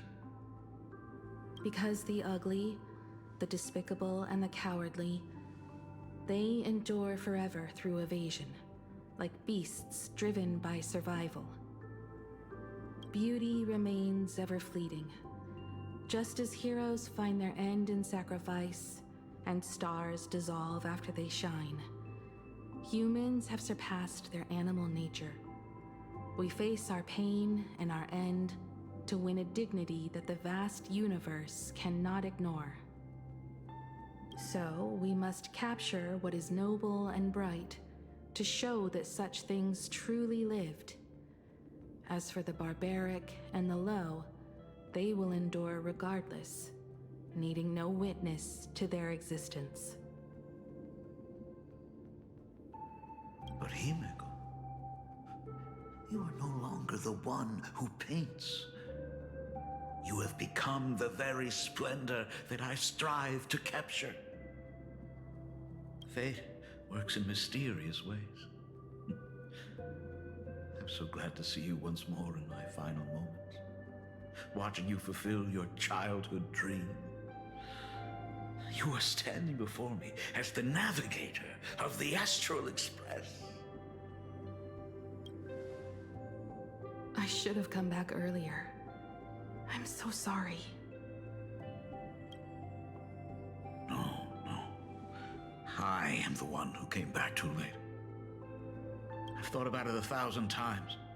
On that final night of the Bloodstained Games, if only someone had been there to sit by your side. After everything, does this tardy father still even deserve to hear what his daughter wants to say? If you're willing. Thank you, Akiveli. Thank you, Himeko. All of this happened after you went away. You were jumping from one job to the next, and for 4 long years, I had heard nothing from you. During those 4 years, I found the stranded Express deep in the Canvas world and kept trying to repair it. Watching the Phantom Moon grow fuller, I remembered the mask that had been handed down through our family for generations. If I could claim victory in the Phantom Moon games, then perhaps by harnessing the divine authority of elation, it might just be possible to set the Express in motion once more. But the Herald of Death was a complete madman, and he smashed every dream to pieces.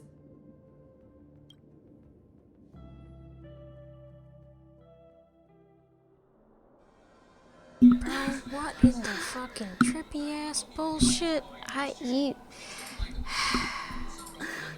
This is so weird. The Herald of Death is heading to Dovebrook. He's already killed so many people. When will it be enough? Himeko, are you afraid? You're asking if I'm afraid? Of course I am. After seeing all that carnage along the way. Belle, Mia, everyone was splattered everywhere. Like spray paint. Twisted and crushed. They watched themselves turn into... while they were still alive. But Himeko, I'm here for you. I'm okay. I'm fine. If I don't stop him right here and win the Phantom Moon games, there will be no tomorrow for anyone, let alone a new journey for the Astral Express. And someone needs to avenge those students at the Academy. That is not your responsibility. If you are afraid, let me handle it. I know hunting down the Herald of Death isn't my responsibility. If I turn around and walk away, no one will blame me. But I am already here. I can't let him get away. Yeah, I'm not really scared anymore, really. Warning, warning. Rogue supplicant has entered Dovebrook District. Aberration threatened. The suppression squad sent by the Department of Aberration Defense. They're all gone. Completely wiped out. I struggled through the pain as the Herald of Death dragged and smeared them across the ground. But these stains... Is he really so far gone that he's using himself as paint? Even so, he still managed to break through the blockade ahead. That's terrifying. To take down a monster like him, you need a single perfect strike. Overwhelm him before he can even react. I think I've got it. But first, I need to buy some time. Let me handle that for you. The fact that she's talking to herself is just backing up the theory I've had since this arc started. But this is so weird. Too narrow here. We need more room. The best bet is to pin the Herald down on that bridge. I'll take all the wish power I've gathered since the Phantom Moon became full, and use it as fuel to paint it into existence. The sheer destructive force unleashed from creating a massive object will break him and leave him completely incapacitated. But by doing this, even if we defeat him, you would be giving up any hope of winning the Phantom Moon Games. Yeah. By burning all the wish power, I will be forfeiting my victory. But even if I did win the games and restart the Express, what would happen to this city? To my friends, my teachers, and everyone else? Where would they have left to go? To set the Express in motion with Aha's power, while standing by as innocent people are slaughtered by monsters? To soar into the stars while turning a deaf ear to the screams on the ground? Someone who does that has no right to call themselves a nameless. I knew I should have stuffed an orbital cannon or a molecular saw into the case, using that bigger on the inside Trailblaze tech, just like the Astral Express. Orbital cannon and molecular saw in the case, you say? Remember that for the future, then. Right. When this is all over, I will have to give it a try. Another body.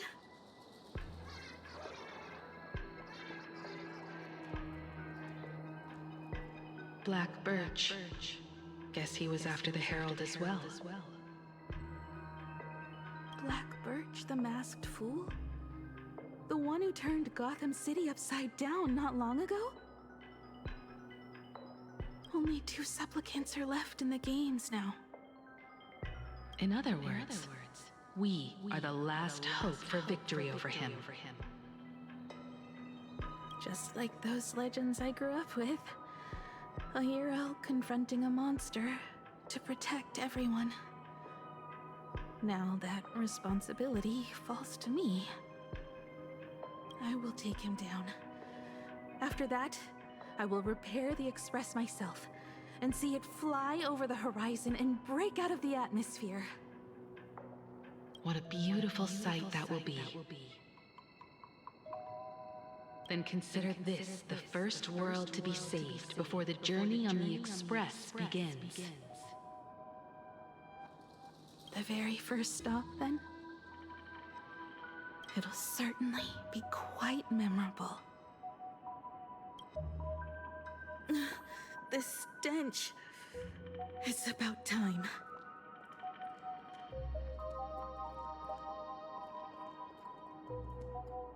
So exquisite! These flowers blooming in plain Arcadia! Ooh, I can hear them dancing at the tips of my nerves! What is that? You say this is not enough?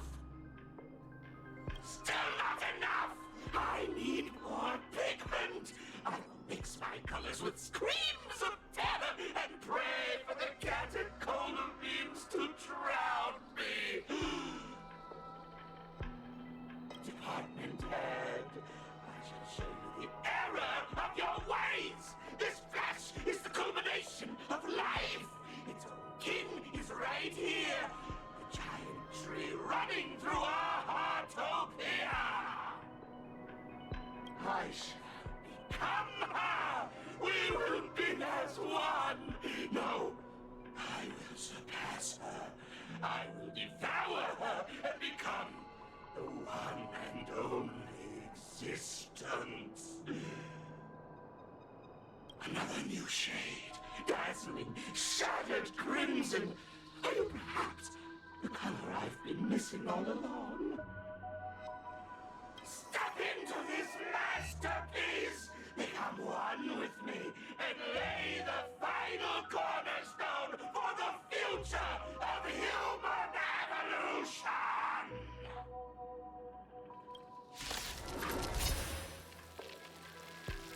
Stop right there. So, Aw man, I was actually kind of looking forward to what sort of weird fight mechanic it would have. set the Astral Express in motion once more at the end of the Bloodstained Games. Here I go. I believe in your bravery. When confronted by death, you will undoubtedly choose to resist.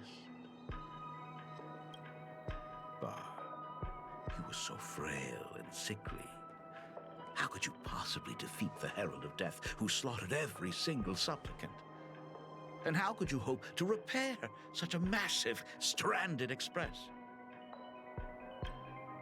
Well, the answer is clear. It would be impossible for you. That is, unless you had another person helping you. Don't deny it yet. I've been tested by you enough along the way.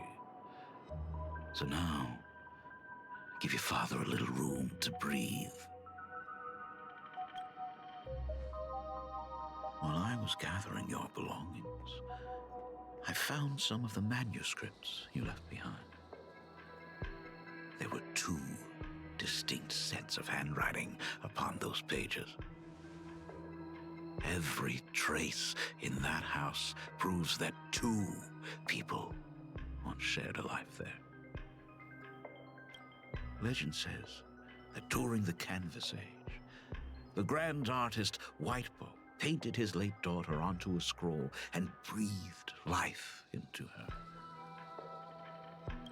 Suppose, just suppose, that my brilliant daughter created a likeness of herself, a self-portrait so perfect that it breathed and moved with her.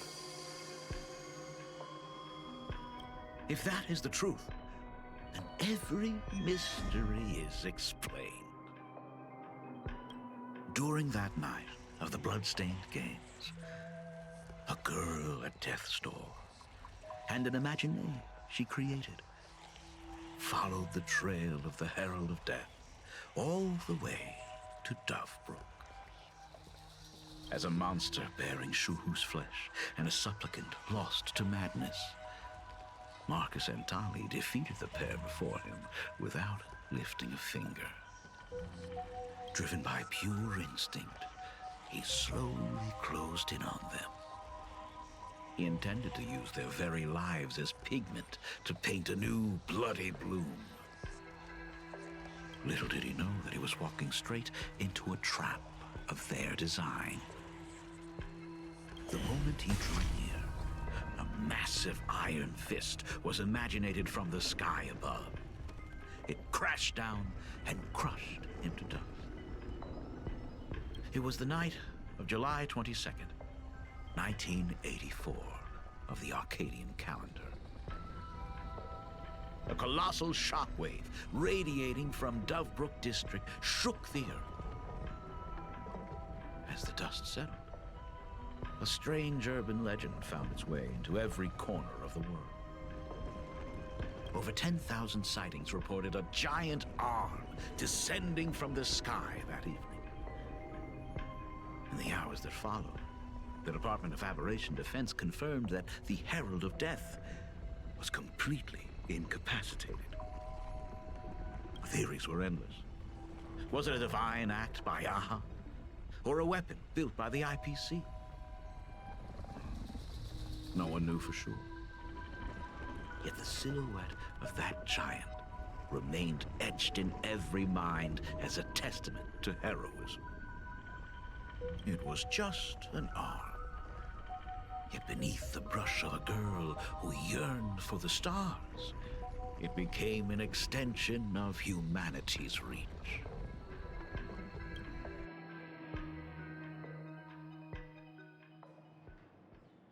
The girl achieved her dream, and the stars set sail once more. Truly a most romantic fairy tale. And now, unfortunately, I have to destroy this fairy tale myself.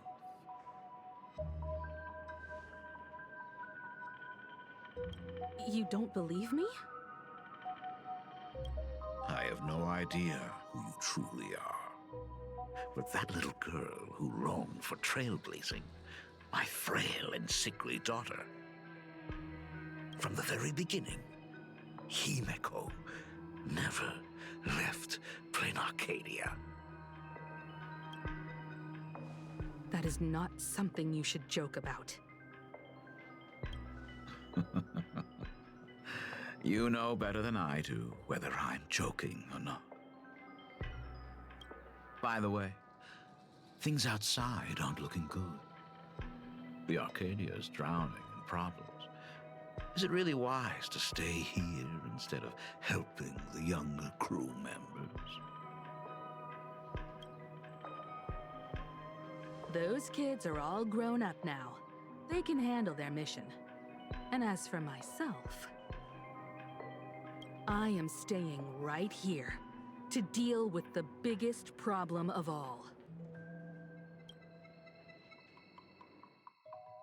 So, I'm gonna choose to take from that conversation that I was fucking right all along. Yay me.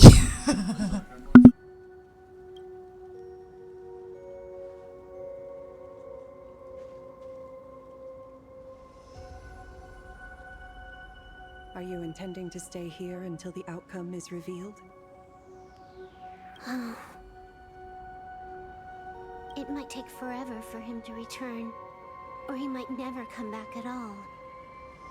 Or maybe, if I just complain and say, I wish Blade were here, he'll just show up. Anyway, it was his choice. We already said our goodbyes. Thank you for staying with him until the very end. Now, it is time to deal with your matters. Gray-haired boy, you seek me out with her token in hand. What is it that you desire?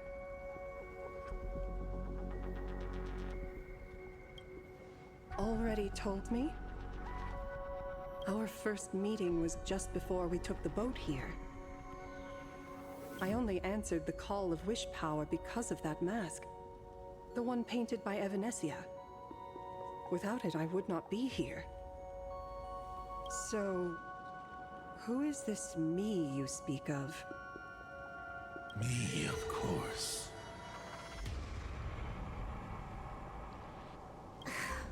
Not you again. A meanie will always be a meanie.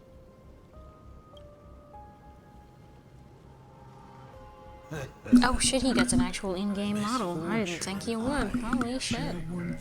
Cool. We both enjoy dropping in uninvited. A reunion after 1,000 years. Graphia, it has been a long time. Asat Pramad.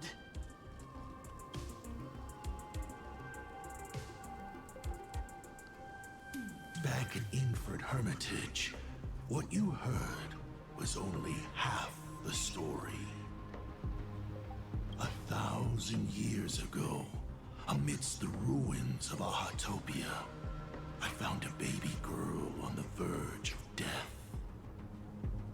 Her cold, lifeless body reminded me of the legend of Elation.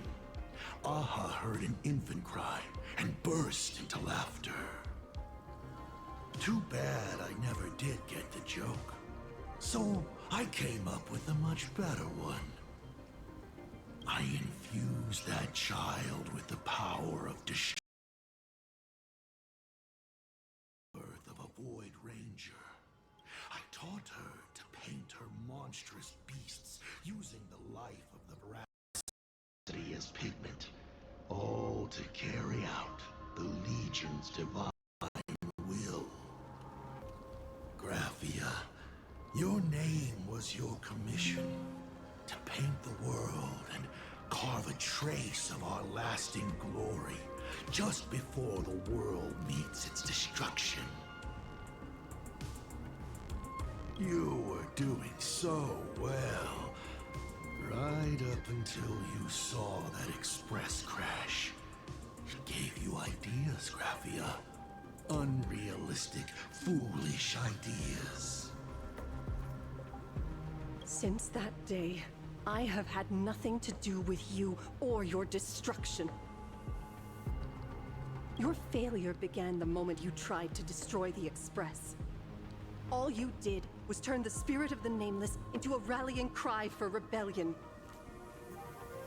I took the power you forced upon me and used it to save the innocent.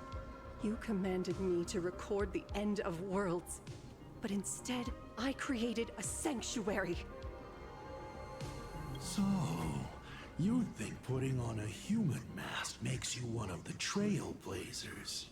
How amusing. Look at yourselves. That weathering curse is still eating away at you and your kin. It is the inescapable price for being a child of destruction who dares to betray her fate.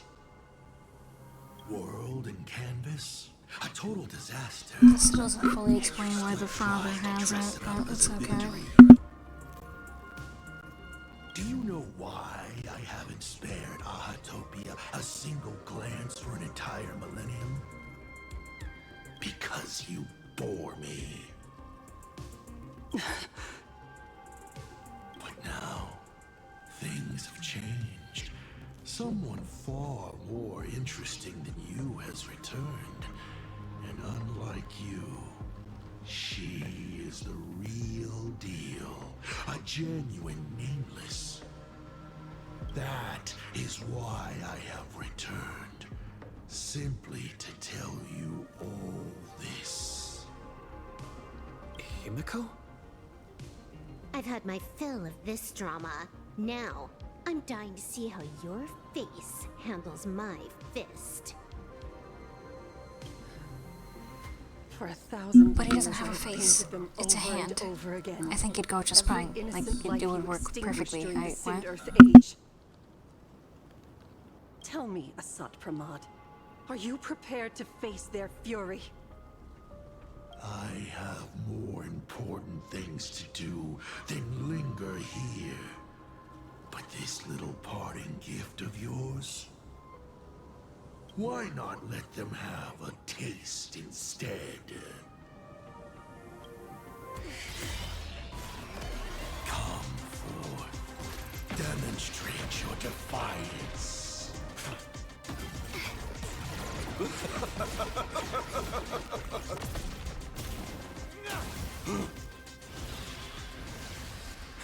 Is it over? Watch out! Pity. Such a clean strike. But the odds of success are 0.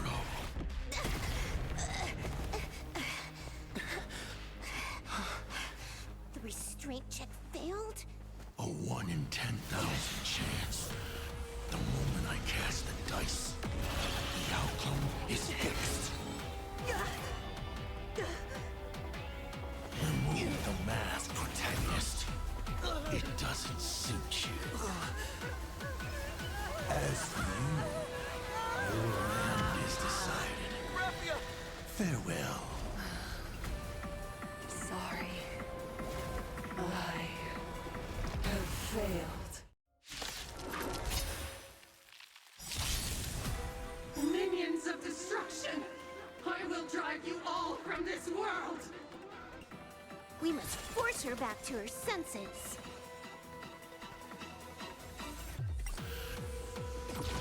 Unlimited firepower! People always Of course, I just threw into a fight and waste my support's turn. As always. An explosive start! All for the thrill! Fury of the dead! To go full force? Of course not. That is exactly what that Mimi wants. This next round, real gaming. This backup is God tier.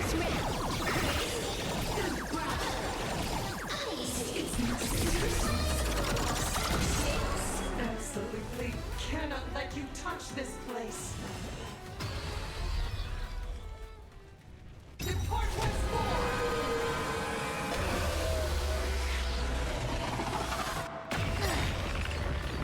We need to finish this fast and catch up to Asat Pramod. Looks like I have to use level 999 one more time. No need for that. If a sword is needed, let it be mine.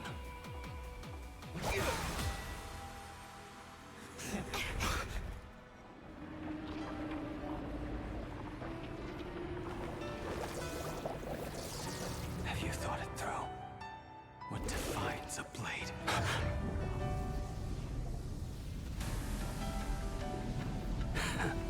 The sharpness that endures after all has worn away.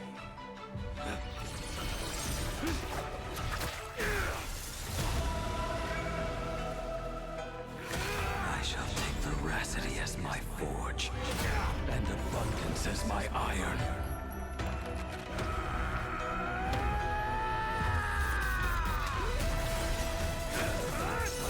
Die a thousand deaths. Tempered into a blade!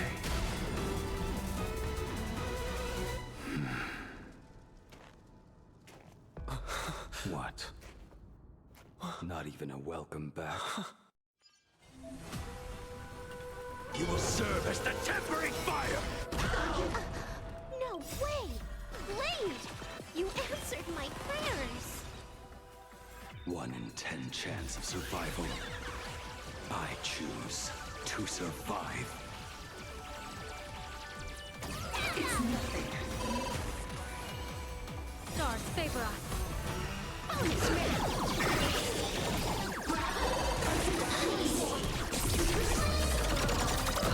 You will serve as the tempering fire! Devour offspring! Fight for me! What happened to her? This is Asat Pramod's handiwork. We have to bring her to her senses first.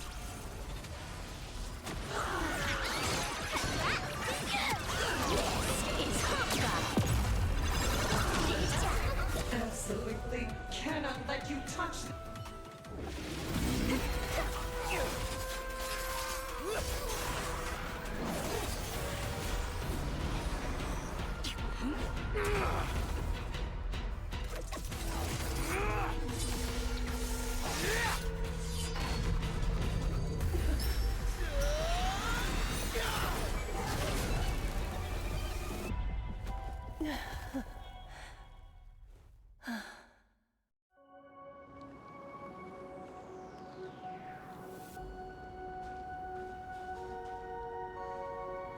I hope I am not too late. Are you kidding? Your timing is impeccable, Blady. But isn't this a bit much? How did you even change outfits? What happened down there? Okay, at least that's a legitimate question. How did you change clothes?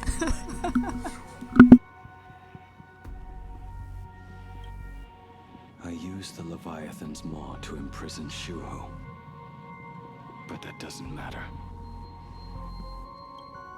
What matters is that you made it out alive and got the job done. Not yet. I have made a decision. This time, I will stay and become a supplicant. I am joining the Phantas Moon Games. What? You're going to stay here and poke your nose into this world's business too? Let us settle this first. Are you okay? Thank you. All of you.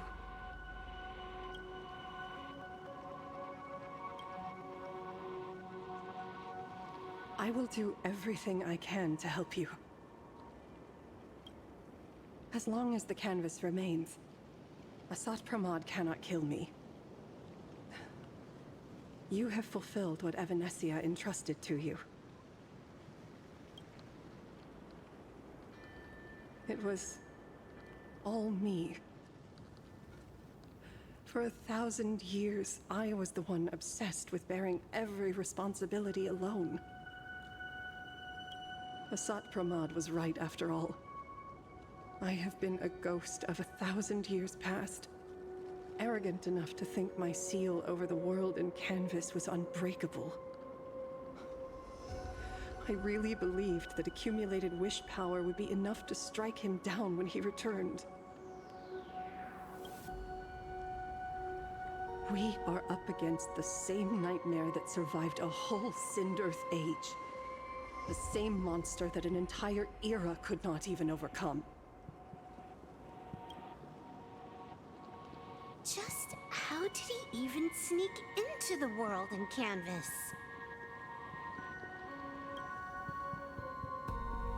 The first time I stepped into Inkford Hermitage, a strange Wispe tried to latch onto me, but it didn't succeed.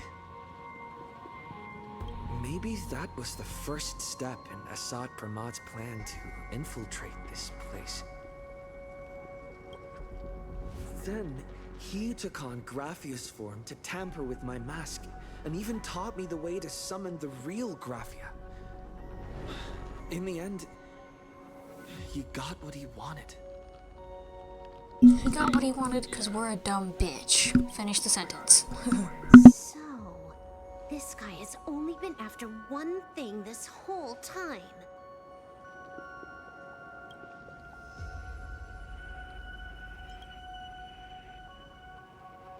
And to awaken the husk of the veracity, we need to leave this place as soon as possible.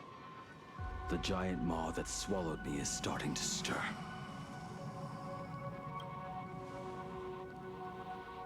But he mentioned he had something more important to do. What is that even supposed to mean? He has so much on his plate, no way he can split himself into pieces and handle everything at once, right? 1,000 years ago, the Demon Lord from beyond invaded Ahatopia. The power he unleashed was beyond all comprehension. He could appear in places thousands of miles apart at the exact same time, as if he possessed countless incarnations. What? He said he was meeting a genuine Nameless. Himiko! She's in trouble!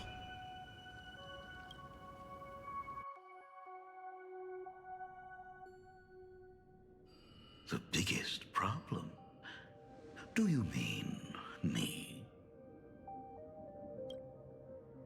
You said that classroom was a secret place of your own creation, yet Full Wish seemed to know everything about it.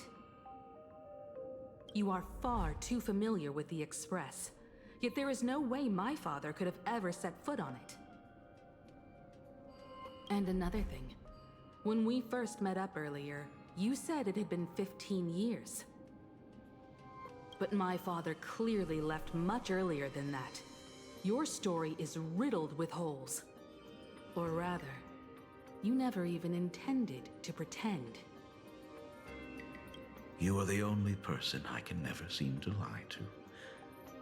And about that last point, it was just a slip of the tongue. Stop this pathetic act. You are not him. And you are not Himiko, so who's the bigger liar here, Dare to bitch? impersonate my father. Show your true self.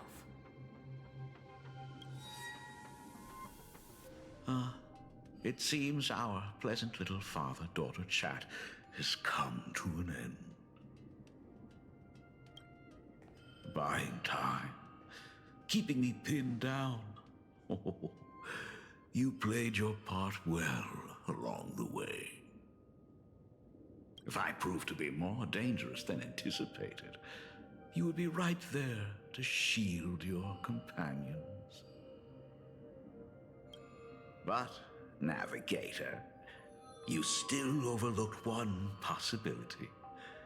The most fatal one of all. Why don't you try to guess at what exact point did I take Ryusuke's place?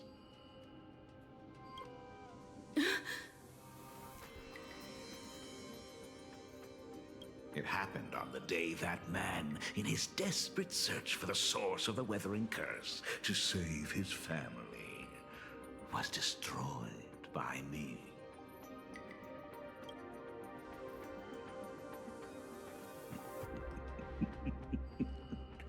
That year, Himeko was 6. At her mother's funeral, she met her father for the first time. You are lying. I have told you only one lie in all these years, my dear daughter.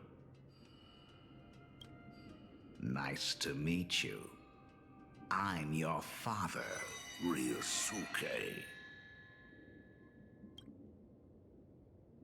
Those are two separate sentences with very different subject matter. That's 2 lies. What are you really planning? Even I find it hard to tell what goes on in this head of mine sometimes. But now, as I look at your face, at that exquisite expression, it all makes sense. I had so much fun playing a father. And the best part, that was not even the most fun I have had today. Hey, can you hear me? Someone who looks like a Sapramon just showed up at the tavern. We are under attack by Asai Pramad. Dan Heng and I will do everything we can to cover Yao Guang. No, Wells VA did not get the explanation of how to pronounce that. He fucked that up so bad. I've played along this far, so why not make it interesting? Let us add a dash of red to our little opening act. You have proven your theory by tearing off the mask of Ryusuke. As a courtesy, it's now time to strip away your disguise. The ugliest lie of the Trailblaze. The truth that has been hidden for 15 years.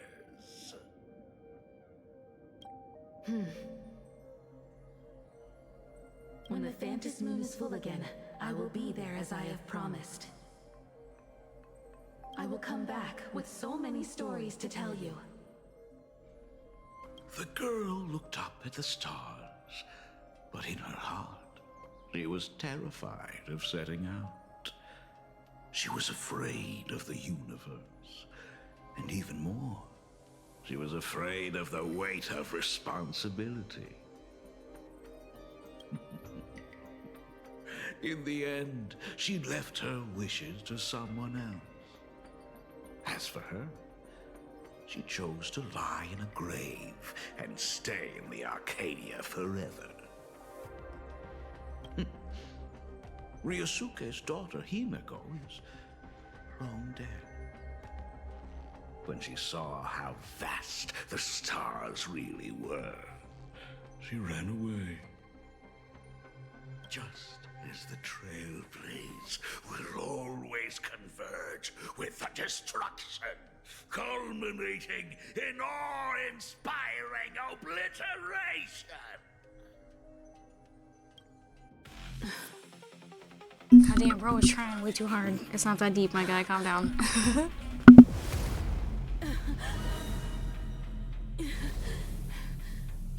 So, you really are a fake. Right back at you.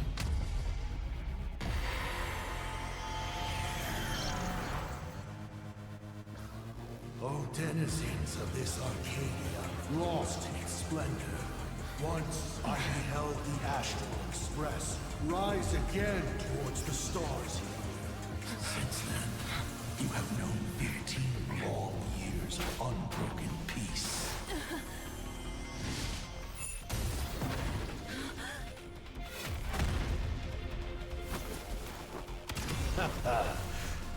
been a while, old friend.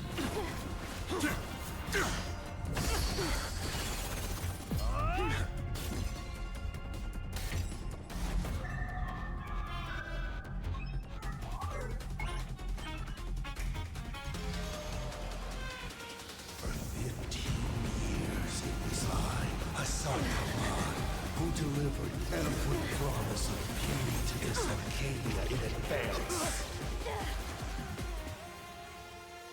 Now,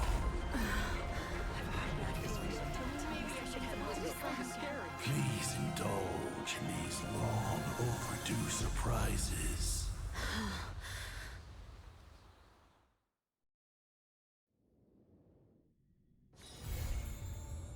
That's really where we're just done.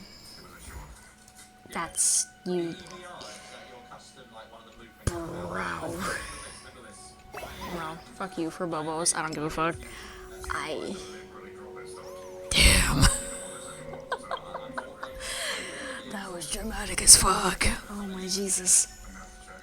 I mean, I know we still obviously have to, like, see the, I guess you could say the reason that Himiko evolves in Jack. Oh my Christ. But I wasn't really expecting it to just drop right the fuck there. What the fuck? Oh shit, I still have more. God damn. That's terrifying. Let's see, does this give me enough? Oof, I mean, I can't even do a blade pull. Well, that's unfortunate, but obviously I'm not gonna fucking sit here and awkwardly try to stay on just to do that.